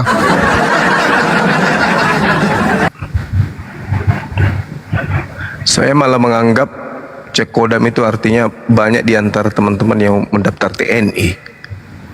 Bukan bang. Ternyata bukan. Apa tuh? Apa jin-jin gitulah pokoknya. Waduh. Mana ada yang percaya? Mending kalian cek dompet sama aku. Nah itu pasti terbukti 100%. Kupastikan dompet kalian saat ini kosong. Harganya ada 38.000, terus kalian WA teman kalian untuk nambahin 12.000 biar bisa narik 50.000. Pasti semuanya kayak gitu. Nasib kita sama. Oke, next hotel yang lain. Nggak ada lagi nih hotel bang. Ya sudah, iklankan aja lagi kinkernya, iklankan yang kinker. Udah jam 4 pun di sini. Ya buat teman-teman, oh ini ada, kita sapa dulu Peta Lempu. Assalamualaikum Peta. Waalaikumsalam warahmatullahi wabarakatuh. Ya daripada kita cek kodam, mending kita cek skincare. Apakah malam ini sudah laku? Sampai dikit belum cuma.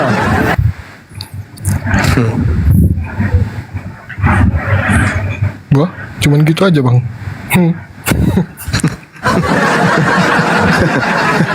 Disapa dulu, Peta Lempu disapa dulu beliau.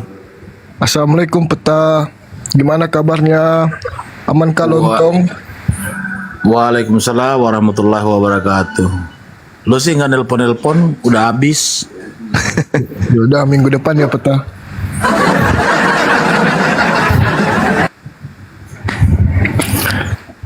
Ya dilanjut Bang Juma, tambahin dikit. Nanti kalau dibikin sekalian panggil Lukman.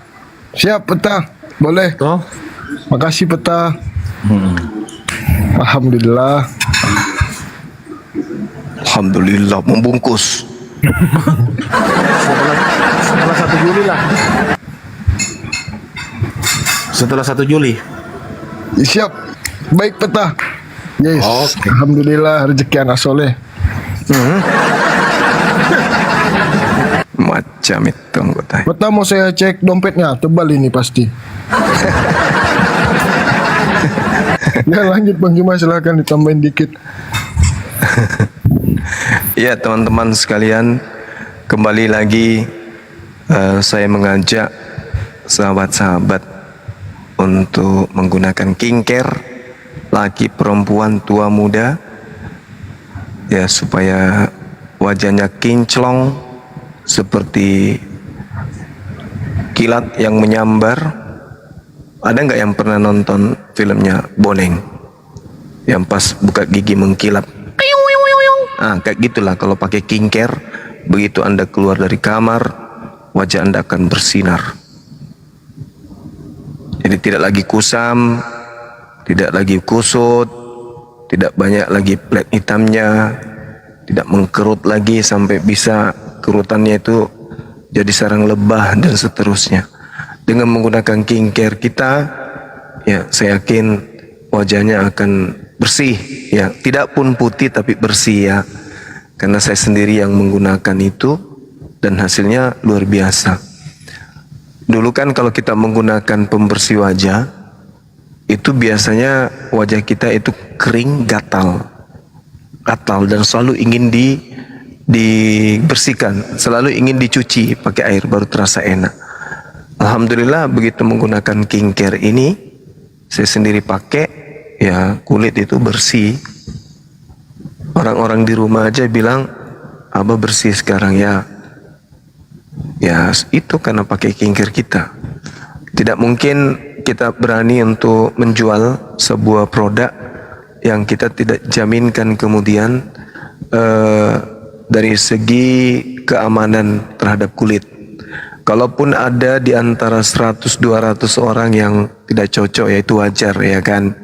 Mungkin kulitnya itu terbuat dari ini, kulit singkong ya, sehingga gampang kemudian iritasi kalau kena pembersih wajah seperti skincare yang kita punya.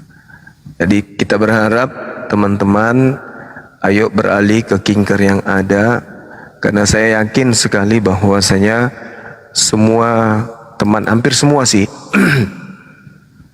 hampir semua teman-teman yang ada di sini khususnya wanita menggunakan skincare saat ini. Jarang sekali wanita yang tidak pakai skincare saat sekarang. Ya, untuk itulah daripada pakai produk yang tidak dikenali, mending kemudian menggunakan produk yang ada di kita, karena sudah ada ininya, sudah DPO-nya sudah aman. BPOM. Iya. Gimana cara pesannya? Cara pesannya bisa melalui TikTok Bang Zuma Store atau langsung ke WA saya. WA-nya ada di bio profil, teman-teman langsung aja klik ini sahabat Bang Zuma. Di bio profilnya ada link yang ku bilang ada tulisan informasi lebih lanjut, silahkan klik WhatsApp. Klik aja link tersebut langsung masuk ke WhatsApp saya. Kalau nggak mau ribet, langsung aja ke TikTok Shop. Nah, TikTok Shopnya ada di Bang Zuma Store. Ketik aja di pencarian Bang Zuma Store atau lihat aja followers yang diikuti oleh sahabat Bang Zuma, ada tuh akunnya gitu. Harganya sudah normal, harganya Rp130.000. Kemarin 95, sekarang kita sudah tidak promo lagi teman-teman. Harganya udah normal menjadi Rp130.000. Buat teman-teman yang mau berbisnis juga bisa, mau jadi reseller langsung aja kontak aku di WA. WA-nya ada di bio profil. Gitu. Lanjut. Iya, silakan ya teman-teman. Jadi skincare kita itu sudah ada DPO-nya. Jadi tidak perlu lagi dicurigai ini produknya ilegal ya. Artinya kalau sudah punya nomor DPO itu artinya sudah aman, sudah bisa difungsikan, sudah bisa dipakai dan bisa dipertanggungjawabkan. Jadi tidak ecek-ecek lagi produknya. Dan memang dari dulu kita nggak pernah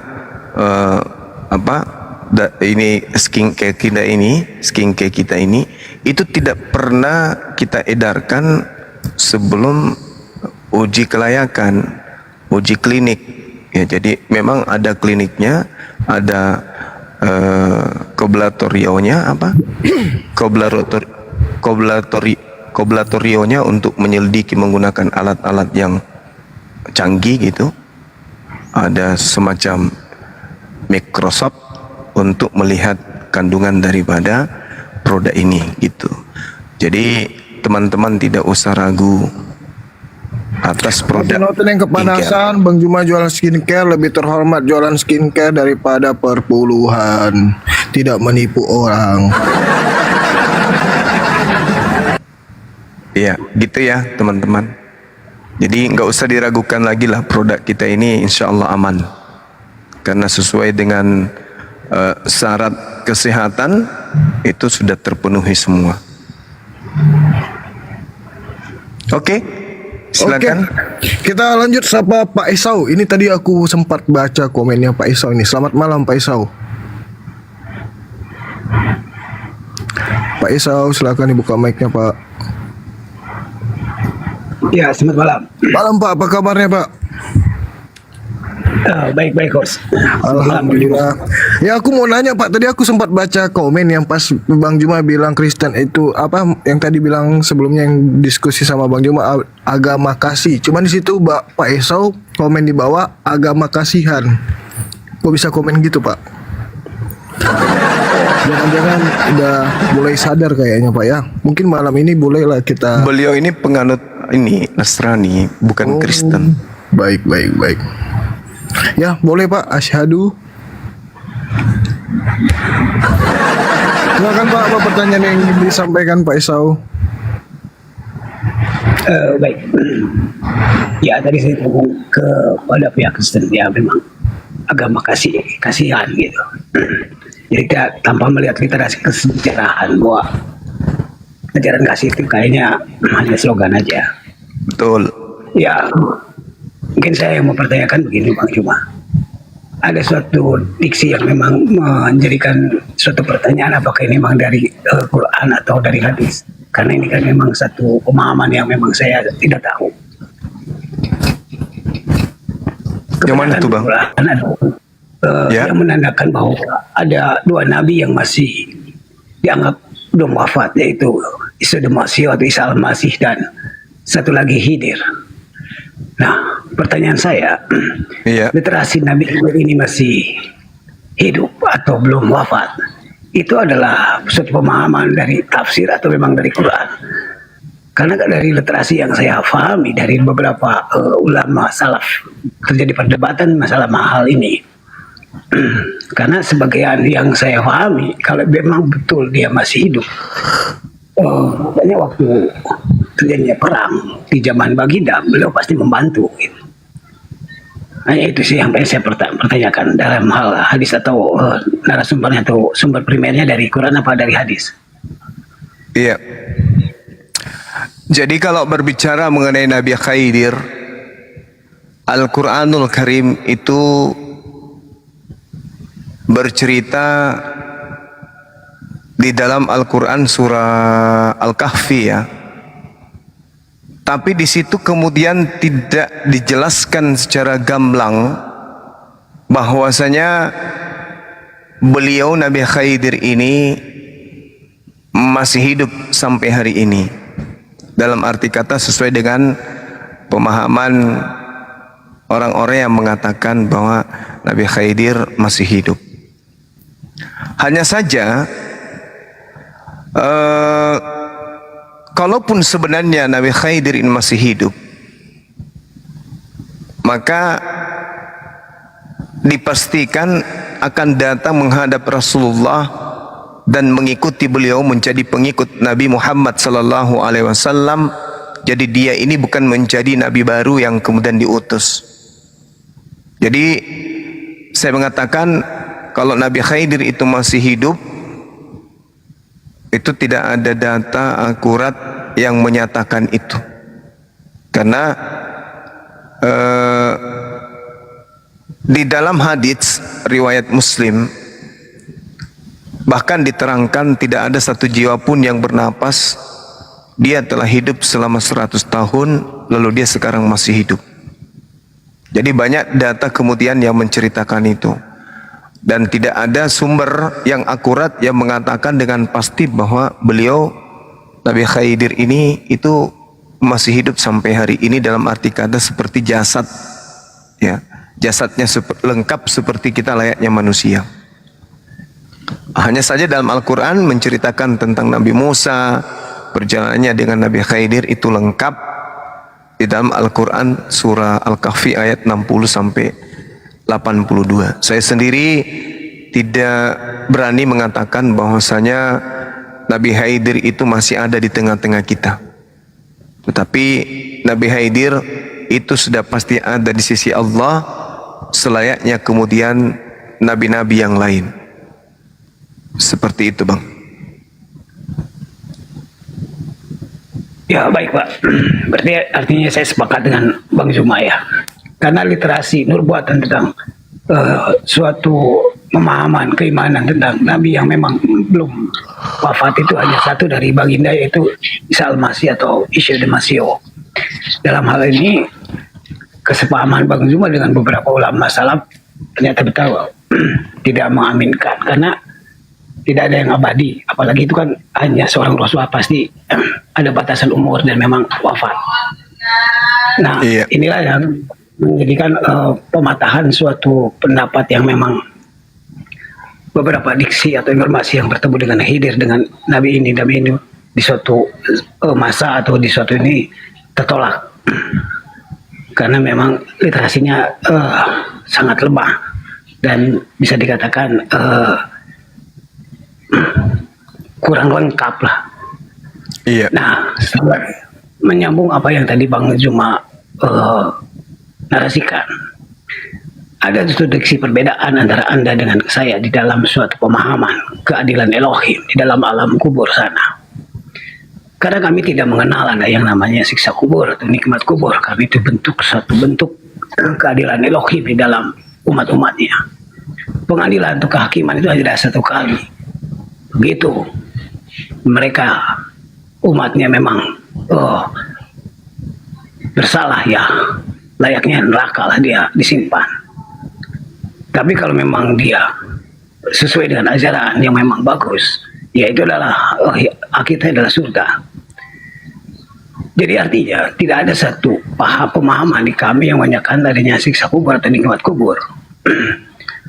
Karena ini adalah bentuk kenikmatan dan bentuk hukuman itu hanya satu kali. Mungkin itu cuma yang memang satu narasi yang memang ada di keimanan kami. Terima kasih. Iya. Jadi gini, saudara saya gini. Kalau kita berbicara mengenai hari penghakiman, itu penghakiman belum terjadi. Karena manusia masih ada yang hidup di atas muka bumi. Perjalanan kehidupan manusia itu, kalau dalam ajaran agama Islam, singkatnya dunia, alam barzah, lalu kemudian padang mahsyar, lalu surga atau neraka. Pada mahsyar ini maksudnya penghakiman. Nah sekarang kita belum masuk ke masa penghakiman. Jadi orang-orang yang mati ini di mana? Mau masuk surga belum dihakimi, mau masuk ke neraka belum dihakimi, berarti dia ada pada satu alam. Alam antara dunia dan alam kebangkitan atau hari penghakiman. Nah, inilah yang disebut dengan alam barzah, alam penantian, alam kubur. Di sana belum mendapatkan siksa selayaknya siksaan orang-orang yang ada di neraka, dan belum mendapatkan kenikmatan selayaknya kenikmatan orang-orang yang ada di surga. Tetapi di masa penantian ini, kuburan itu atau alam barzah orang per orang ini bisa jadi salah satu taman dari taman surga, bisa jadi salah satu lembah neraka dari lembah-lembah yang ada di neraka, atau macam-macam yang ada di neraka. Orang meninggal itu enggak langsung dihakimi. Orang meninggal tidak langsung ke surga. Orang meninggal tidak langsung ke neraka, tetapi berada di alam penantian yang disebut alam barzah atau Seol. Ya. Nah, dengan demikian bahwasanya ketika saudara mengatakan tidak ada siksaan, tidak ada kenikmatan setelah kematian, ya saya rasa juga itu masih perlu dikaji lebih dalam. Karena kenapa? Belum ada orang ke surga, belum ada juga orang ke neraka. Yesus mengatakan dalam Yohanes 5 nomor 29, orang-orang semua akan dibangkitkan untuk dihakimi. Orang yang benar dihakimi untuk masuk ke surga, orang yang sesat akan dibangkitkan untuk dihakimi lalu masuk ke dalam neraka. Lalu di dalam kitabnya orang Yahudi, Daniel 12 nomor 2 sampai nomor 3 dijelaskan begini. Banyak orang yang tidur di dalam debu tanah akan terbangun. Ada yang mendapat hidup yang kekal, ada yang mendapat malu dan kehinaan yang kekal. Ada orang yang berakal budi, ada yang bersinar seperti terangnya langit, dan orang-orang yang menuntun banyak orang kepada kebenaran, mereka seperti bintang-bintang selama-lamanya. Artinya, orang-orang yang dianggap tidur di dalam debu ini adalah orang yang hidup di alam barzah. Dan akan terbangun nanti. Ada yang mendapatkan hidup yang kekal berupa surga, dan ada yang mendapatkan malu dan kehinaan yang kekal berupa neraka. Nah, seketika itu orang masuk ke dalam kubur tidak langsung ke surga, tidak langsung ke neraka. Dia masa pemberhentian dulu, namanya alam barzah. Seperti itu, Bang.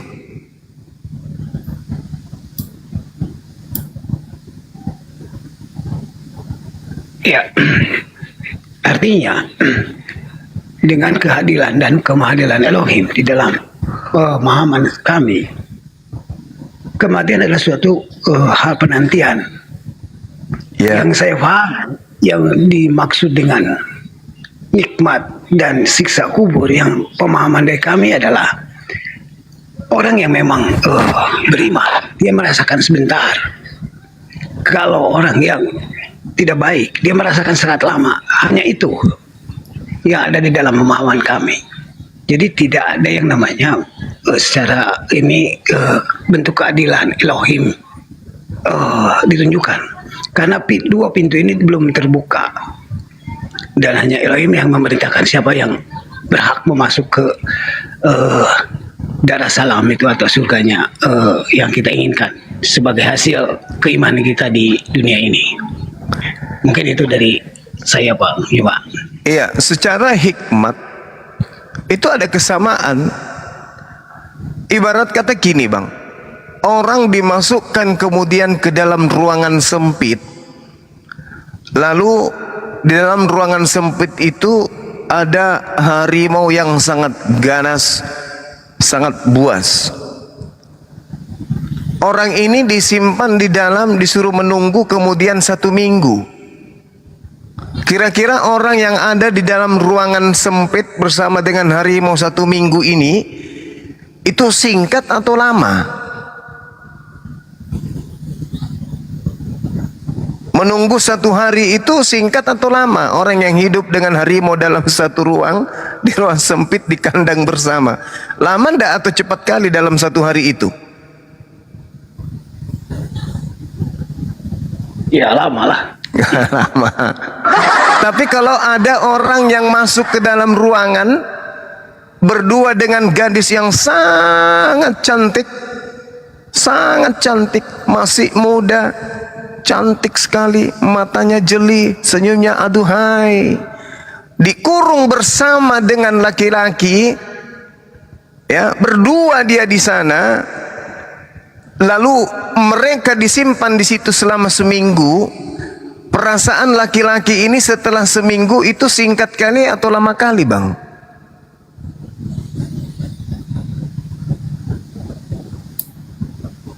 Ya, kalau ilustrasinya dibarengi dengan makhluk lagi ya terasa sebentar. Kan masalahnya kita prianya mengatakan, "Oh, Pak Polisi, penjarakanlah aku 1000 tahun." Kan gitu ya. Yang penting sama dengan si fulan yang tadi, 1000 tahun pun aku tak apa. Tapi Tuhan mengatakan, sudah tiba saatnya, jangan khawatir, ada tempat yang terindah dan kamu hidup kekal di dalamnya, yaitu jannah yang kusiapkan untukmu. Tapi kalau yang 1 minggu bersama dengan harimau, mengeluh dia, meraung-raung dia, oh Tuhan, Pak Polisi, keluarkan saya dari sini, saya siksa. Polisinya mengatakan, ini belum apa-apa, ini baru sel. Penjara menunggumu, lebih dahsyat lagi di sana. Allah mengatakan ini belum seberapa. Innal ladzina kafaru min ahlil kitabi wal musyrikina fi nari jahannam khalidina fiha abada. Ini belum apa-apa. Ini masa penantian, ini baru buah-buah, ini baru bunga-bunganya ini. Ini baru apa istilahnya tuh? Baru bunga-bunga, ini baru riak-riak kecilnya. Ada tempat di mana sudah kusiapkan kamu kekal di dalamnya. Dan kau tidak akan mati, dan kau akan merasakan siksaanku detik demi detik tanpa ada ujung pangkalnya, tanpa ada lagi kehidupan setelahnya. Kamu hidup selama-lamanya di situ. Nah, itulah penggambaran alam barzah, alam kubur. Makanya rentetan dari pertanyaan ini di awal tadi, orang yang malas ibadah, ya ayo rajin-rajinlah beribadah. Karena gadis yang saya maksud tadi adalah amal ibadah kita. Dan harimau yang saya maksud tadi adalah dosa-dosa kemaksiatan kita. Dialah 2 makhluk yang akan menemani kita. Kalau bukan harimau, ya anak gadis manis. Itu penggambaran aja. Jangan pula ada yang berpikir pendek. Waduh, kata Bang Suma, di alam kubur itu ada gadis cantik. Udah mati aja lah aku, bunuh diri lah dia. Jangan pula kayak gitu. Lanjut, Bang. Ya baik. Ya dalam hal ini memang salah satu literasi yang memang tidak ada adanya kesamaan antara pemahaman di akhir zaman dari kehakiman itu adalah sesuatu yang memang final ya. Jadi memang berbuat baik sesuai dengan apa yang kita ajarkan membuahkan hasil yang baik. Benar. Itulah yang saya tahu ya, apalagi Bang Suma dengan tausiah yang memang atau ceramah yang sangat mengedukasi. Alhamdulillah. Pemahaman masa di akhir penantian. Oke, mungkin itu aja Bang Juma, karena ini sudah malam, saya izin pamit. Iya Bang. Iya, makasih saudaraku, Masya Allah. Silakan host. Peta lempu mungkin ada ingin disampaikan. Saudara-saudara yang lain. Nggak ada Oten Bang, jadi gimana kita tutup? Boleh. Kita rehat dulu sejenak. Tapi Insya Allah besok malam ini Bang. Ya nggak apa-apa. Nggak masalah. Gajiku Bang. Misalnya udah 3 bulan aku belum gajian, dipotong. Aku lemparkan juga nanti HP ini lama-lama ya. Mau aku cek ke Bang Juma? Maksud lo?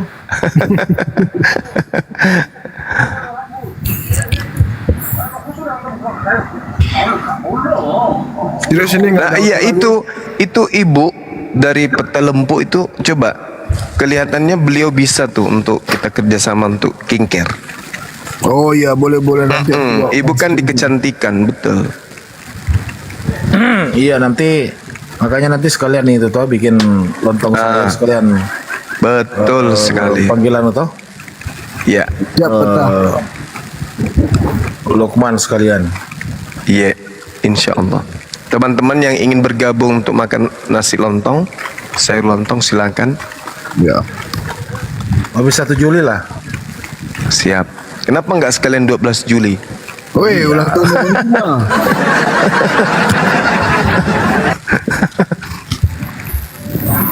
Ya, kita sapa dulu Bang Kiki, katanya ada mau disampaikan sangat penting host. Ya, baik, silakan Bang Kiki. Assalamualaikum. Waalaikumsalam warahmatullahi wabarakatuh. Guna Juma, assalamualaikum. Waalaikumsalam warahmatullahi wabarakatuh. Ya, masya Allah, barakallah dari dulu. Masuk Bang Juma. Saya tuh sebenarnya dalam hidup tuh nggak punya fans selain Rasulullah Sallallahu Alaihi Wasallam. Kemudian ngikutin Bang Juma yang menjadi fans kedua saya lah.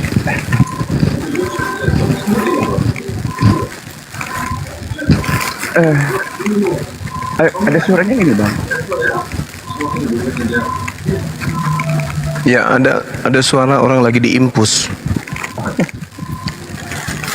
Iya, ini saya itu semenjak Suaranya ada Bang, tapi noise Bang. Berisik, kecil juga. Bentar.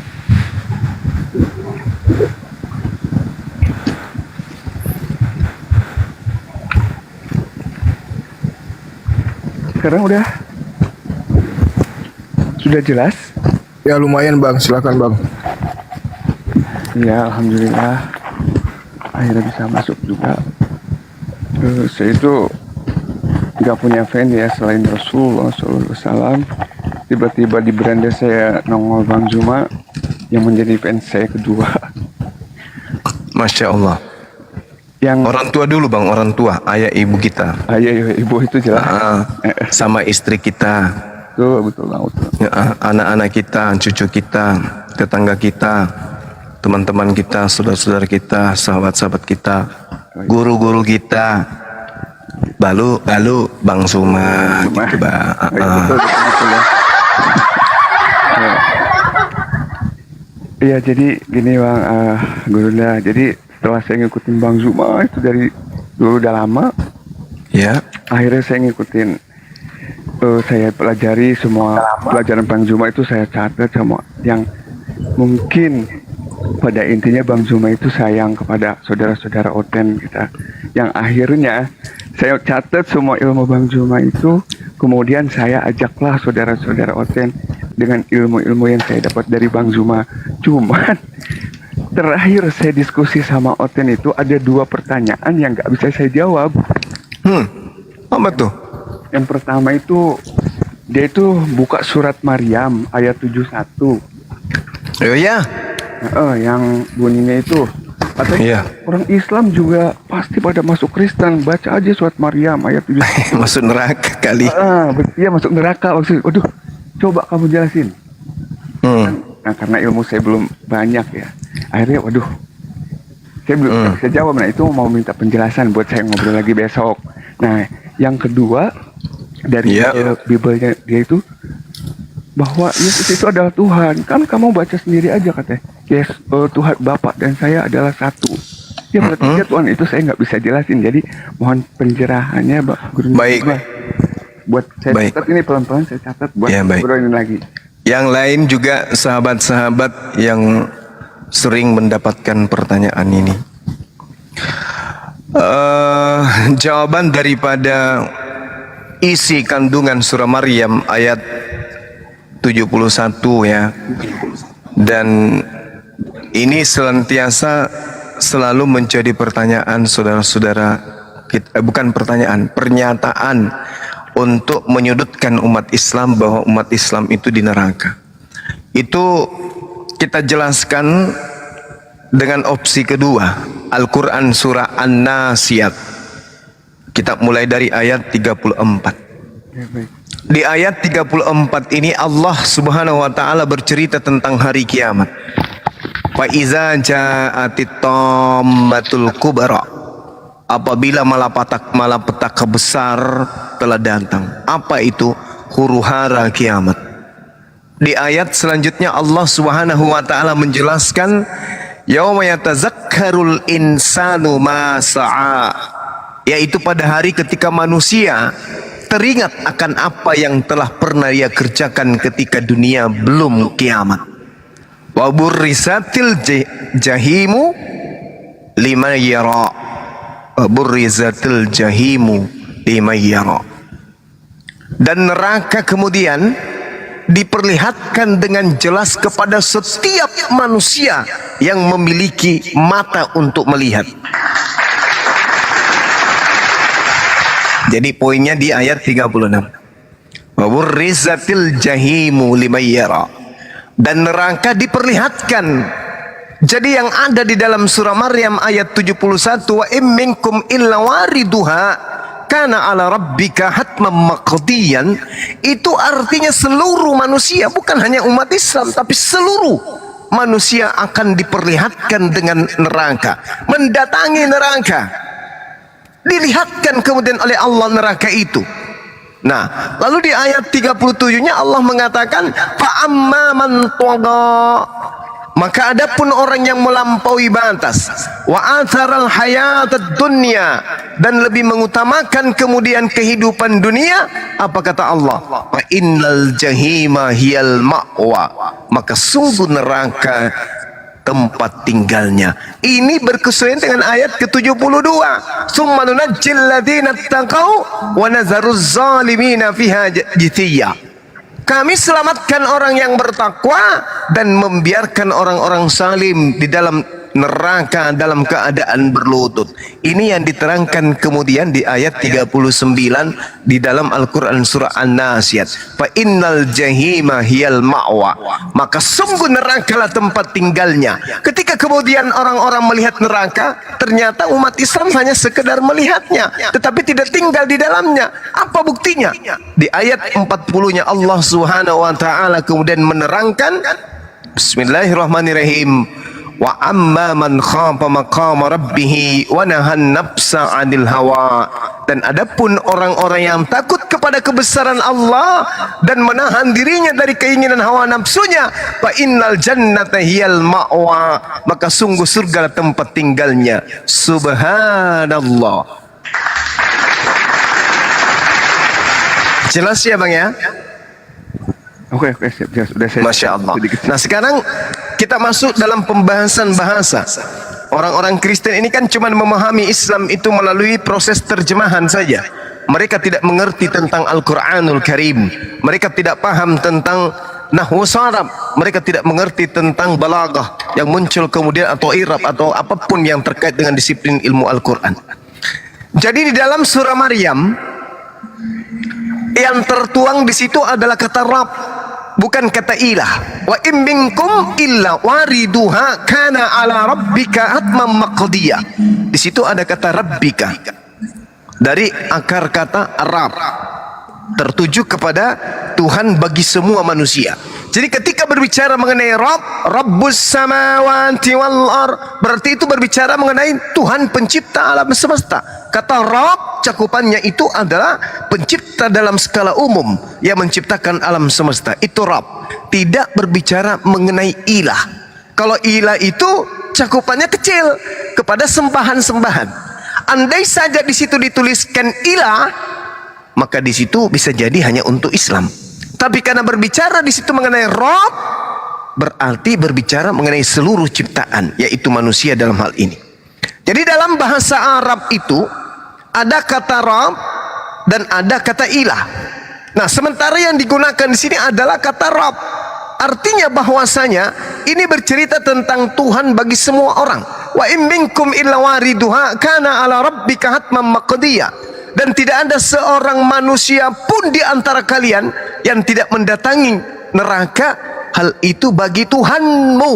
Artinya bagi Tuhan pencipta alam semesta, yaitu Tuhannya alam semesta, Tuhannya orang Kristen dan Tuhannya umat Islam. Nah, hanya saja bahasa kita, bahasa Indonesia, Bung, itu tidak memiliki kosakata yang bisa memisahkan antara kata Rabb dan kata ilah. Rabb artinya Tuhan, ilah juga artinya adalah Tuhan. Rabb artinya sembahan, ilah juga artinya adalah sembahan. Tidak ada kosakata dalam bahasa Indonesia yang bisa dengan jelas memastikan perbedaan di antara dua kata Arab ini. Oleh karena itulah kemudian ya, maka kita harus memaknai Rabb dalam konteks Tuhan bagi semua. Contoh yang saya uraikan tadi, Rabbus samawati wal ard. Sedangkan ilah merujuk kepada konteks sembahan yang cakupannya kecil. Nah, sehingga di dalam ajaran agama Islam ketika berbicara mengenai siapa yang kemudian mendatangi neraka ini, itu tak lain dan tak bukan adalah orang kafir. Karena dalam surah Al-Maidah ayat 39, kemudian surah Ali Imran ayat 195, di situ jelas sekali bercerita tentang surga untuk orang Islam. Lalu di mana neraka itu untuk orang Kristen? Izinkan saya membacakan satu ayat di dalam Al-Quran surah Al-Anbiya. Di sini bercerita tentang kata yang sama, wariduha. Tapi wariduha ini bercerita tentang spesial orang-orang kafir. Kita lihat. Bismillahirrahmanirrahim. Innakum wa ma ta'buduna min dunillah hasabu jahannam antum laha waridun. Saya ulang. Innakum wa ma ta'buduna min dunillah hasabu jahannam antum laha waridun. Waridun waridun wa in minkum illa wariduha waridun wariduha. Wariduha kana ala rabbik itu bercerita tentang seluruh manusia. Sedangkan yang ada di dalam surah Al-Anbiya ayat 98, antum laha waridun, itu hanya merujuk kepada orang kafir saja. Innakum wa ma ta'buduna min ba'dunillah hasabu jahannam. Sungguh kamu orang kafir, apa yang kamu sembah selain daripada Allah adalah bahan bakar jahannam. Kamu pasti masuk ke dalamnya. Saya kira begitu, Bung, cara menjawabnya. Kalaupun masih ada guru-guru kita yang memberikan cara menjawab yang lebih hebat, yang lebih mudah dan lebih gampang kemudian untuk diberikan kepada saudara-saudara kita Oten yang menyangka bahwasanya Islam itu masuk ke neraka, itu silakan aja belajar kepada mereka. Insya Allah semua itu akan memberikan hikmat kepada kita semua. Izinkan saya sebagai penutup untuk membaca Markus 9 nomor 49. Di situ diterangkan dengan sangat jelas ya bahwasanya karena setiap manusia akan digarami dengan api neraka. Markus 9:49. Kalau ini kita kembalikan kepada Kristen, artinya berdasarkan Markus 9:49, semua orang Kristen akan digarami dengan api neraka. Dan bisa saya buktikan itu, Bung. Kenapa saya mengatakan? Karena Yesus kelak akan apa istilahnya ini? Akan membaptis ya, akan membaptis orang-orang Kristen dengan membaptis orang-orang Kristen ini dengan api. Itu sering kita baca bagaimana di dalam kitabnya mereka. Ya, contoh misalnya di Lukas 3 ya. Lukas 3 di situ dikatakan, saya lupa Lukas 3 nomor berapa. Yesus akan datang dan akan membaptis orang Kristen dengan api. Mata meja. Oh iya betul. Lukas 3 nomor 16. Yesus akan datang dan membaptis orang Kristen dengan api. Kita lihat orang Kristen kalau dibaptis selama ini, dibaptis dengan air itu maksudnya dicelup dengan air, dipercik air atau direndam air atau dia tenggelamkan di kolam atau ditenggelamkan di sungai. Berarti kalau dipercik dengan api, kalau dia dibaptis dengan api, dibaptis air artinya direndam di kolam. Kalau dibaptis dengan api artinya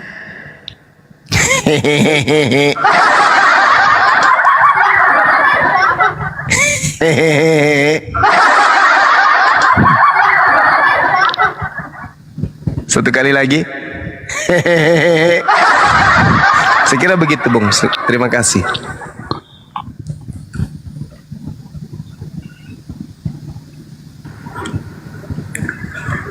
Oke, Bang Kiki.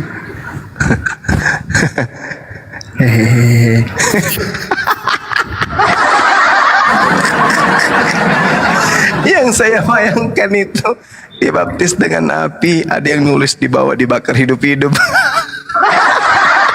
Benar juga sih, masuk akal. Kan kalau dibaptis dengan air artinya direndam hidup-hidup, berarti dibaptis dengan api. Dibakar hidup-hidup lah. Allah Akbar. Masya Allah. Maafkan diriku. Saya hanya membaca dalil, bukan saya menghina ya. Selamat menikmati baptisan api. Syukron guru Juma. Iya, sama-sama. Iya, sama-sama, Bang. Udah saya catat buat ngobrol lagi sama teman-teman saya yang lain. Iya, silakan. Menyala abangku. Iya. Semuanya sehat. Siap. Assalamualaikum warahmatullahi wabarakatuh. Waalaikumsalam warahmatullahi wabarakatuh. Tapi lain kali Pak Ki kalau naiknya terlalu lembek suaranya, aduh, bikin ngantuk. Galak dikit kenapa? Anak saya lagi tidur. Ini juga bisa galak. Kakinya lagi dipegang sama bini. Menyek-menyek sekali suaranya. Nyemek-nyemek. Iya, menyek-nyemek. Ya, soalnya samping saya anak saya lagi tidur, Bang. Maaf. Iya. Dibaptis dengan api artinya dibakar hidup-hidup. Lucu juga ini netizen di bawah ini. Di mana dapat ilmu itu dibaptis dengan api dibakar hidup-hidup? Ya, ya sama kalau lagi waktu nu balik. Balik. ditapai. Iya. Disandrai. Harus itu digarami dulu. Markus 9:49. Tak ada satupun orang Kristen yang tidak akan digarami dengan api. Pak Baliraku kapan? Allahu Akbar, Masya Allah. Jadi ingat ikan kering digarami dengan api. Aduh, parah. Enak loh itu, nasi ketan panas campur ikan kering yang digarami lalu di api. Mantra sila bunteli babuana bat doa otak nabe culun dah. Buat sarapan pagi tuh enak itu ikan nasi. Si gendut besar perut kepala kecil akan digarami dengan api. Bom. Mantra saya anak darai. Saya pamit dulu, cakar dulu ada nak akhirnya. Iya, iya, makasih. Waalaikumsalam warahmatullahi wabarakatuh. Sama dengan itu apa sih namanya itu MC dangdutan.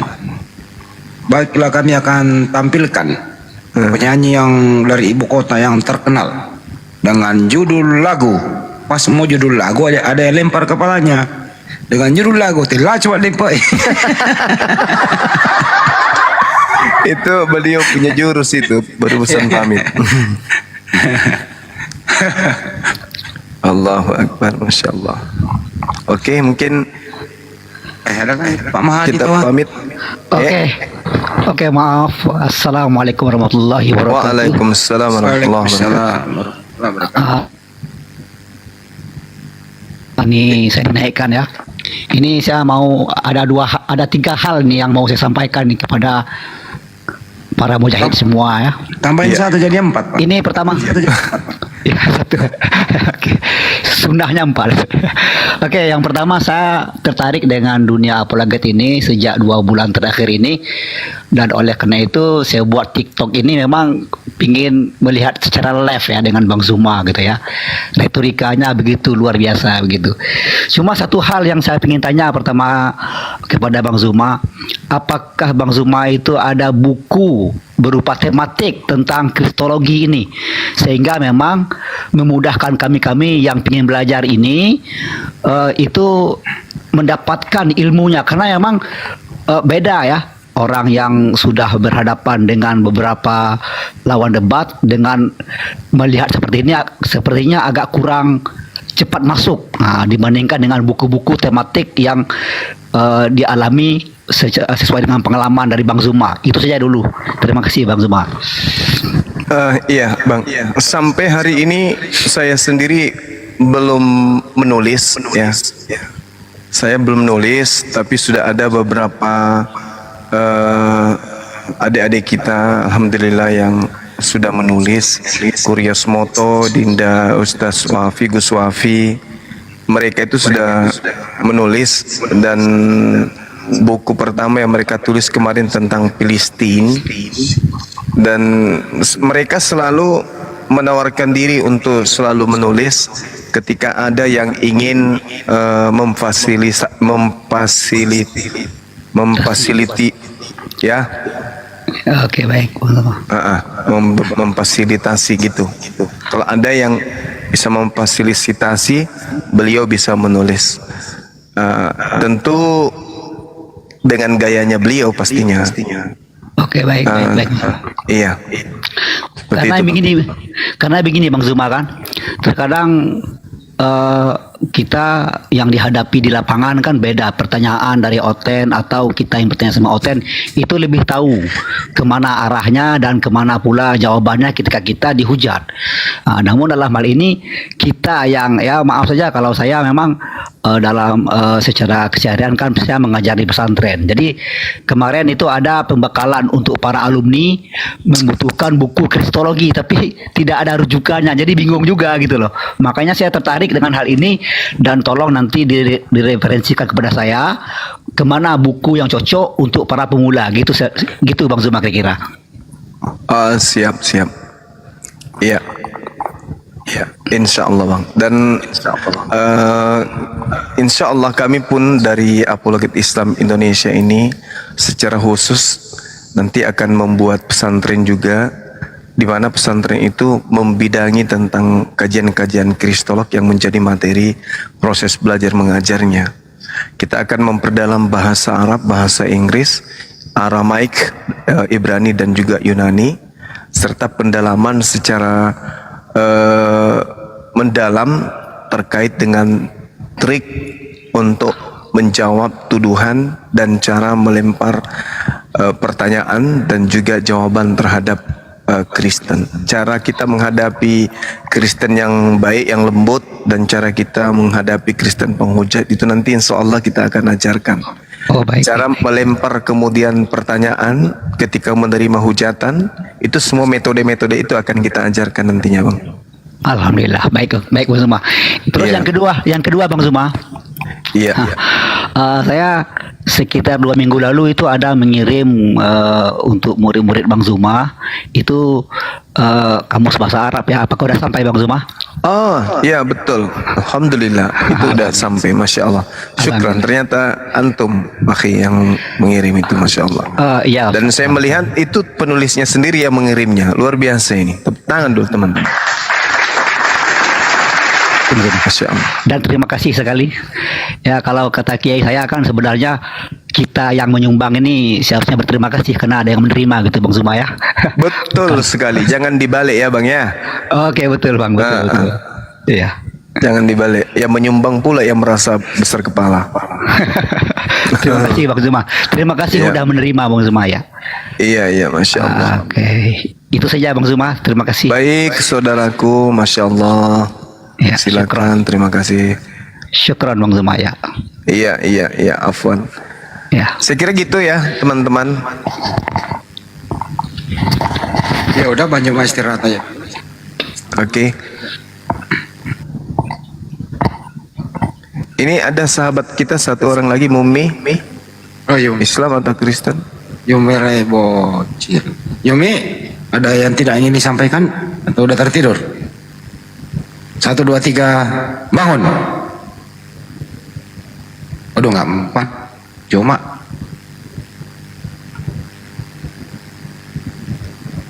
Assalamualaikum. Nah bangun bener mempan nggak? Waalaikumsalam.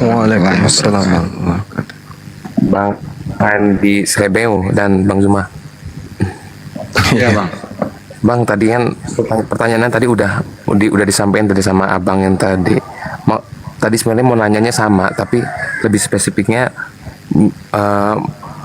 mungkin di lapangan itu butuh buku ringkasan tentang perubahan-perubahan kitab dari kitab yang lama sampai sekarang itu perubahannya apa aja ditulis di buku dan rujukannya dari kitab mana aja, terus ayat-ayat yang di luar akal sehat manusia apa aja ditulis di buku dan penjelasannya menurut Bang Zuma seperti apa, mungkin maksud abang yang tadi itu seperti itu. Mungkin tadi saya mau nanya itu, tapi abang yang tadi udah nanya duluan. Iya.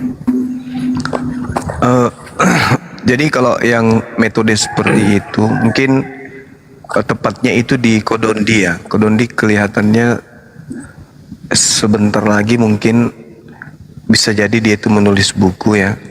Tapi kalau teman-teman yang ingin belajar online, silakan di channel beliau materi Bible of Bible. Di situ diterangkan perubahan Bible dari zaman ke zaman, dari terjemahan lain.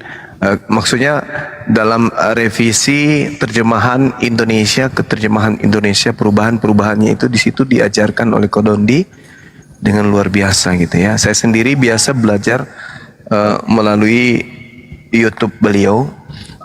Kalau ada materi yang saya rasa saya tidak temukan original teksnya, maka saya lari ke channel beliau untuk melihat data yang mungkin saya butuhkan. Seperti itu, Bung. Tapi kalau menulis buku, kurasa juga dulu pernah ada ya.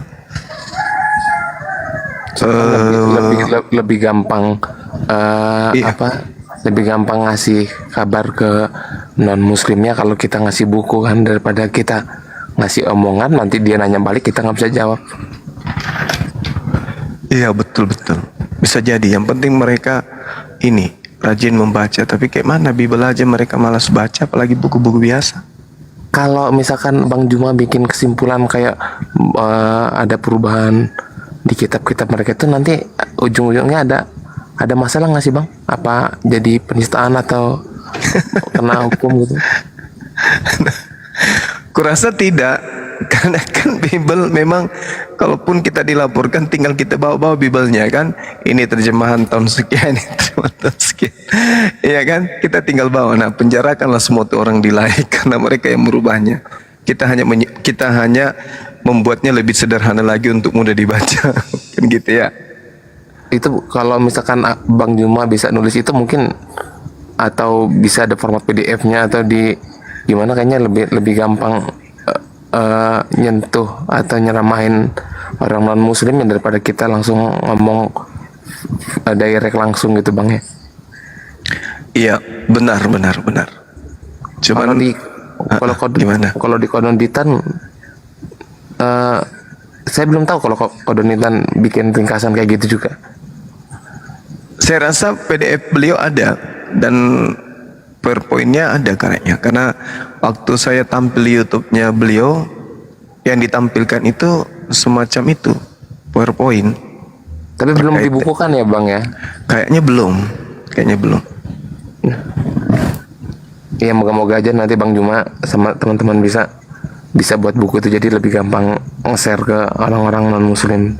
Amin. Ya, makasih Bang.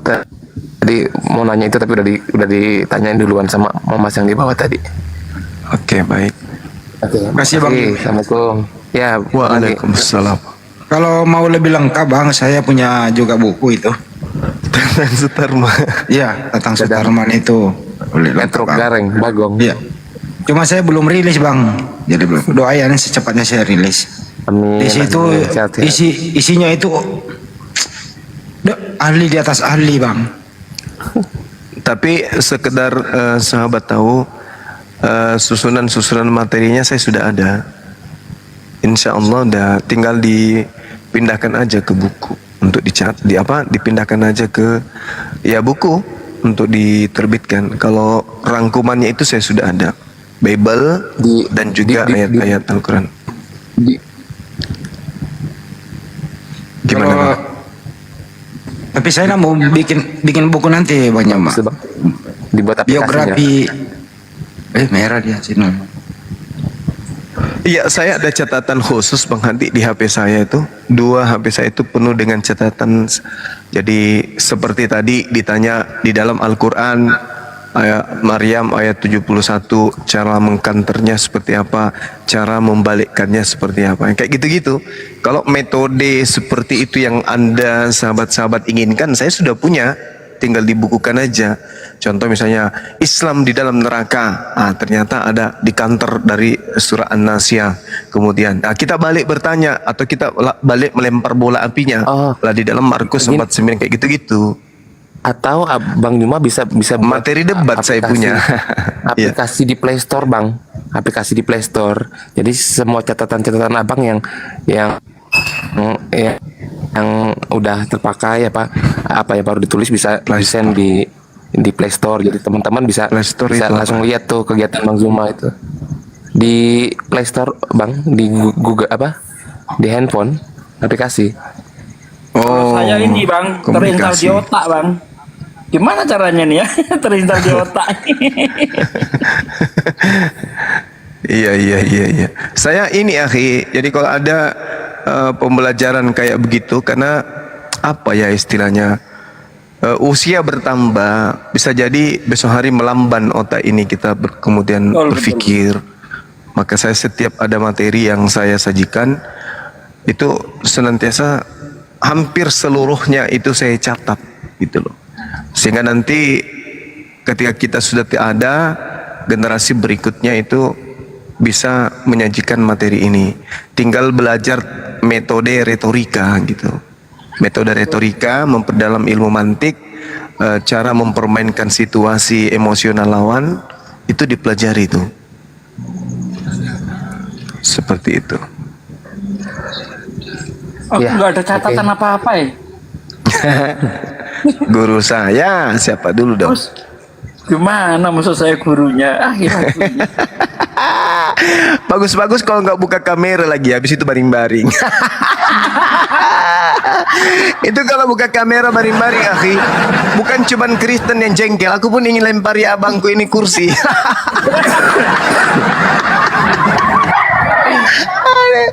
Santai kali ku tengok. Allahu Akbar. Biasanya tadi udah tidur. Ini udah bangun lagi ya Bang Sugi? Dia tunggu Bu Rasmi. Beliau itu tunggu Bu Rasmi spesial untuk beliau. Itu teleponan sama blokir permanen itu ngajarin apa, kan YouTube-nya ada monet tuh. Nah, tinggal ngajarin aja anunya, nyetel-nyetel iklan apa gitu. Ya sampaikan aja ke beliau, akhi kasih nomor rekeningku di monetnya. Bagus itu. Oh iya. Nih saya sampaikan.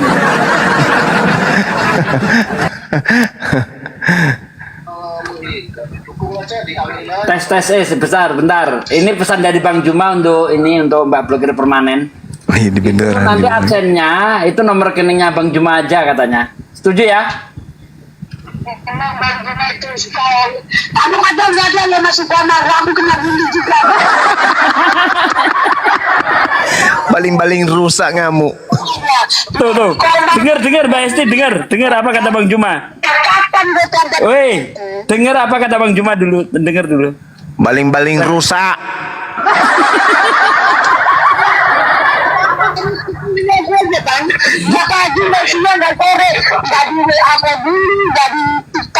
Oh, memang orang ini cocok di gunung tinggal anak ini. Cocok di gunung. Ya bang, ini koma langsung kena peringatan ini. Padahal cuma suaranya loh. Gimana kalau orangnya ya? Iya, orangnya tangannya besar gitu, pantas aja suaminya lari, dicekek mati ya suaminya. Untung mati. Betisnya kayak betis kesebelasan. Tim nasional, timnas ya, cocok ya. Iya. Timnas itu tim nasional ya. Betul. Benar ya. Oke, aman berarti. Oke. Waduh, ada lagi yang baru naik nggak enak disambit. Disambut. Ya itu Dani. akhi, saya lihat dulu. Silakan akhi Sugi, silakan akhi. Masya Allah. Dani dan Diva, selamat pagi. Assalamualaikum semuanya. Waalaikumsalam warahmatullahi wabarakatuh. Masya Allah, senang sekali bisa dinaikin di komalnya Bang Zuma baru kali ini. Soalnya setiap hari mantengin terus api apologet Islam Indonesia. Ya, kira-kira ada yang tidak ingin disampaikan, Mbak? Diva kan mau tanya, Pak Sugi salam dulu untuk buat Bang Zuma, Bang Handi, Pak Sugi, Bunda Rahma, Bunda Hesti yang ada di komal ini. Wah, mereka nggak ada loh mbak, malah host yang ada ini. Iya, iya semuanya yang ada di komal ini. Diva mau tanya, kan Diva saat ini duduk di perkuliahan semester 6, terus ada pembelajaran tentang Masailul Fikiyah. Ada yang sedikit mau dipertanyakan. Nah, jadi gini. Apa tadi Mbak? Apa tadi? Mau bertanya sedikit tentang pembelajaran Masailul Fikiyah. Masailul, apa itu? Tentang fikih. Oh ya.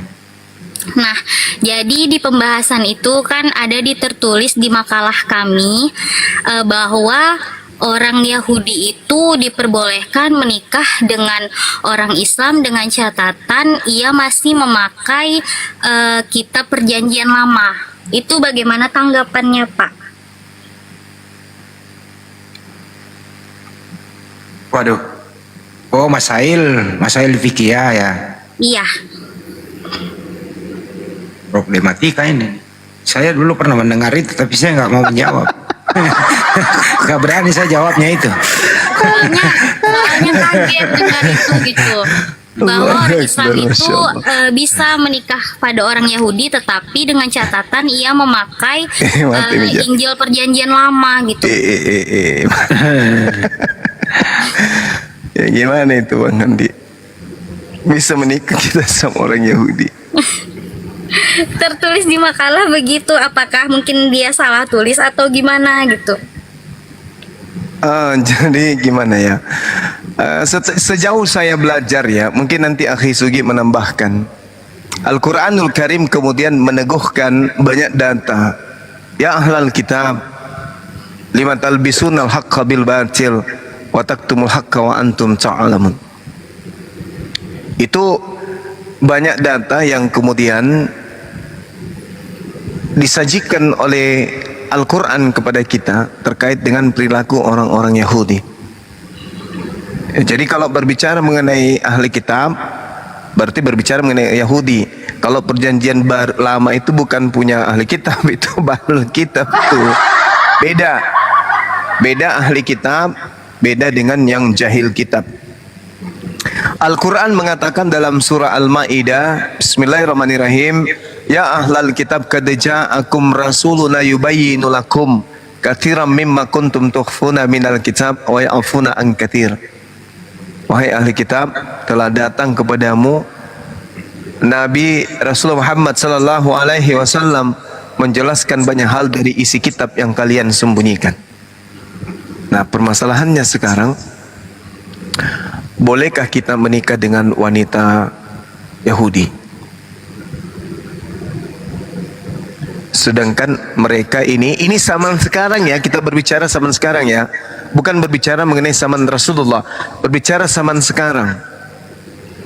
Sedangkan sekarang ini mereka menolak kenabian Rasulullah Muhammad sallallahu alaihi wasallam. Apakah boleh kita katakan bahwa mereka itu adalah satu akidah dengan kita ketika mereka menolak Rasulullah? Tidak dong. Ya enggak. Berarti ya itu tidak boleh kita menikah dengan orang Yahudi yang notabene-nya kemudian tidak menerima baginda Rasulullah Muhammad sallallahu alaihi wasallam itu sebagai nabi.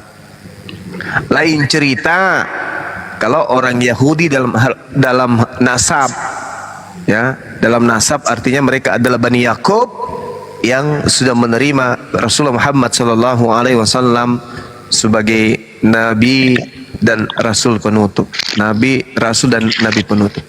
Saya kira begitu. Ananda siapa namanya ini? Tadi kupikir malah anak SD. Makanya hampir kutanya host turunin. Udah skripsi tahu. Ternyata sudah skripsi ya. Mantap. Iya, alhamdulillah. Ya, alhamdulillah.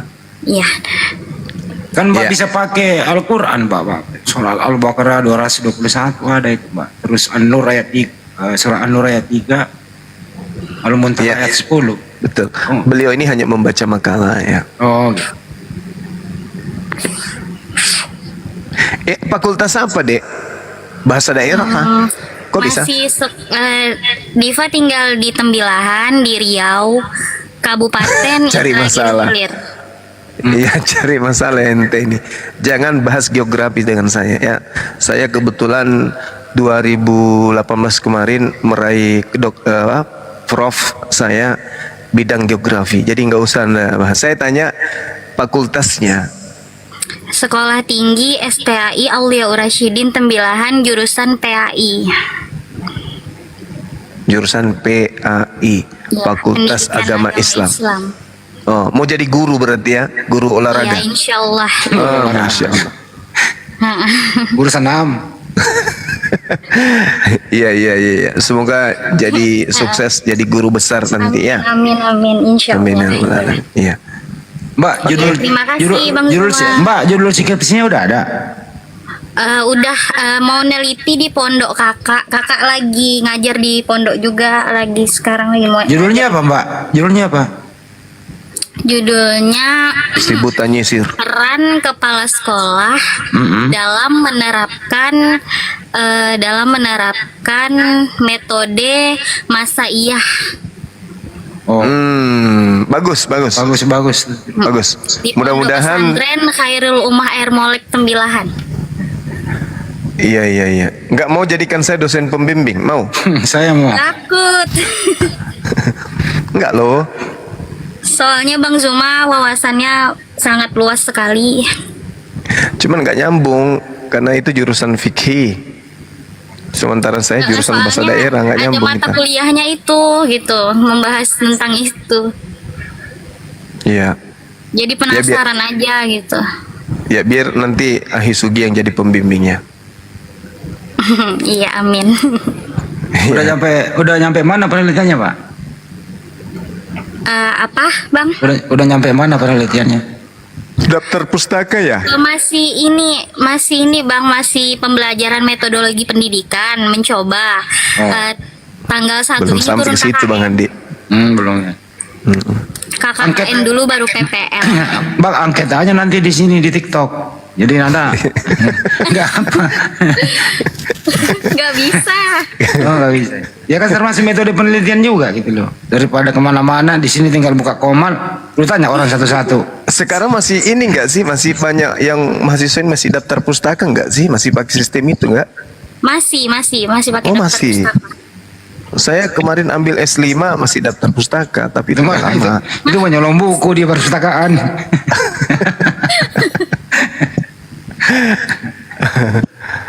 Allahu Akbar. Ya udah, semoga lulus bisa dapat ayam, Mbak ya.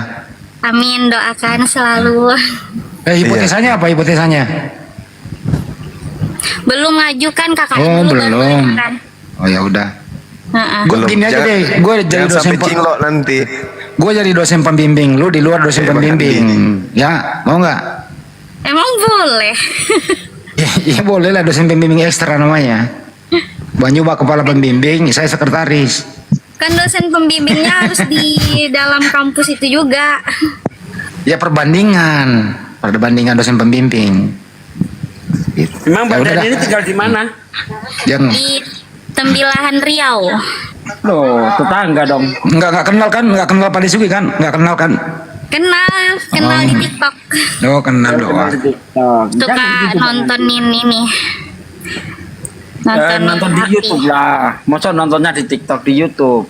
Iya Kalau di di YouTube ya TikTok juga. Kalau di YouTube setiap malam mau tidur selalu nonton itu, dengerin. Iya. Ya, sukses ya Mbak. Ya terima kasih semuanya. Makasih. Salam sama Mas Dani. Mas Dani siapa kalau Dani itu? Itu calon, insya Oh Allah. ya. Salah pecah nanti. Enggak.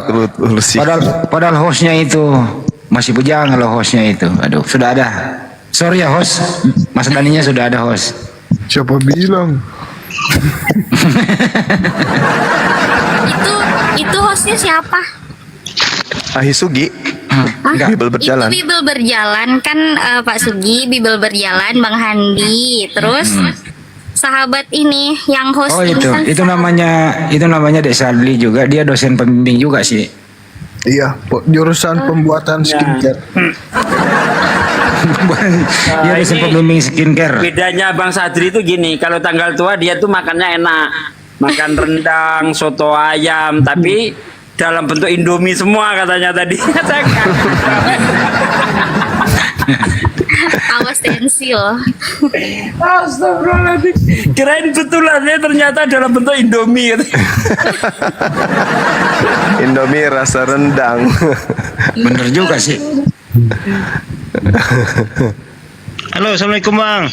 Waalaikumsalam. warahmatullahi wabarakatuh. Ya, baru saya datang. Lagi seru itu kan, makanya saya nggak duluan nih.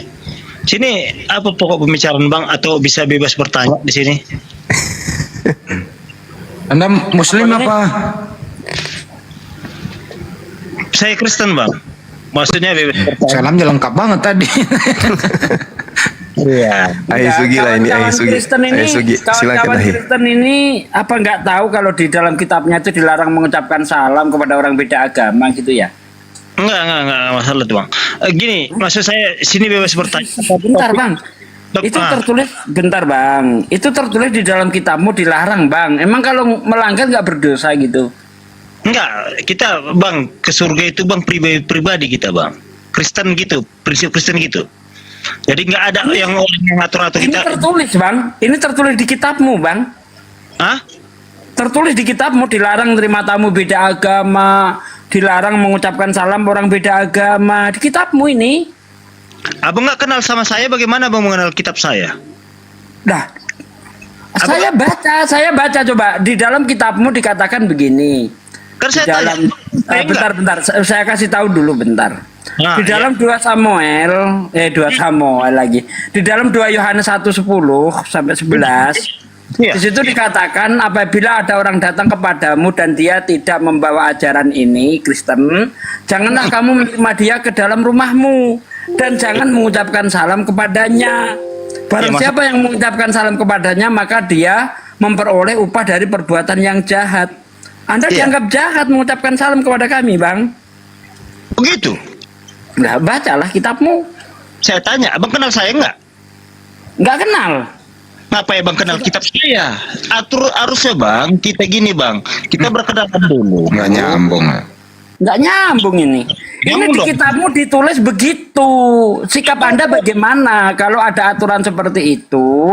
Sikap Anda gimana? Apakah Anda taat terhadap apa yang diatur di kitabmu atau Anda menentang? Itu aja.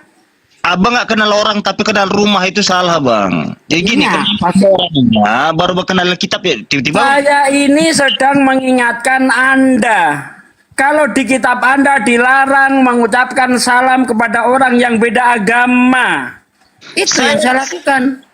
Bang, saya tidak ada merasa bersalah. Kenapa memang keberatan? Hanya di agama abang yang keberatan.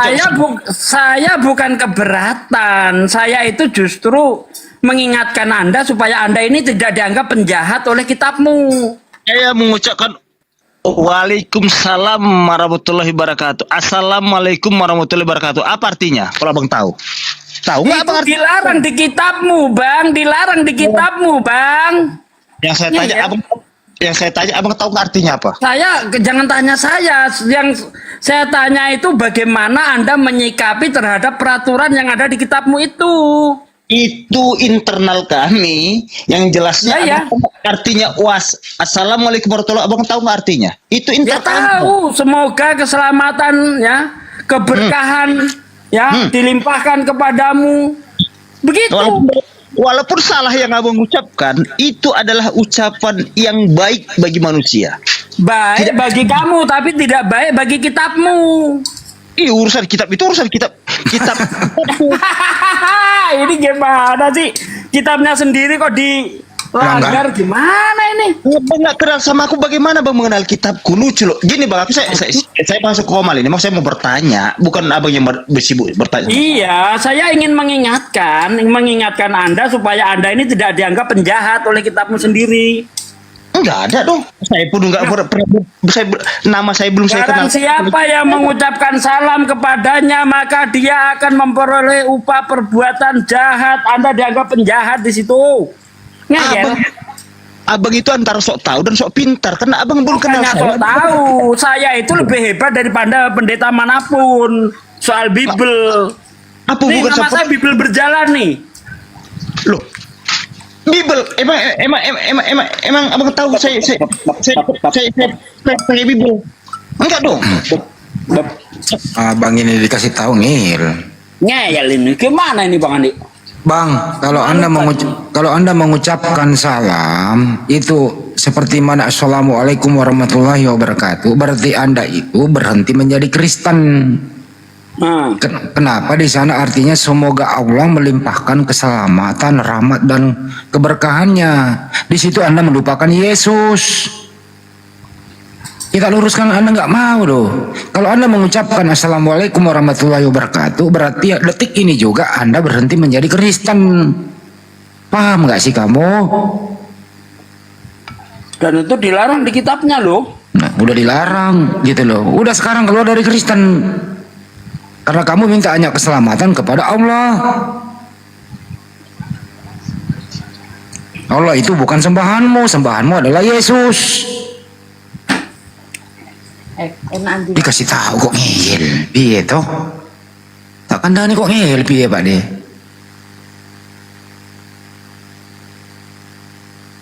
Bro, terus tidur sana. Kalau dikasih tahu tuh, iya, oh iya ya, saya salah ya. Oh no loh.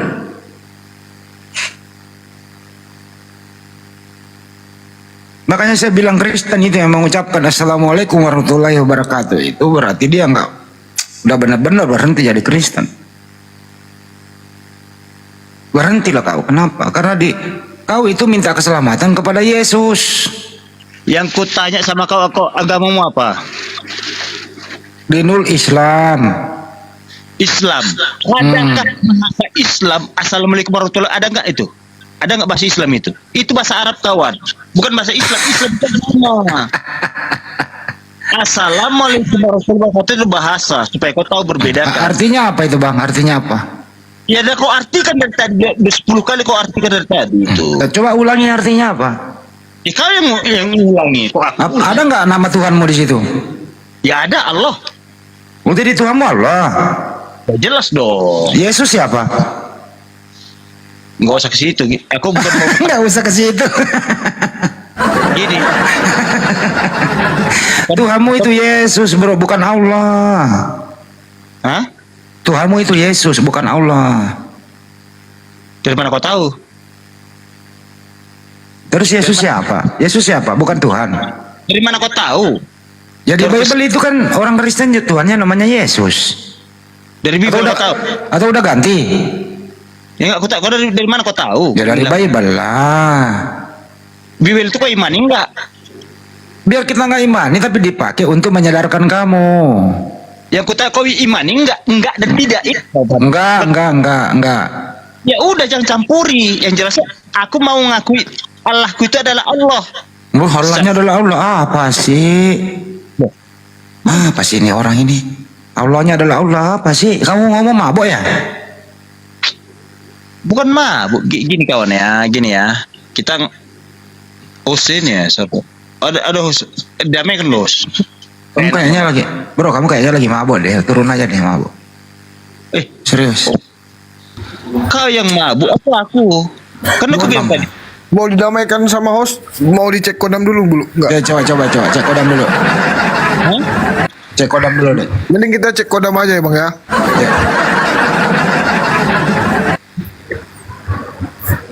Coba tes dulu. Coba tes dulu. Seharusnya saya mau bertanya sama kalian, tetapi kalian pula sibuk bertanya sama saya. Coba cek kodam dulu deh. Coba cek Kodamnya dulu. bang David ini kodok hijau. Tidak bisa diskusi katanya bang. Mending turun aja bang. Tidak pernah. Ya, kalau kitabnya sendiri aja ditentang, terus kita suruh jawab gitu pakai Quran, nggak perlu. Bang Andi, nggak perlu orang kayak gini. Kecuali kalau kita ingatkan, dia itu terima. Ini kitabnya sendiri aja ditentang. Jelas-jelas di dalam kitabnya itu dilarang mengucapkan salam. Kalau mengucapkan salam dianggap penjahat. Ditentang sama dia. Abang yang menentang saya. Allah itu adalah Allah. Apa sih? Ini yang dibicarakan apa yang kau ini ngerti enggak sih yang dibicarakan? Ngerti lah. Apa? Nah? Yang dibicarakan apa? Ya bagaimana bilang menentang di mana? Udah Bang Andi. Orang kayak gini nggak ada guna Bang Andi.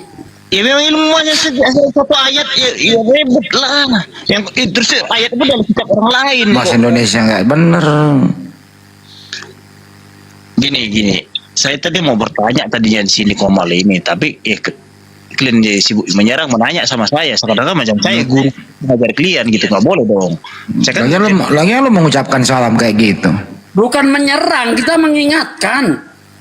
Di dalam kitabmu itu ada aturan dilarang mengucapkan salam, bahkan dilarang menerima orang yang beda agama, ya, menerima tamu orang beda agama. Itu di kitabmu. Kok menyerang katanya? Kalau aku bilang nggak apa-apa, nggak urusanmu.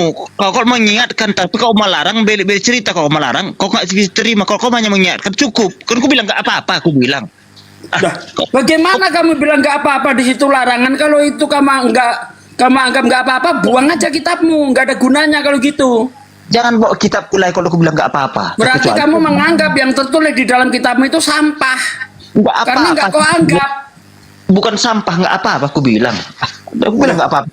Itu kau di luar internal kau, di luar sakit ini.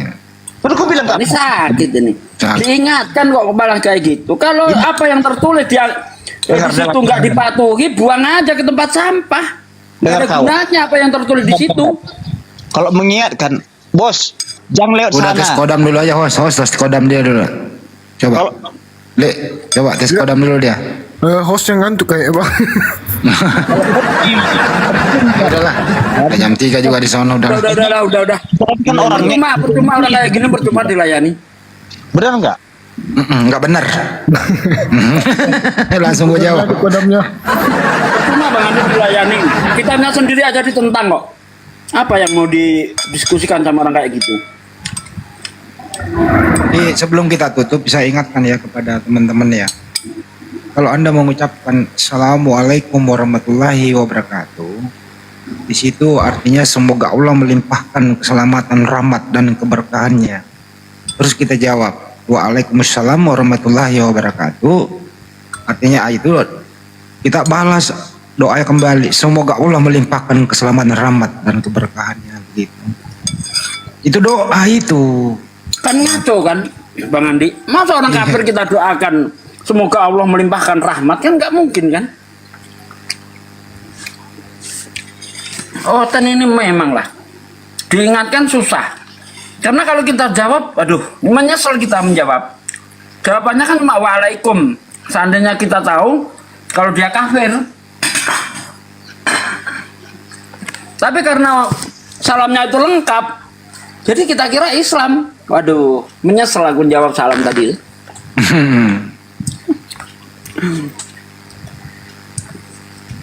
Udahlah ya. Oten-oten janganlah ngucapin salam. Kalau di kitabmu itu dilarang, patuhi. Ya, apa yang tertulis di situ ikuti. Ini enggak, yang cocok diikuti, yang enggak cocok dibuang. Apa kalian malu menjalankan apa yang tertulis dalam kitabmu? Dilarang menerima tamu beda agama, dilarang mengucapkan salam, ikuti. Gitu loh seharusnya itu.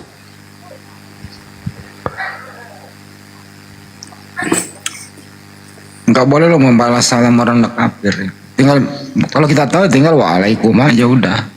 Ya, waalaikum. Assalamualaikum warahmatullahi wabarakatuh. Waalaikumsalam warahmatullahi wabarakatuh. Host. Oten apa Islam, Bang?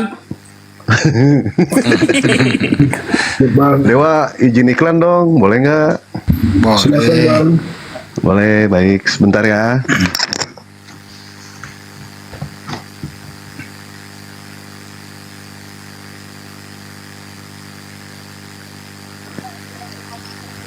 Malam-malam makan pempek dari Bang Riko, wah enak banget.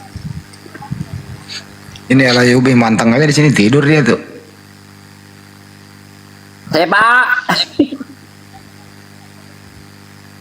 Mana Bang Dewa katanya mau iklan kok terus diem? Sebentar Pak, Pak Ade, ini lagi disiapin ininya dulu. Dewa lupa lagi dibawa ke belakang itunya. Sebentar.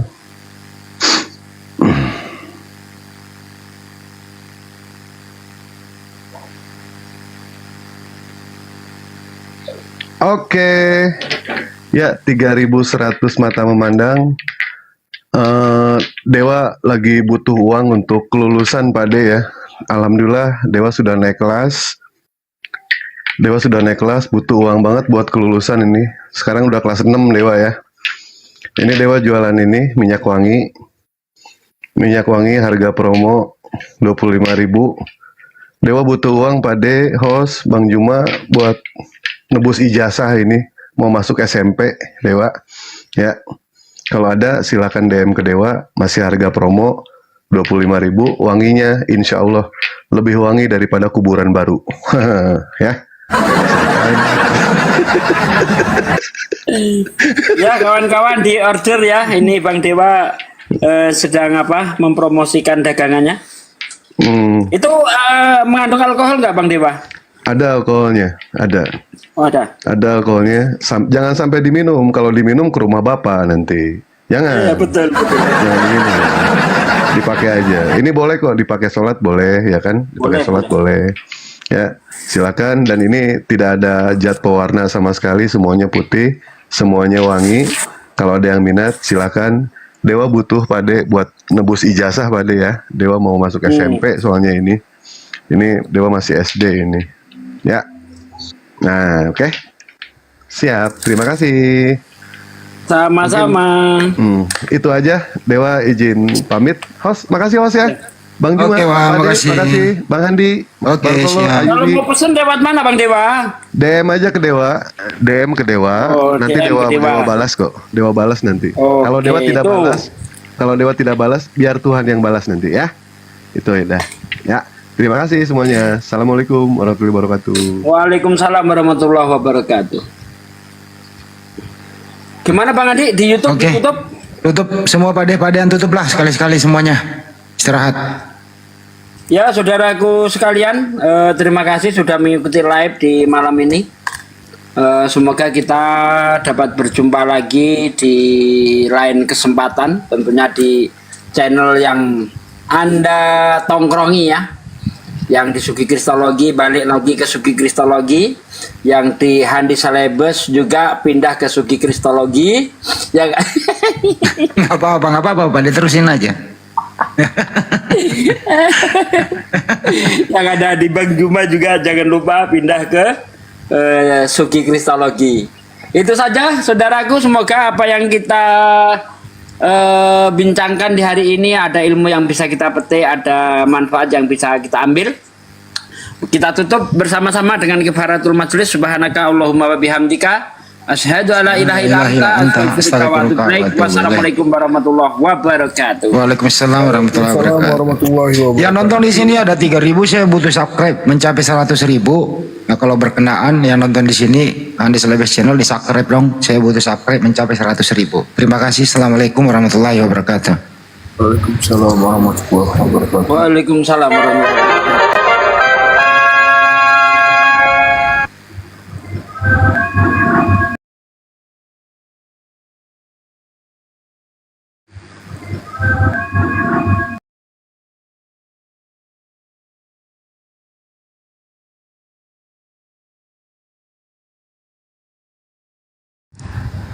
Gitu. Bisa saksikan langsung nggak ke sana? Bisa.